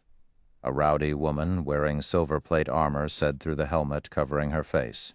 Those first-rate guilds can only prance around before us, since all of us are Tier 3 right now. Once we reach level 120, whether it is those first-rate guilds or that Asura mercenary alliance, I want to see just which one of them will dare continue acting so boldly. What you say is true, but we simply can't play to our strengths right now, a white-haired old man sitting beside the rowdy woman said, shaking his head. We might be able to do something if we are only going up against Asura, but many superpowers are also secretly eyeing us. With the conditions Asura has put out, those superpowers will definitely join forces against us. Those superpowers are indeed a trouble. The rowdy woman stopped acting out of anger after hearing the old man's words. Evidently, she, too, was concerned about the various superpowers working together to target world dominators. That damnable Asura mercenary alliance. How shameless must it be to use its city's privileges to tempt those superpowers? The Abyssal Star Primordial City was simply too tempting of an opportunity to give up. On the one hand, the city was situated next to the Boundary Mountain Range, so it was incredibly advantageous for players seeking to reach level 120 quickly and enter the Boundary Mountain Range. On the other hand, the city's purification effect was astounding, and it was at least several times faster than the NPC cities in the miniature ancient world. With such a purification speed, players could save plenty of rest time. Most importantly, Abyssal Star City was bound to become one of the vital transit points for players seeking to trade between the 2 gods' domains in the future. After all, many precious resources in God's domain couldn't be stored in players' bag space. Players would need to transport these precious resources bit by bit. Hence, they needed to have transit warehouses along their trade routes. Meanwhile, Abyssal Star City, which was located next to the Boundary Mountain Range, could be said to be the most suitable transit point. According to my sources, even the 5 great super guilds are interested in Abyssal Star City. Once their players start to reach level 120 and get promoted to Tier 4, they will most likely begin taking action against the city. An elegant woman dressed in a black mage robe said, smiling, "If we want to deal with Zero Wing, all we need to do is endure until level 120. At that time, Asura's bounty will automatically lose effect."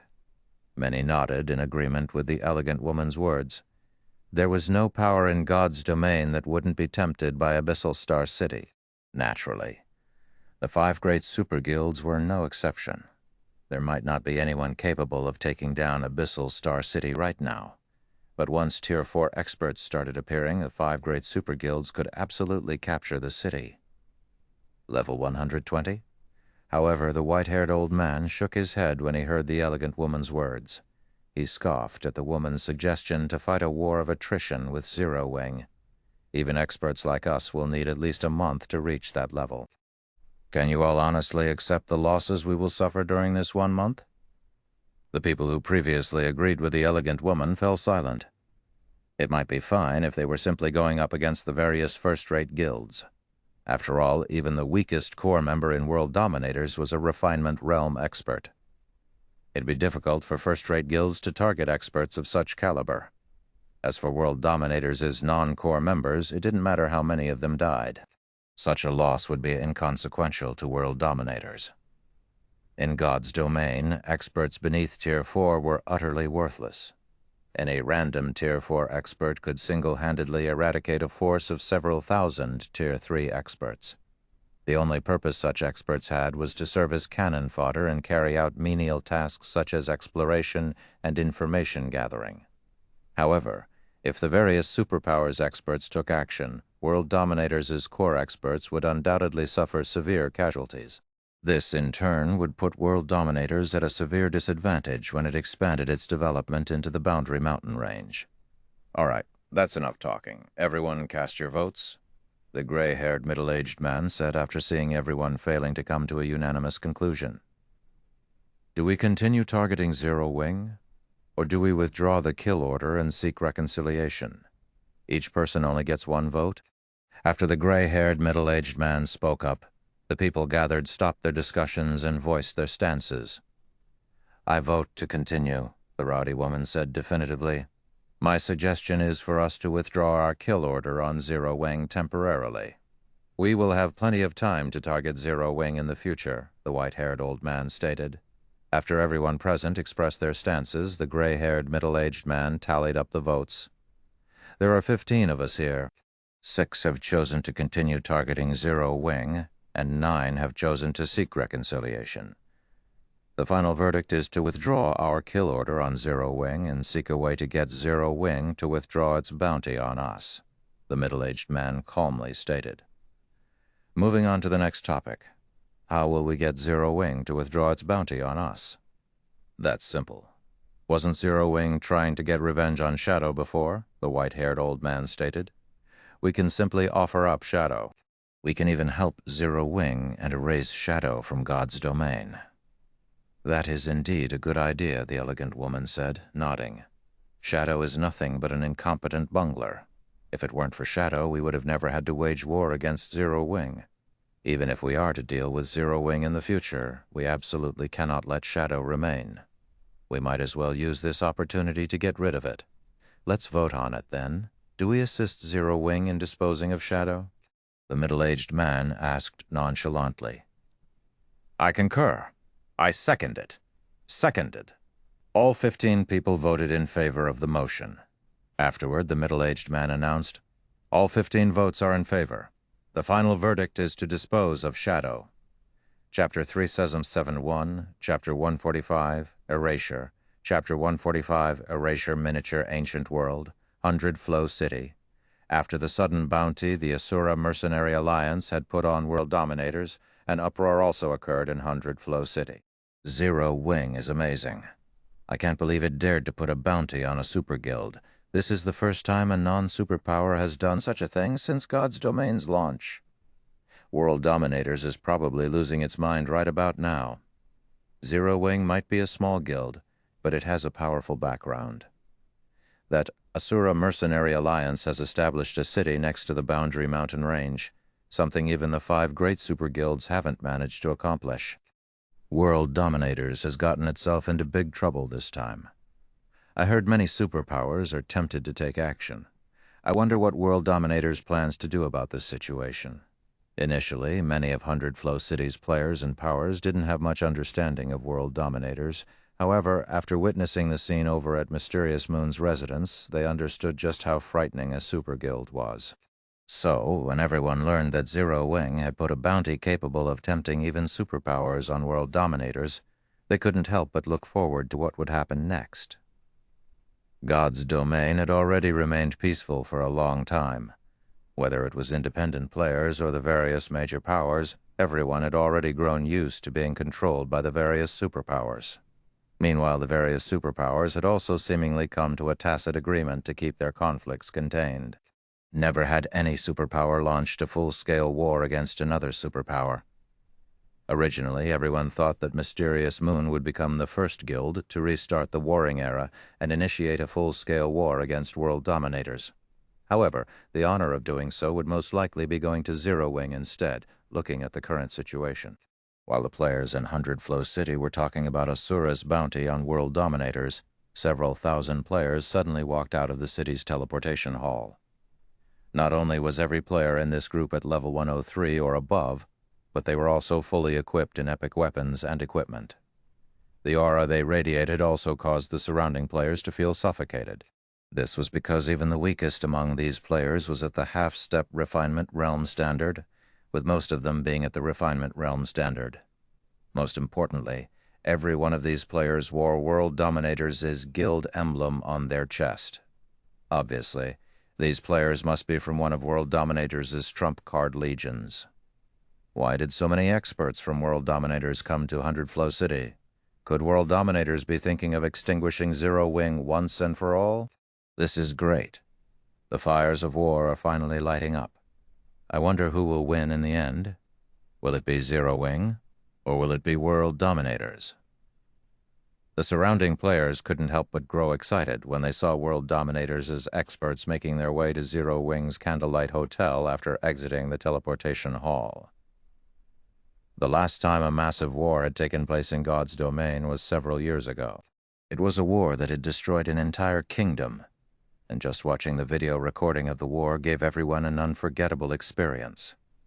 If they could witness such a war taking place with their own eyes, they'd have no more regrets.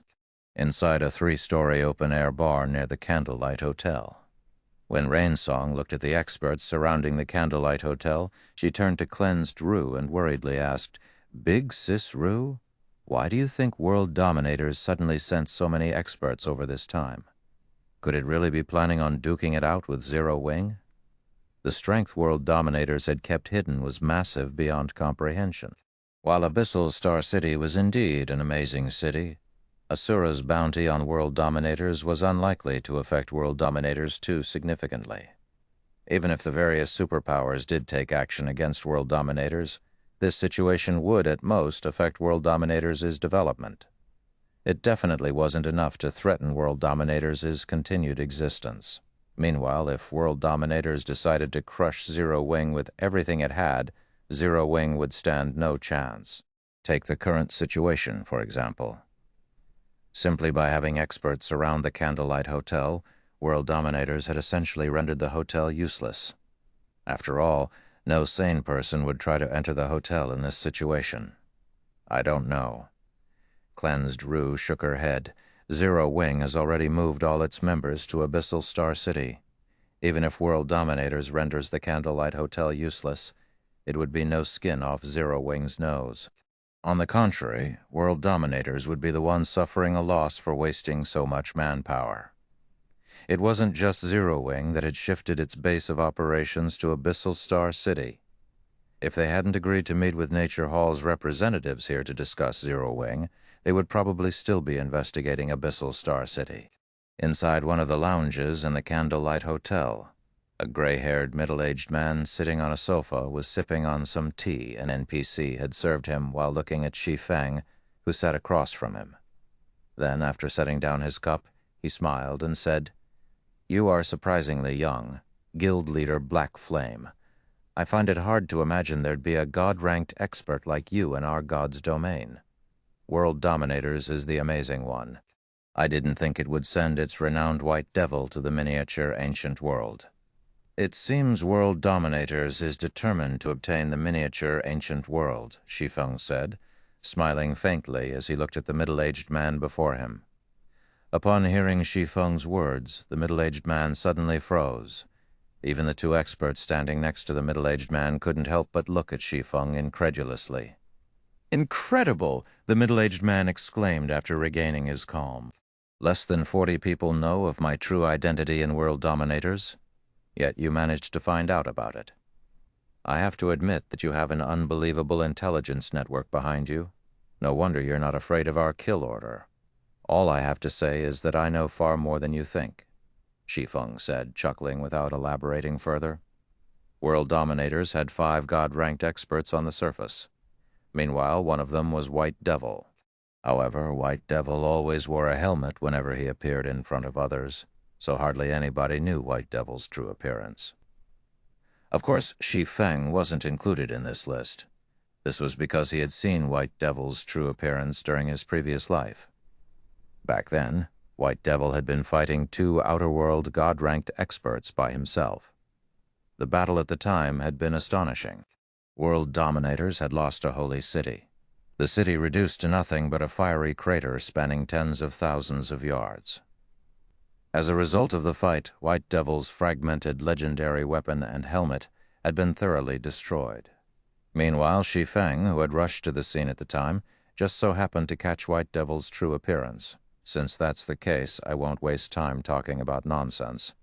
Putting on a serious look, White Devil said, "We are planning on dropping our kill order on Zero Wing.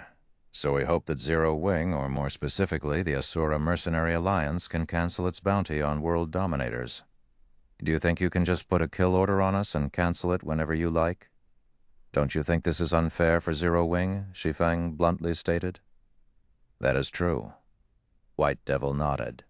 Hence, we plan to give Zero Wing an explanation. What explanation? Shi Feng asked curiously. Aren't you looking to deal with Shadow? In a definitive tone, White Devil said, We will erase Shadow's name from God's domain. What do you think of this condition? Erase Shadow from God's domain? Shi Feng grew a little interested. Although he was more than capable of erasing Shadow from God's domain himself, doing so would require a lot of time. How long will it take? 2 days, White Devil answered without hesitation.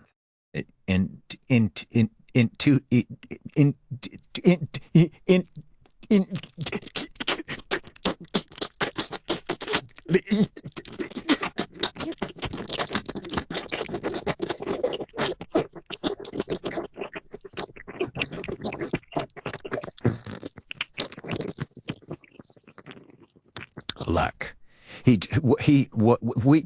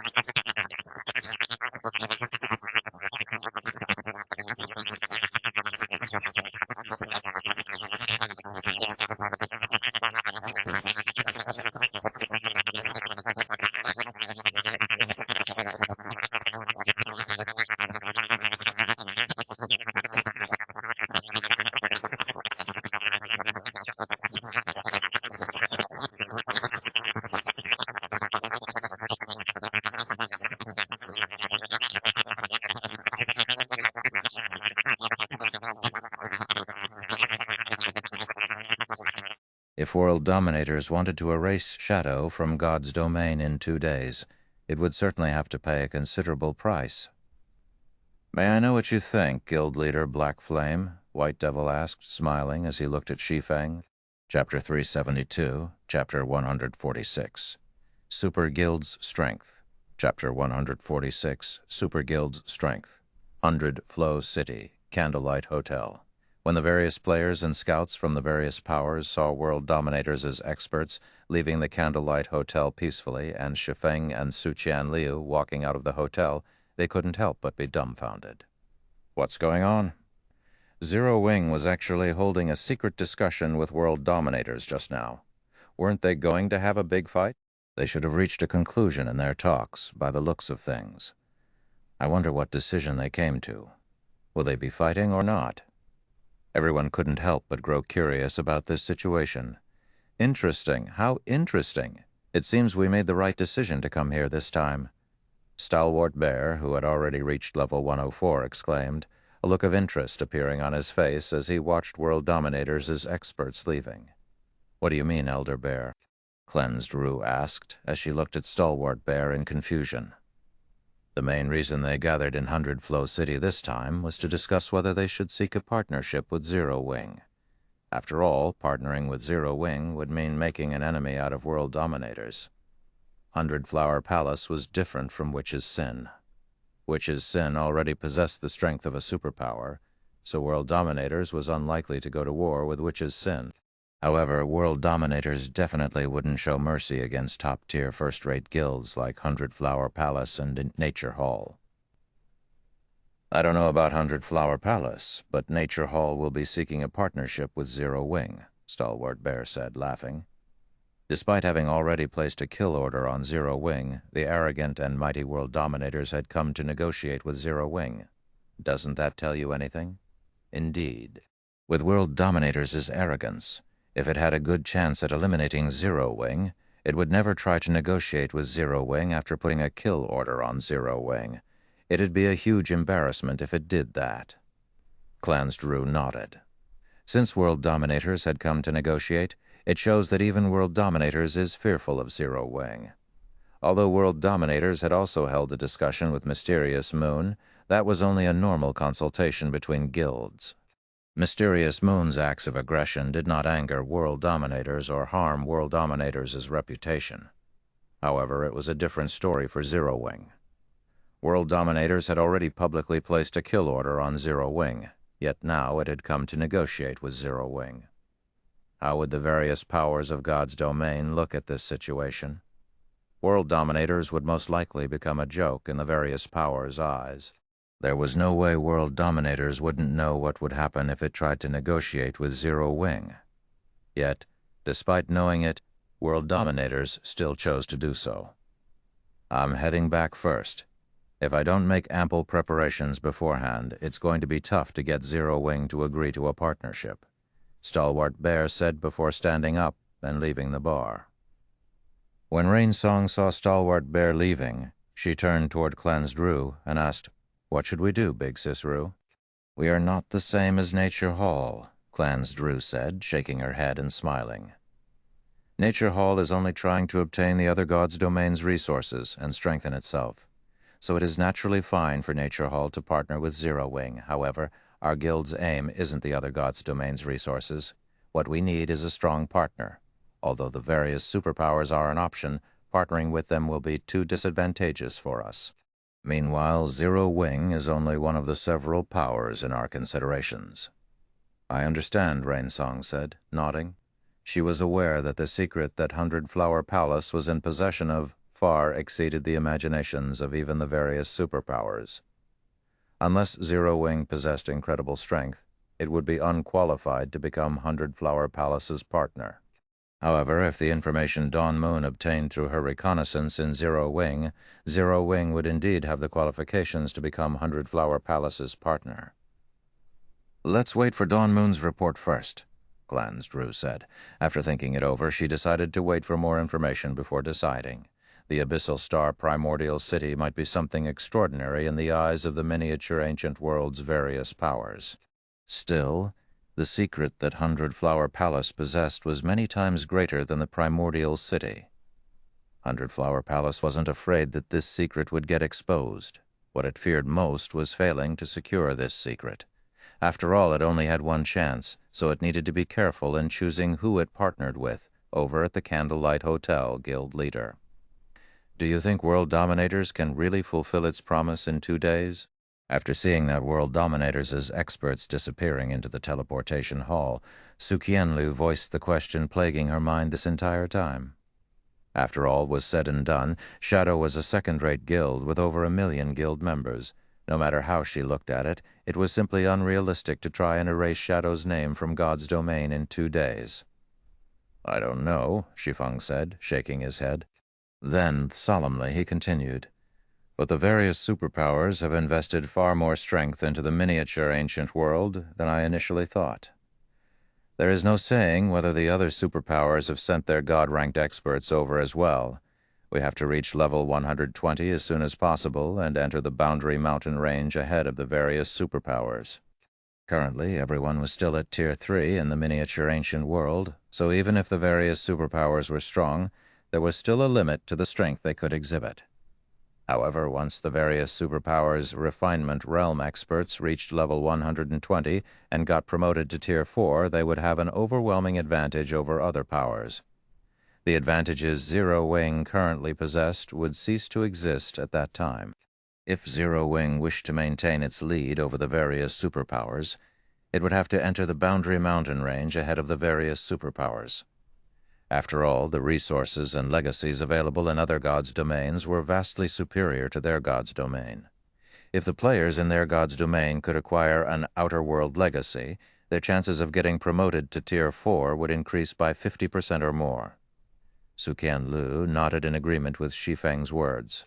Zero Wing might look like it had a good future ahead, but it also had a lot of trouble it needed to face. After all, Zero Wing had already entered the eyes of many superpowers. If Zero Wing wasn't careful, the various superpowers would quickly gobble it up. An hour after Shi Feng concluded his talks with White Devil, World Dominators retracted its kill order on Zero Wing and announced it was no longer affiliated with Shadow. In addition, World Dominators had also announced that it would be erasing Shadow from God's domain. When this news came out, the various powers in God's domain couldn't help but be stunned. Even Lan Heilong was dumbfounded when he learned of this news. He simply couldn't fathom why World Dominators would suddenly go from supporting Shadow to seeking to annihilate Shadow just because of a bounty from the Asura Mercenary Alliance. Shortly after World Dominators' announcement, every one of Shadow's members in the miniature ancient world began hiding in the various NPC cities. So long as they dared to set foot outside, World Dominators' experts would swiftly kill them. Things were even worse for Shadow on the main continent. World Dominators' experts would attack Shadow's members regardless of the location, and even those hiding in the imperial capitals of empires were not safe from attacks. Tier 6, God-ranked expert, had also destroyed all 10 of Shadow's city-states in just one short day. Moreover, just like World Dominators had stated in its announcement, it didn't just stop at causing devastating damage. It had thoroughly erased these city-states from the face of the continent. After just one night, Shadow had lost all of its guild cities. Even its residences inside NPC cities were flattened. Before one full day had even passed, Shadow had already become nothing more than an empty shell of a guild. Almost all of its non-internal members had withdrawn. As for Shadow's internal members, they didn't even dare log into God's domain.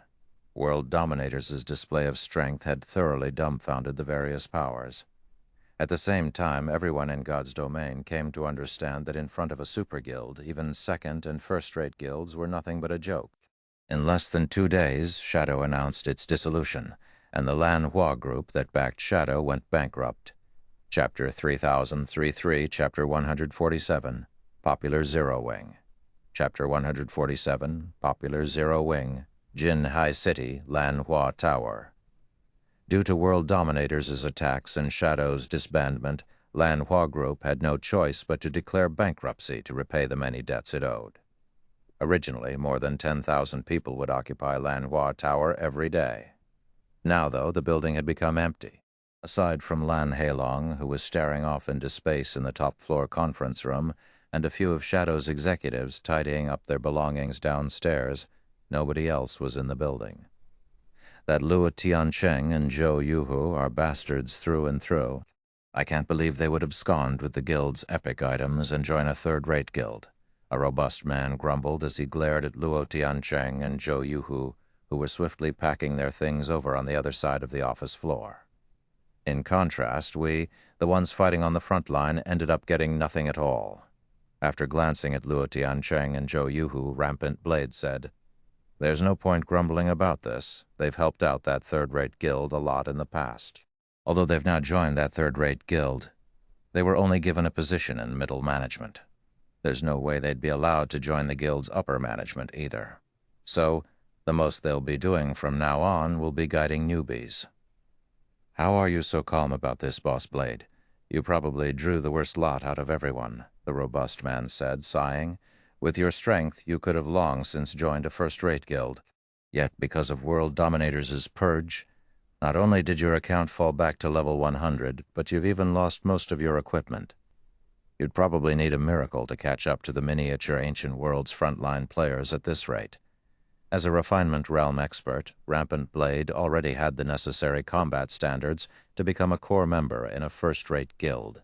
However, because of his severe loss in level and equipment, even if he managed to get into a first-rate guild, he'd have a hard time catching up with the current level of even first-rate experts. "Do you have any plans after this, Stone?" Rampant Blade asked. "Me?" The robust man who Rampant Blade addressed as Stone shook his head. "You know as well as I do what kind of combat standard I have. The best I can do is reach the Trial Tower's 7th floor. Coupled with my age, I'd be fortunate if I can get a team leader position even if I join a third-rate guild. In the current God's domain, the various guilds placed more importance on recruiting newcomers with great potential than veteran experts with good strength. Even if there was no longer a need to worry that he might be a spy for Shadow, there was no way he could ever become a core member, even if he joined a third-rate guild. At best, he could become an ordinary internal member." "Are you interested in joining Zero Wing with me?" Rampant Blade asked, smiling. "Join Zero Wing?" Stone froze when he heard Rampant Blade's words. Then, looking at Rampant Blade incredulously, he asked, "Can I really join Zero Wing?" The current Zero Wing was a famous guild that many players wished to join in the miniature Ancient World.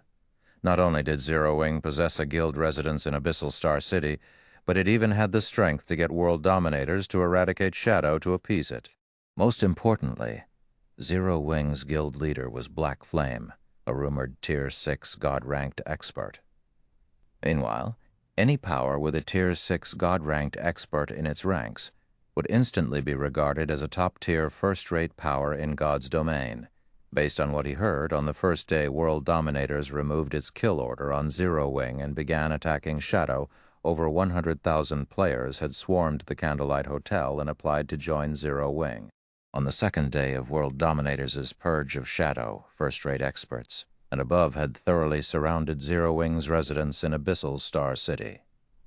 The situation had gotten so bad that the street outside Zero Wing's residence and 3 other neighboring streets were crowded with players.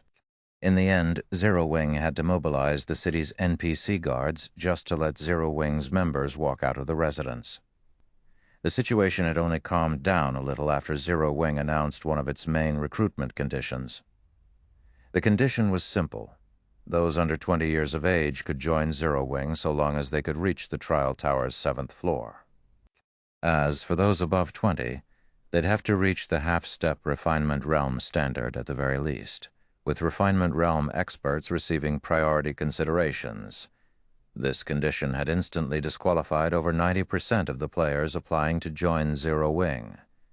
It was no exaggeration to say that this entry requirement was even more stringent than the various superpowers. However, even with this harsh condition, there was still a long line of players waiting outside Zero Wing's residence and the Candlelight Hotel. Blackie sent me an invitation hoping that I could join Zero Wing. He also hopes that I can bring some of Shadow's main force members over, Rampant Blade said, nodding. "How about it? Interested?" "Yes, I'm interested. Of course I'm interested." Stone hurriedly nodded, his face full of excitement. It seems I'll get to continue fighting alongside you in the future as well, Boss Blade. For a veteran guild player like him, he'd have a lot of concerns when joining a new guild, so it'd be much more assuring to have an old acquaintance as his superior. Not to mention, this was an invitation to join Zero Wing. This was an opportunity that countless experts sought to obtain. Okay. Help me invite the other main force members as well, but make sure to leave out those close to Lan He Long. Those who join Zero Wing initially are all people with a grudge against Lan He Long. I don't want to cause a scene after joining Zero Wing, Rampant Blade said, nodding. Don't worry, Boss Blade. I know what to do, Stone said, laughing. Immediately afterward, Stone began going around the office, visiting Shadow's main force members one after another. Apart from Lan He Long's close confidants, he had invited almost everyone in Shadow's main force to join Zero Wing. Meanwhile, everyone who received the invitation to join Zero Wing couldn't help but grow ecstatic. Damn it, that despicable Zero Wing. Luo Tiancheng's eyes were full of envy when he saw Stone approaching the other people in the office and inviting them to join Zero Wing. We only sided with Lan He Long because we didn't have a choice. Shi Feng is just being petty. Meanwhile, Zhou Yuhu was also envious of this situation. At the same time, he also secretly cursed Zero Wing to have a bad future. However, irregardless of what Luo Tiancheng and Zhou Yuhu felt about the situation, Rampant Blade and several dozen members of Shadow's main force left Lanhua Tower with smiles on their faces. Then, they promptly made their way to Zero Wing's temporary office located inside the God's Domain Alliance's building. Chapter 307 Fort, Chapter 148, Snow Goddess Appears. Chapter 148, Snow Goddess Appears, Misty Canyon, Abyssal Star City. As players could only purchase the teleportation scrolls for Abyssal Star City on the first day of the city's opening, the number of players in the city had fallen dramatically. The only combat players that remained in the city were the various first-rate powers and superpowers peak experts. These were the only combat players capable of grinding in the level 110 maps near the Misty Canyon, albeit just barely. Aside from combat players, the various powers merchant players also chose to remain in the city to complete the daily material collection quests and reputation quests the Asura Mercenary Alliance issued. They relied on these quests to accumulate the Mercenary Alliance's contribution points and try to become a bronze member as soon as possible. One could say that aside from Zero Wings and Witches' Sins members, none of the players present in Abyssal Star City was an ordinary individual. Even so, Abyssal Star City's player population still exceeded 1 million. It was no exaggeration to say that Abyssal Star City was already the #1 city in the miniature ancient world. Can we really participate in this guild activity, Boss Blade? Stone, who was only a level 100 shield warrior, asked Rampant Blade after arriving at Zero Wing's residence using a guild transfer scroll. Currently, nearly 200 players were gathered in the courtyard of Zero Wing's residence. Aside from them, ex-members of Shadow, everyone else was either at level 103 or level 104. Moreover, most of these players looked like they were only 20 years old, and every one of them was either at the half-step refinement realm or refinement realm already. This situation was unnerving for the ex-members of Shadows. I think so, Rampant Blade said hesitantly. He similarly felt stressed when he looked at the youngsters around him. In Shadow, a refinement realm would be regarded as one of the guild's top combatants without question. Even first-rate guilds would treat their refinement realm experts as mid-level mainstays. After all, in the average first-rate guild, there would only be several hundred refinement realm experts out of the several million members in the guild. However, despite being a refinement realm expert, Rampant Blade felt that he was nothing but an insignificant existence in the current Zero Wing. It was even worse for the other ex-members of Shadow. While Rampant Blade and the others were feeling stressed over their situation, a group of a dozen or so players walked out of the guild hall. Rampant Blade spotted two familiar faces among these players, Blackie and Su Qianliu. However, when Rampant Blade saw Blackie and Su Qianliu, he couldn't help but feel a sense of distance, specifically the massive distance in strength and levels between them. Currently, both Blackie and Su Qianliu had already reached an astonishing level of 107. Upon seeing their levels, Rampant Blade couldn't help but lose the will to live. It should be known that even the various superpowers peak experts were only at level 104, and they'd still need at least 2 days to reach level 105.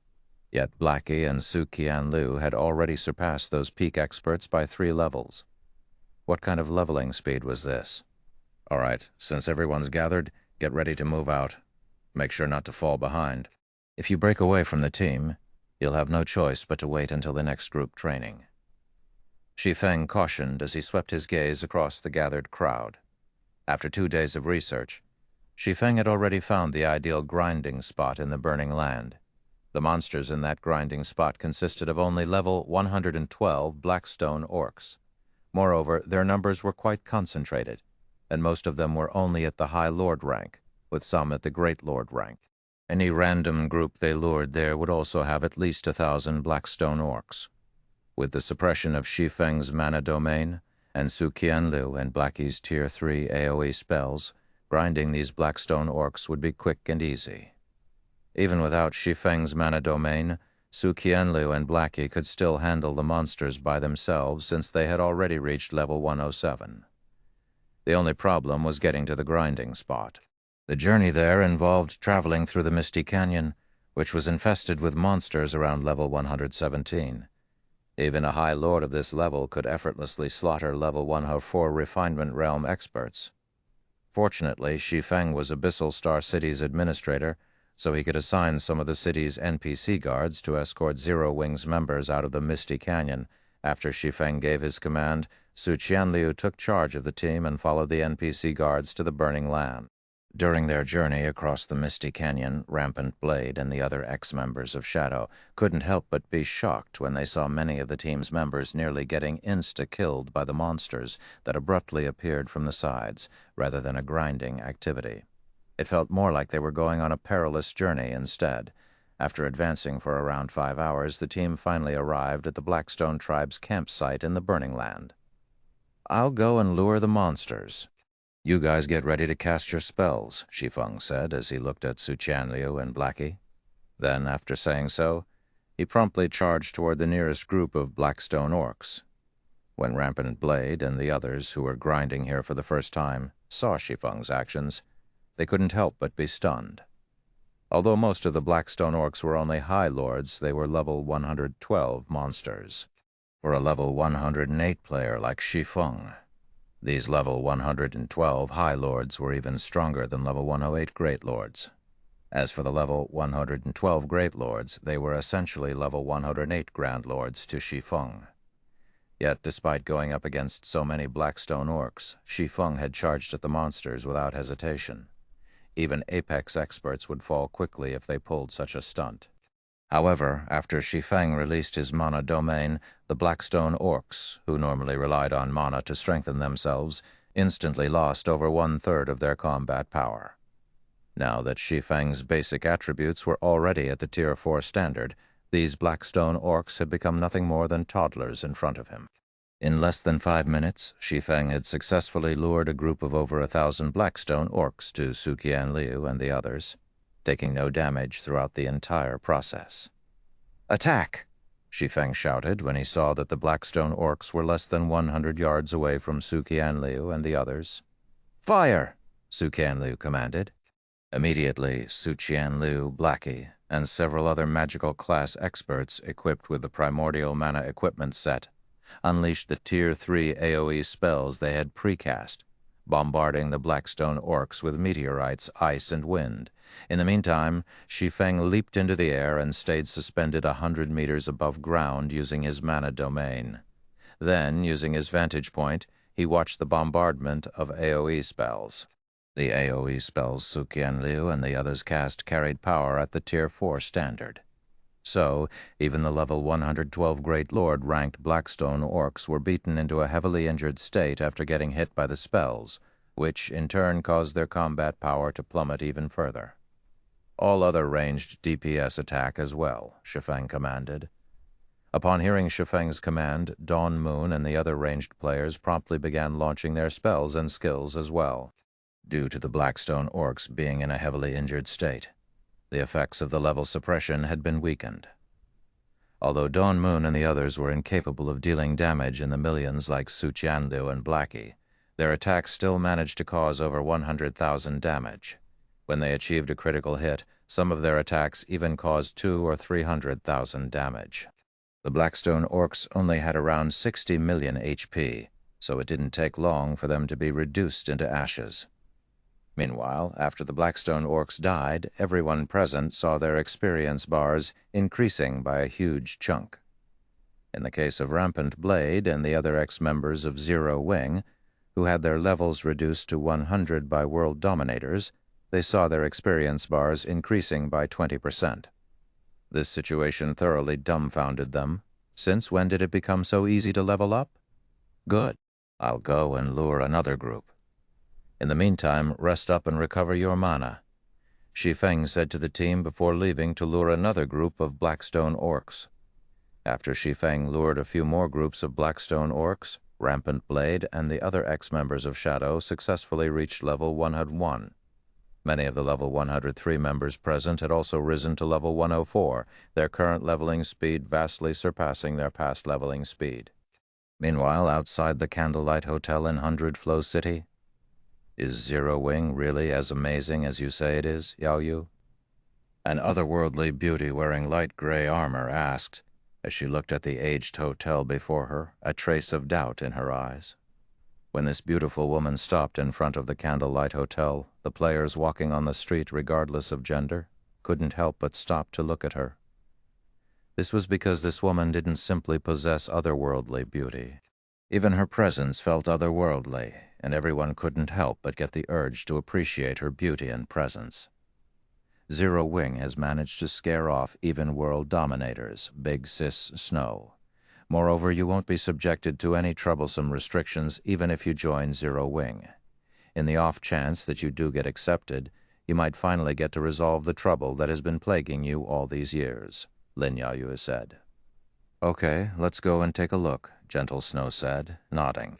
Chapter 3075, Chapter 149. Meeting Gentle Snow for the first time, Chapter 149. Meeting Gentle Snow for the first time. Burning Land, Blackstone Orcs campsite. After grinding Blackstone Orcs for several hours, Zero Wing's members saw an increase in their levels. It was especially true for Rampant Blade and the ex-members of Zero Wing. Despite being at level 100 just a few hours ago, they were now level 103. This was due to the significant EXP bonuses they received as a result of the difference in levels between them and the monsters. As for the other players in the team, although not as significant as the ex-Zero Wing members, all of them still leveled up once. Even Shi Feng had leveled up once, reaching level 109. It wouldn't be an exaggeration to say that Shi Feng's power leveling rivaled the power leveling provided by Tier 4 experts on the main continent. While Shi Feng was taking a break after just defeating another group of Blackstone orcs, the sound of a message notification suddenly entered his ears. Lin Yaoyu is here. Shi Feng smiled when he saw the contents of the message Blackana, the Candlelight Hotel's manager, sent him. Shi Feng had granted Blackana a certain degree of authority over the Candlelight Hotel. In addition, so long as someone he listed as important visited the Candlelight Hotel, Blackana would message him and inform him immediately. Currently, there were only 3 people Shi Feng had listed as important: Galaxy Past, Hidden Soul, and Lin Yaoyu. In Shi Feng's eyes, Lin Yaoyu was a magical genius. While the average domain realm expert might not be able to notice this detail, Shi Feng could sense it clearly. Lin Yaoyu possessed an incredibly high affinity with mana. Even though she was only Tier 3 right now, her perception toward mana was already nearing the Tier 5 standard. The odds of someone having such a talent were less than 0.01%. Had Lin Yaoyu joined a superpower instead of a first-rate guild like Mysterious Moon, she would have probably gained a mana domain already by now, and her combat power would surpass even Galaxy Past. Everyone is close to reaching their corrosion threshold already, Guild Leader Su Qianlu reminded Shi Feng after looking at Rampant Blade and the others. Judging by their complexions, it was clear that they were no longer at peak mental performance. Compared to the maps located near NPC cities, the foreign energy present in the burning land was much denser. As a result, players' bodies also get corroded much more quickly. Meanwhile, in addition to putting players in a hungry and energy-deprived state, the corrosion of foreign energy would also drain a person's mental state. In addition, once a player's corrosion threshold reached a certain level, they would quickly die if they didn't return to a city to rest. The foreign energy present in God's Domain's level 100+ maps was also the main factor restricting a player's leveling speed. Due to the presence of this foreign energy, players could not grind for as long as they wanted. After factoring in travel and recovery times, even if there were 48 hours in a day in God's Domain, the average player could only spend around a dozen of those hours grinding and leveling up in a level 100+ map. The situation was even worse in the Burning Land. Even a player with a gold mana body could at most last around 13 or 14 hours here. As for those with bronze and silver mana bodies, they couldn't even last 10 hours here. "Okay, let's head back and rest, then," Shi Feng said, nodding. The current leveling speed of Zero Wing's members was already beyond everyone else in God's Domain. After all, Zero Wing's members had Abyssal Star City's NPC guards escorting them to the border of the Burning Land. They had a huge advantage over the various superpowers teams that had to travel out of the Misty Canyon by themselves. Rampant Blade and the others sighed in relief when they heard Shi Feng's words. At the same time, they couldn't help but be amazed by Shi Feng, Suqian Liu, and the other executives of Zero Wing. While they were having trouble controlling their bodies due to their hunger and mental fatigue, Shi Feng and the other executives of Zero Wing only looked a little tired. Shi Feng in particular behaved no differently than usual, and he could still toy around with the Blackstone Orcs with little effort. Subsequently, Suqian Liu and the others took out a guild transfer scroll and teleported back to Zero Wing's residence in Abyssal Star City. As for Shi Feng, he used a return scroll for 100 Flow City. "We are hosted Nov Thriel. Find us on G0 Glol, 100 Flow City, Candlelight Hotel. The mana here sure is dense. It's much denser than the other hotels in 100 Flow City," Gentle Snow exclaimed while sitting in the Candlelight Hotel's reception room. "I can even feel the foreign energy in my body getting purified much more quickly. It's no wonder even World Dominators is fearful of Zero Wing." Increasing the mana density of an area was a challenging task in God's Domain. Moreover, the higher the density, the greater the difficulty. The miniature ancient world originally possessed a rich mana environment already, and it was close to matching the various superpowers' holy lands on the main continent. Yet the Candlelight Hotel had managed to further improve this already dense mana by a large margin, creating a mana environment that was superior to even that of the various superpowers' holy lands. On top of that, the Candlelight Hotel's environment could also accelerate the purification of foreign energy. Not even the various superpowers could produce such a mana environment in the current God's Domain, yet Zero Wing had accomplished it. This is nothing, Big Sis Snow. Whether it is the mana density or the foreign energy purification rate here, both are only a fraction of what is available in Abyssal Star City, Lin Yaryu said. Then, with a look of envy, she continued, "Currently, all of Zero Wing's members are operating from Abyssal Star City. Their development rate is significantly faster than players like us who can only operate around NPC cities. Every player in the miniature ancient world was looking to reach level 120 as soon as possible. It was so that they could enter the Boundary Mountain Range and become the first to capitalize on the resources of two gods' domains. Meanwhile, Abyssal Star City was undoubtedly the easiest solution to achieve this goal. Because of this, Lin Yaoyu had come to join Zero Wing as an outer member. In addition, she had also persuaded Gentle Snow to join Zero Wing with her. Currently, there were only 2 guilds garrisoned in Abyssal Star City, and all members belonging to these 2 guilds could freely enter the city. Meanwhile, so long as the 2 of them became Zero Wing's outer members, they too could freely enter Abyssal Star City. Although Lin Yaoyu wouldn't be able to teleport into Abyssal Star City directly, since she was still a member of Mysterious Moon, that wasn't a problem for Gentle Snow. Gentle Snow didn't have a guild, so she could join Zero Wing and purchase Zero Wing's guild transfer scrolls. While Lin Yaoyu and Gentle Snow were talking, the reception room's door suddenly opened. Then a cloaked young man walked into the room, and this person was none other than Shi Feng. Gentle Snow. Shi Feng was stunned when he saw the incredibly familiar woman sitting inside the reception room. Chapter 3076, Chapter 150. Zero Wing is a little strong. Chapter 150, Zero Wing is a little strong. Shi Feng was incredibly familiar with Gentle Snow, the snow goddess. She was one of Zero Wing's vice guild leaders during his previous life. She was also one of Zero Wing's earliest members to reach Tier 6. She had even reached the Beyond Domain realm in terms of combat standards. In short, she was one of Zero Wing's strongest combatants. Originally, Shi Feng had thought of seeking out Gentle Snow in this timeline. However, Gentle Snow had long since disappeared from God's domain in this timeline. Nobody knew why she had disappeared from God's domain either. Gentle Snow was publicly recognized as an expert with the potential to reach Tier 6 and create all sorts of legendary feats in God's domain. So, when she disappeared all of a sudden, many people found the situation a pity. Shi Feng never thought he could meet Gentle Snow again in this life. Mr. Black Flame? Lin Yaoyu couldn't help but look at Shi Feng oddly when she saw the stunned look on his face. It was true that Gentle Snow was as beautiful as a fairy. If she were to appear in public without hiding her appearance, she would mesmerize many people with her beauty. This was true for both men and women. However, the charm of her beauty was only limited to ordinary people. Lin Yaoyu did not believe that a Tier 6 God-ranked expert like Shi Feng would be fascinated by Gentle Snow's beauty and temperament. There was simply no way that could happen. Lin Yaoyu was aware that Shi Feng had previously met with the Frost Flame goddess Cleansed Rue, and she was in no way inferior to Gentle Snow when it came to beauty and temperament. Yet not only did Shi Feng not show any reaction to Cleansed Rue's beauty, but he had even caused Hundred Flower Palace and Nature Hall to suffer a huge loss without hesitation.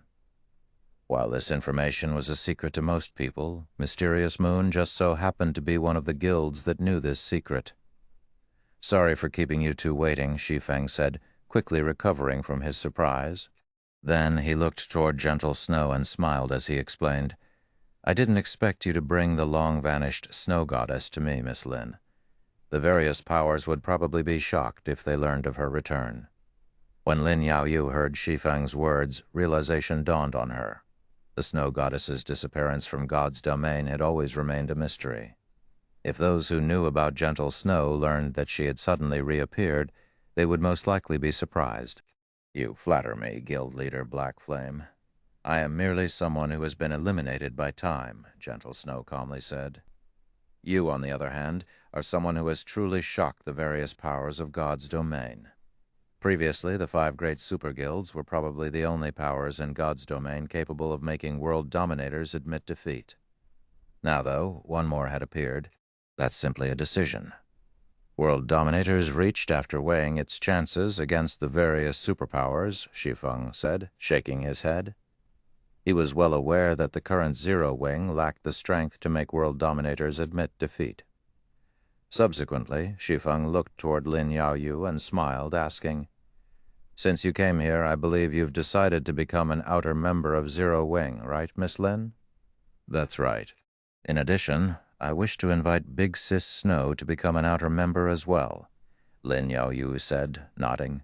"Although Big Sis Snow hasn't played God's domain for many years already, I assure you that her combat standard has not deteriorated." In reality, Lin Yaoyu had been a little apprehensive in inviting Gentle Snow to join Zero Wing. Currently, Gentle Snow was only level 103 and geared in level 100 dark gold equipment. While she might be a Void Realm expert, it'd take her a lot of time and effort to catch up to the progress of the various superpowers experts with her lack of level and equipment. At the very least, Gentle Snow wouldn't be of any use to Zero Wing in the short term. Meanwhile, Zero Wing was currently overflowing with talents. As evidence, players seeking to join Zero Wing needed to be at the half-step Refinement Realm standard. Older players even needed to be at the Refinement Realm standard to have a chance at joining Zero Wing. Not to mention, Zero Wing could mass-produce the primordial mana equipment set. So long as a refinement realm expert donned that set, they would instantly gain strength nearing the Tier 4 standard. This was a standard that even most peak experts had difficulty achieving in the current miniature ancient world. I know. I have a lot of faith in Miss Snow's strength, Shi Feng said, chuckling when he saw the anxiety on Lin Yaoyue's face. Also, I've already said that I won't force you to do anything, even if you join Zero Wing. Our relationship is only a business transaction. You'll help Zero Wing complete quests, while Zero Wing will provide you with the resources necessary for your growth. What kind of quests you complete, what kind of resources you obtain, and how far you can grow depends on you. Of course, if you are willing to become an official member of the Zero Wing Alliance, you'll receive assistance far beyond what is available to outer members. In exchange, though, you'll have to shoulder a few more restrictions. A few more restrictions? Lin Yaoyu was tempted by Shi Feng's words. May I know what these restrictions are, currently? Gentle Snow did not possess any background or backing. She had to rely on herself for everything in God's domain. Although Lin Yaoyue held an executive position in Mysterious Moon and was regarded as a priority target for nurturing, the resources she could access were still very limited. At most, she could get a few pieces of epic weapons and equipment for Gentle Snow. However, such items simply weren't enough to help Gentle Snow achieve rapid growth. However, if Gentle Snow could receive Zero Wing's support, she might just be able to achieve a qualitative transformation. That way, she might get some relief from the problems plaguing her. Official members of the Zero Wing Alliance cannot refuse some of the more important quests and commissions. Of course, you will only be required to take on such quests and commissions 4 times a month. Moreover, these quests and commissions would typically award you with lucrative amounts of contribution points upon completion, Shi Feng explained.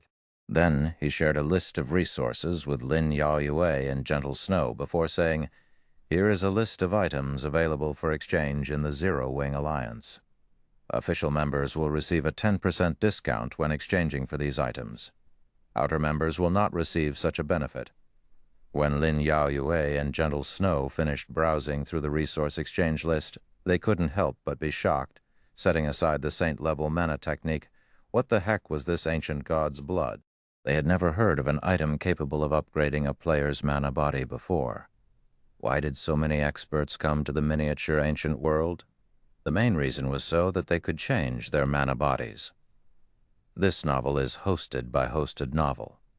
The mana body was a crucial factor that decided a player's future tier. The reason so many experts were unable to reach Tier 4 and Tier 5 was mainly because the rank of their mana bodies was too low.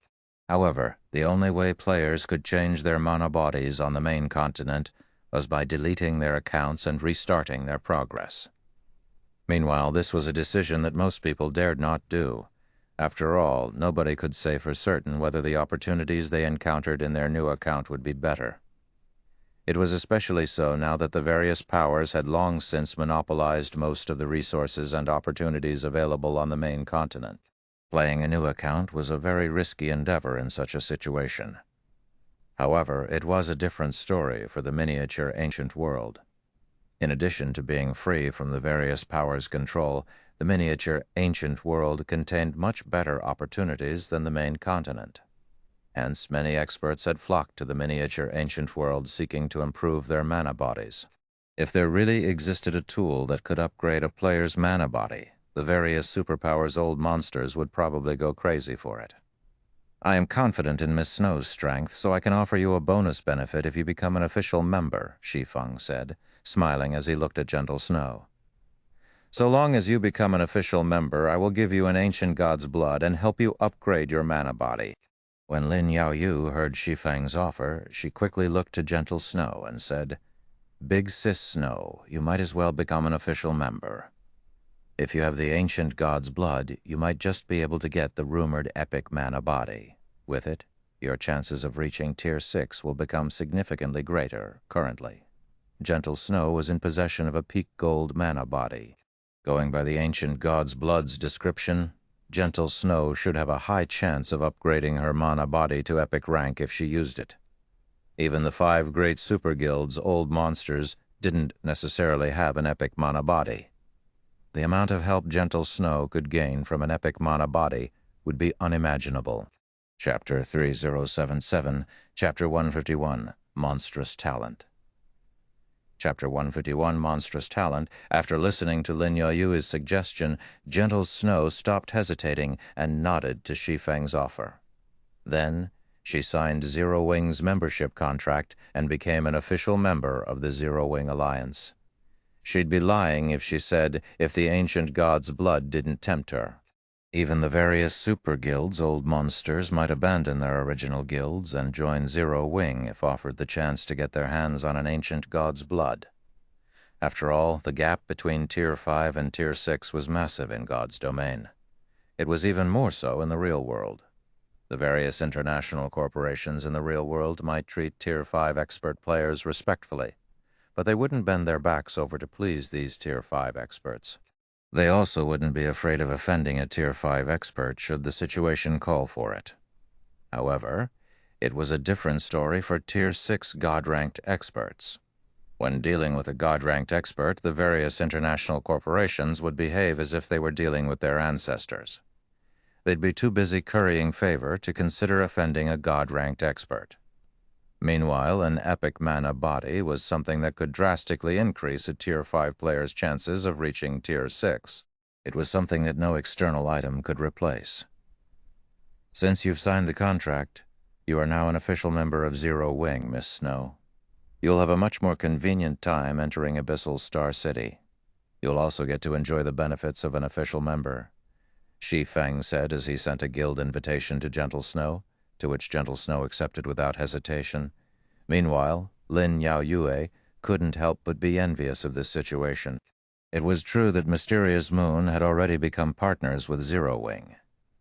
In addition, all of Mysterious Moon's members had also joined the Asura Mercenary Alliance already.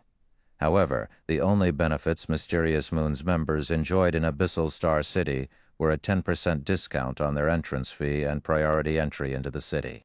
If Mysterious Moon's members wanted true freedom in entering Abyssal Star City, they'd have to join Zero Wing or Witch's Sin or become a bronze member in the Asura Mercenary Alliance. However, a lot of contribution points were needed to become a bronze member.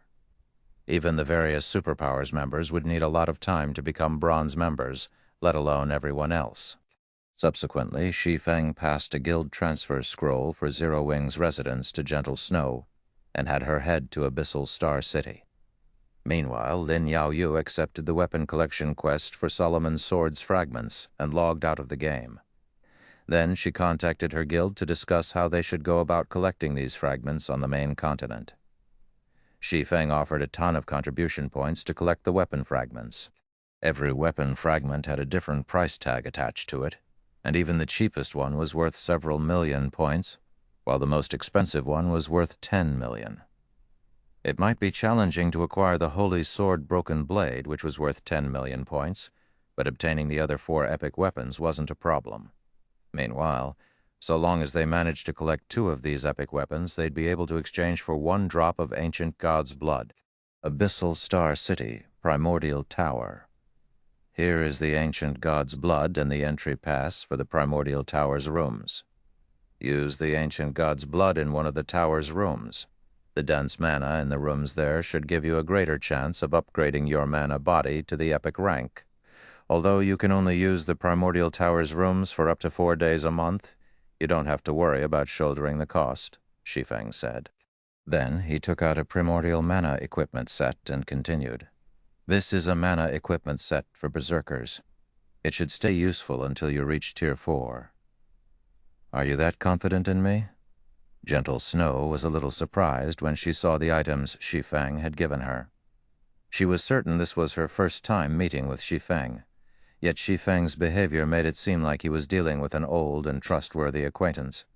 Gentle Snow was aware of the Primordial Tower's room's existence. According to Lin Yaoyue, members of the Asura Mercenary Alliance would only qualify to use the Primordial Tower's rooms after elevating their membership status to bronze rank. Bronze members were only allowed to use the rooms for 1 hour a day, while silver members and gold members could use the rooms for 2 and 4 hours, respectively. Yet her entry pass granted her access to the rooms for 4 full days a month. Considering that there were 48 hours in one god's domain day, she could access the rooms for even longer than the Asura Mercenary Alliance's gold members. "It's not confidence," Shi Feng said, shaking his head. "I know you have such strength. The Zero Wing in his previous life had 5 great experts, and Gentle Snow was one of them. Every one of Zero Wing's 5 great experts had strength rivaling Tier 6 gods back then. It was also for this reason that Zero Wing could become the #1 guild in their god's domain. I have such strength." Gentle Snow felt confused and surprised when she heard Shi Feng's words. Did she really have the strength to warrant such extravagant benefits? However, Shi Feng simply chuckled and had Gentle Snow enter the primordial tower. Meanwhile, after entering one of the miniature worlds in the primordial tower, Gentle Snow couldn't help but be shocked by the miniature world's environment. This place didn't just have dense mana. It was essentially a holy land for learning about the operating principles of mana. Even without trying, she could clearly perceive the operating principles of the mana flowing around her. No wonder he's so confident in me. Gentle Snow didn't know whether to laugh or cry when she recalled Shi Feng's trust in her. Zero Wing's training resources had indeed surpassed her imagination. While standing in this miniature world, she felt that she was only one step away from fulfilling the conditions to reach Tier 6. Correspondingly, if she still couldn't reach Tier 6 with the help of such an environment, she'd probably have no hopes of doing so for the rest of her life. Gentle Snow quickly shook her head and stopped thinking. After raising the miniature world's mana density to the maximum, she promptly consumed the ancient god's blood and focused on upgrading her mana body. Around 10 minutes later, Gentle Snow's mana suddenly skyrocketed in intensity. As a result, the mana her body passively radiated also began taking on a misty form. A day later, the mana inside the miniature world seemingly found its ruler as it frantically gathered around Gentle Snow. Meanwhile, the concentration of mana also caused the temperature in Gentle Snow's vicinity to plummet. When Gentle Snow eventually stepped out of the miniature world, her presence dumbfounded Su Qianliu and Blackie, who had come to train in the primordial tower. A mana domain? If I remember correctly, isn't she a new member who just started training in the tower yesterday? Where did the guild leader find such an expert? Su Qianliu and Blackie were no longer ignorant about mana domains. So, they quickly recognized that Gentle Snow's mana domain wasn't a pseudo-mana domain. Instead, it was a true mana domain that players could typically only gain at Tier 4. Meanwhile, 2 conditions needed to be met for a Tier 3 player to obtain such a mana domain. The first condition was to be at the Grandmaster Magician standard in mana control. The second condition was to have an epic mana body. Experts capable of meeting both conditions were exceedingly rare, even among the various superpowers, yet now Zero Wing had 2 such experts. "Why did you suddenly call for me, guild leader?" Gentle Snow curiously asked after entering the guild leader's office in Zero Wing's residence, search-hosted novel for the original. 100 Flower Palace's vice guild leader Cleansed Rue suddenly contacted me asking for Zero Wing's help, and the payment she offered is something I cannot refuse. However, 100 Flower Palace only needs 2 of Zero Wing's strongest combatants for this job. "Now that you are a part of Zero Wing, I plan to take you with me," Shi Feng explained as he set aside the documents in his hands. "I will give you 5 million points for taking this quest." Chapter 3078, Chapter 152, Outside of God's Domain. Chapter 152, Outside of God's Domain. 5 million points for 1 mission. Gentle Snow couldn't help but look at Shi Feng in shock. The Zero Wing Alliance's contribution points were incredibly valuable.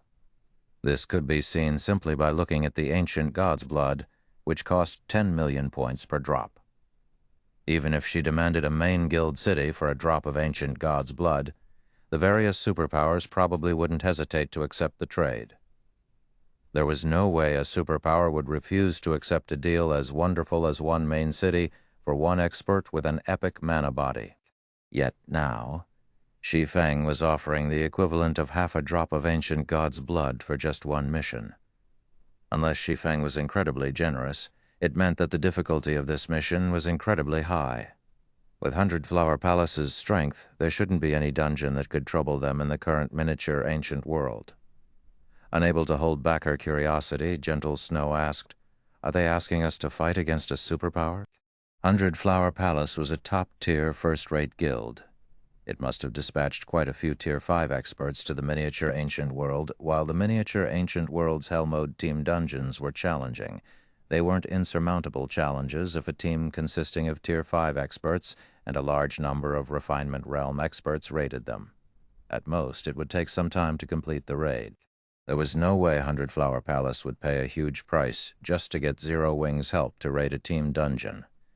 Not to mention, this was a price even Zero Wing could not refuse. The only possibility Gentle Snow could think of was that 100 Flower Palace was facing a problem similar to Mysterious Moon in that it was competing against a superpower for resources. No, they're only asking for help to raid a somewhat special secret land, Shi Feng said, shaking his head. Raiding a secret land? Yet 100 Flower Palace is only offering 2 slots to Zero Wing. Gentle Snow couldn't help but grow even more confused. What is 100 Flower Palace thinking? There were indeed certain secret lands with extraordinarily high difficulty. There were even some secret lands that superpowers couldn't necessarily raid independently. However, a secret land would typically have a maximum entry limit of 100 players or more. This novel is hosted by Hosted Novel. It was true that Zero Wing didn't have many experts with great combat standards. However, Zero Wing had the primordial mana equipment sets. If Zero Wing equipped its Refinement Realm experts with these sets, it would have several dozen experts with near Tier 4 strength. While 100 Flower Palace had many experts, those possessing near Tier 4 strength probably didn't amount to more than a handful. So, Gentle Snow had a hard time understanding why 100 Flower Palace was only asking Zero Wing for 2 players. When hiring an outside power to help raid a dungeon or secret land, one would typically pay based on the success or failure of the raid. Rarely anybody would accept payment based on head count. Since 100 Flower Palace wanted to raid a secret land, the normal decision for it to make would be to assign as many slots as possible to Zero Wing. Or was 100 Flower Palace so confident that Zero Wing could complete the secret land with just 2 players? I already said this secret land is somewhat special, Shi Feng said, chuckling. Moreover, the raid this time won't just involve Zero Wing and 100 Flower Palace. It will also involve many experts from another god's domain. These are all the slots 100 Flower Palace can take out for now. Many experts from another god's domain. Gentle Snow was shocked by Shi Feng's words. How is this possible? The Boundary Mountain Range has yet to open.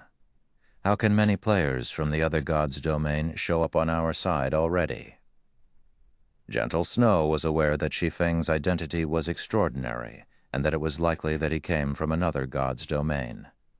However, the various gods' domains were strictly separated from each other. It might be possible for one player to appear in their god's domain, but it shouldn't be possible for many Outer World players to appear right now. No, it's not the other god's domain connected to the miniature ancient world, but a completely different one instead, Shi Feng said, shaking his head. The stratified abyssal realm, I doubt you've heard of this name before, but this is a special space that connects the endless abyss with the many worlds of God's domain. It is also one of the few places that allow players from the many worlds of God's domain to gather and interact with each other. The only problem is that it has a strict level limit, and players are prohibited from entering it once they exceed the level limit. 100 Flower Palace obtained a key that grants access to a special secret realm by chance, and that secret realm houses a pathway leading to the stratified abyssal realm.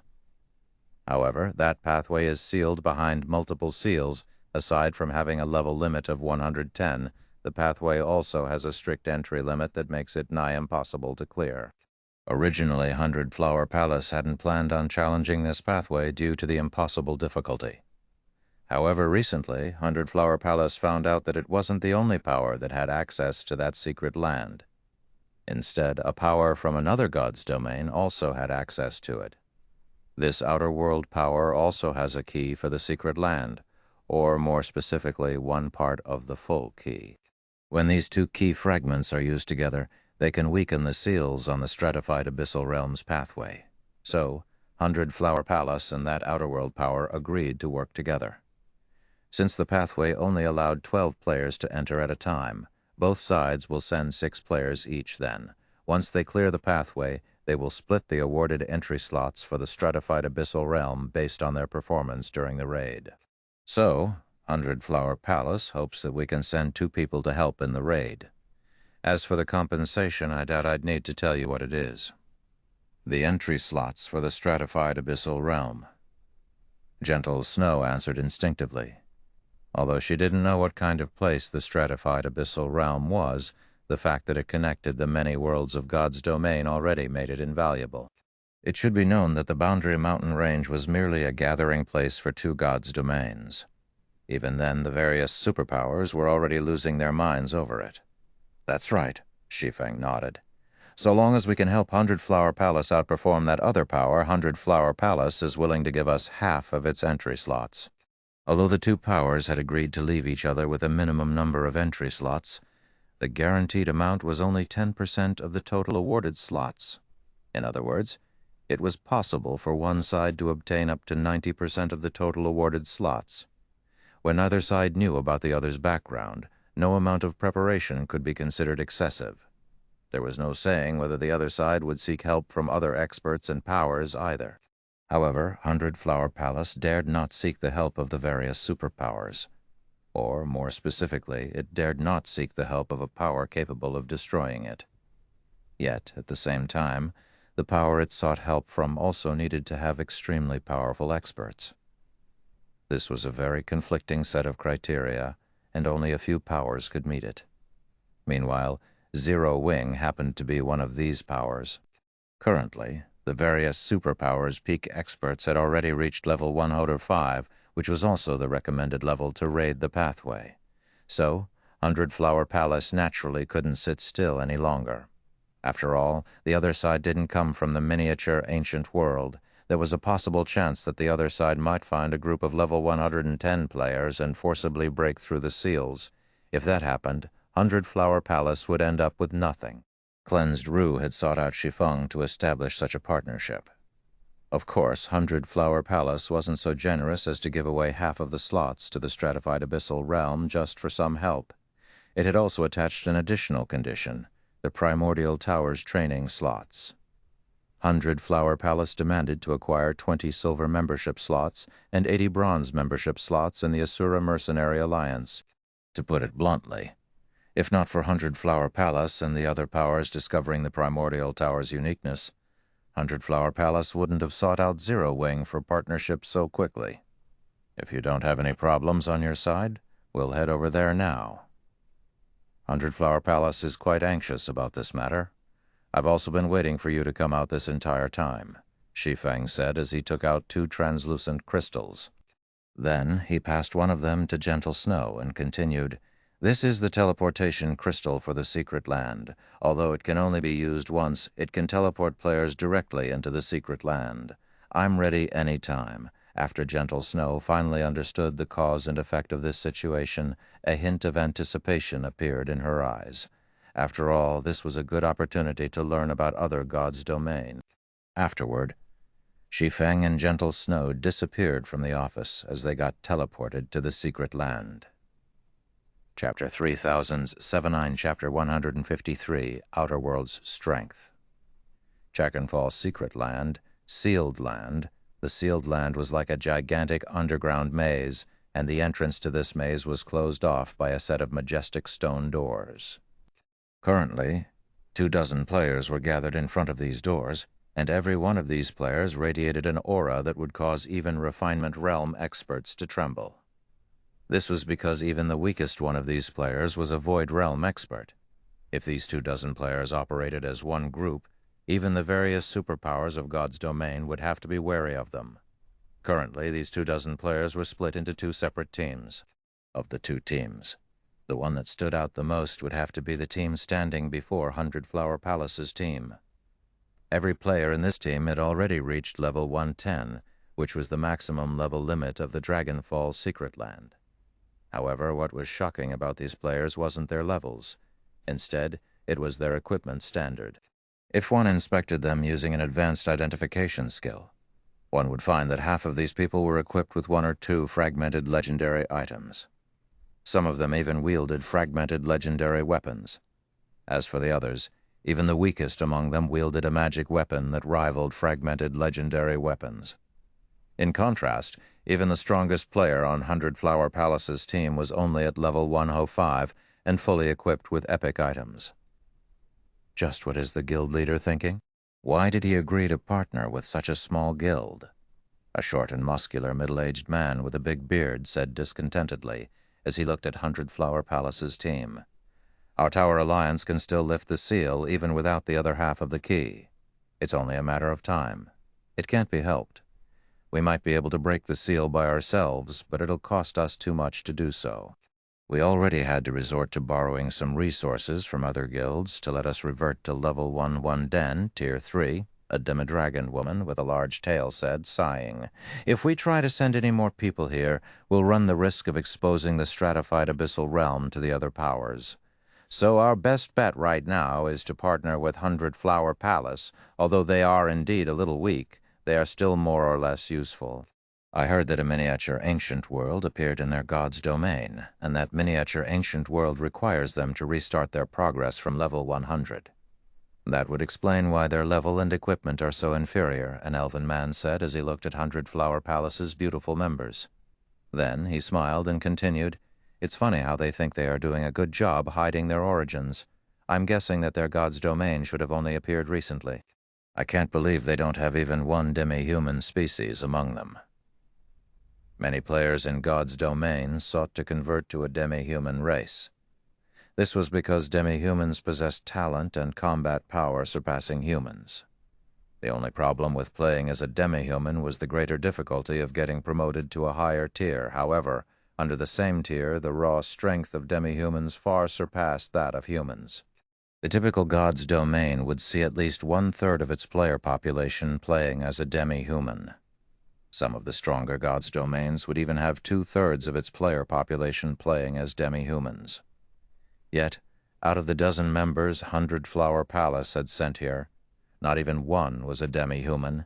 This was a very strange situation. The only explanation for this situation was that 100 Flower Palace came from a God's domain that had appeared only recently. Moreover, it was a God's domain that had yet to come into contact with the greater God's domain. Hence, it had very few demi-human legacies. Isn't that obvious? Just by looking at their combat standards and the way they use their strength, you can tell that their God's domain has only opened recently, the middle-aged dwarven man said. These primitive people don't even know that we can tell the strength of their God's domain simply by looking at their combat standards. That's right. What's even funnier is that they are under the belief that they can perform well later in the sealed land, the demi-dragon woman said. They have no idea that even if we lowered our equipment standard to match theirs, they still wouldn't be able to contribute half as much as us.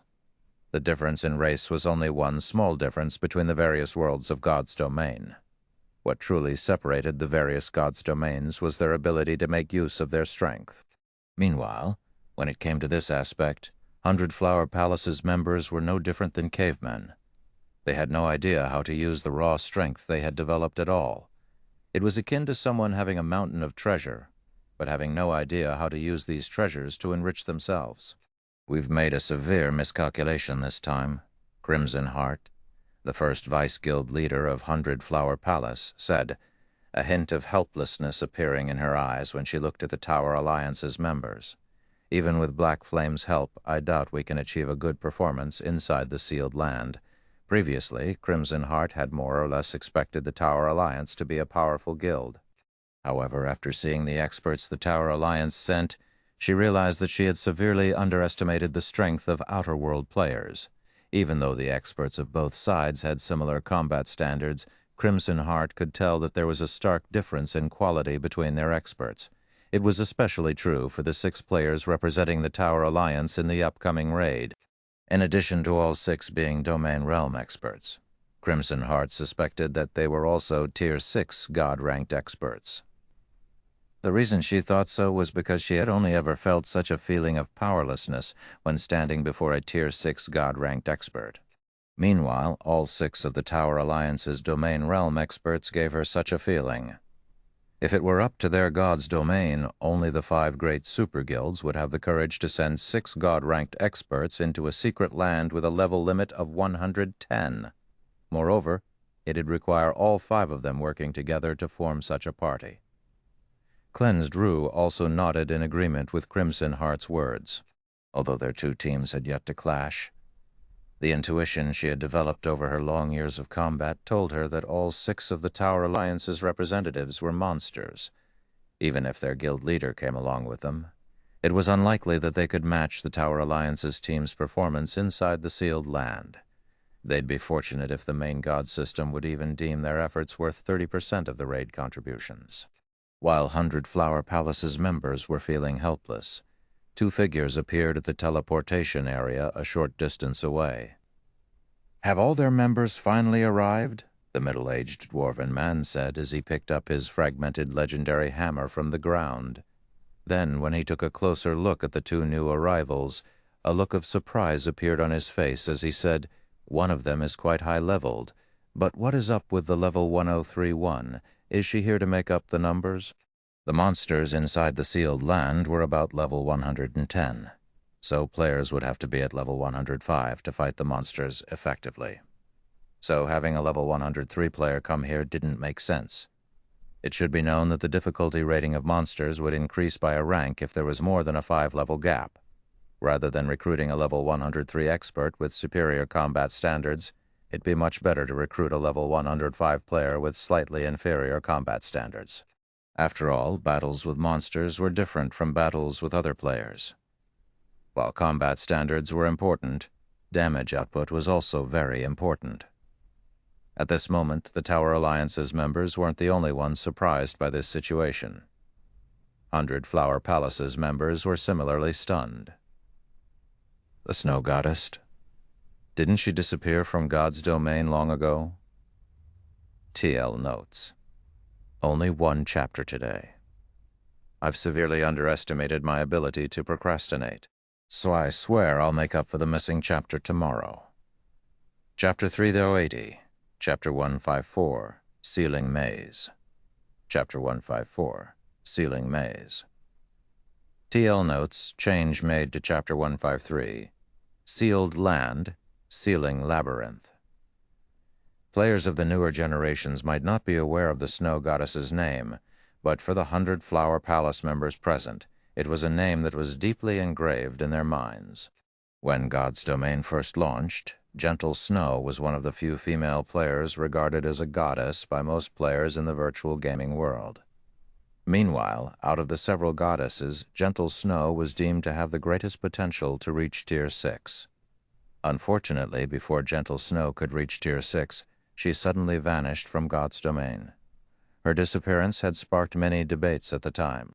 Even Ouroboros, the first-rate guild Gentle Snow belonged to, had suffered a huge dip in reputation, and it took the guild quite some time before it managed to recover. So, now that Gentle Snow had suddenly reappeared before them after all these years, it was inevitable that 100 Flower Palace's members were shocked. Why would Gentle Snow appear in Zero Wing? Everyone thought she had died after all these years of silence. I never thought she would actually make her reappearance in Zero Wing. Could she be someone else who just looks like Gentle Snow?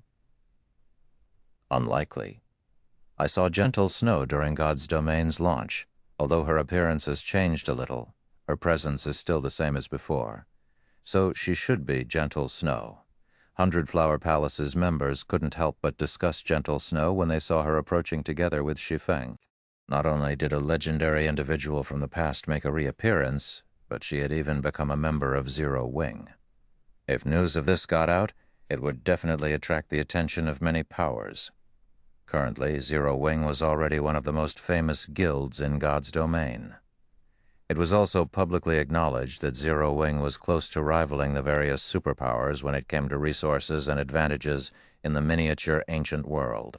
Now that the Snow Goddess had also joined Zero Wing, it would undoubtedly increase the guild's overall strength. What a pity.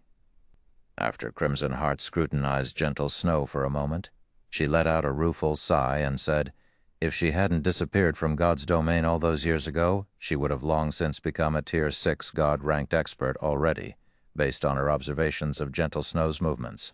Crimson Heart could tell that Gentle Snow was only at the Void Realm standard. Gentle Snow's combat standard remained the same as when she disappeared from God's domain. She might have the ability to perceive her surroundings clearly, but she lacked the ability of domain realm experts to turn her surroundings into her weapon. While Void Realm experts were rare among the various first-rate powers and superpowers, that was it. They were nowhere near as strong and useful as domain realm experts. Take the current situation, for example. The Void Realm expert was merely the minimum combat standard required to enter the Sealing Labyrinth. If Gentle Snow hadn't disappeared all those years ago, she would have long since reached the domain realm already. She might have reached the next level in the domain realm. Sorry for the wait. It took some time to prepare, Shi Feng said apologetically as he looked at 100 Flower Palace's members. We are already more than grateful that you are willing to come here in person, Mr. Black Flame. We won't even mind waiting for another day if it means we can get your help, Crimson Heart said, her eyes filled with shock and anticipation when she saw that Shi Feng had already reached level 109. I'm afraid we'll have to trouble you to lead us this time, Mr. Black Flame. It wasn't an exaggeration to say that Shi Feng was 100 Flower Palace's only chance of securing more slots in the raid this time. After all, there was a high chance that all 6 of the Tower Alliance's representatives were Tier 6 God-ranked experts. However, after seeing that Shi Feng had already reached level 109, Crimson Heart felt that their side wasn't without a fighting chance. After all, there wasn't much of a level difference between him and the Tower Alliance's representatives. Not to mention, Shi Feng was also a bona fide God-ranked expert with a true mana domain. No problem. However, I have to reiterate that all of the loot we get inside the Sealing Labyrinth belongs to Zero Wing. Half of the slots you get in the end will also belong to Zero Wing, Shi Feng said. The maze sealing the stratified Abyssal Realm's pathway was a huge treasure trove, although the loot inside the maze wasn't as valuable as the entry slots to the stratified Abyssal Realm. It was still more than enough to cause any power to go crazy. This was because every Sealing Labyrinth had a chance of dropping lineage crystals. Lineage crystals were incredibly valuable treasures, although they had an incredibly low drop rate. So long as one dropped, even the various superpowers would fight to get it. This was because a lineage crystal could allow players to mutate their lineage, obtain a bona fide rare race, and gain talents outside the reach of most human players. With the lineage crystal, players wouldn't have to do a bunch of troublesome quests to convert their race.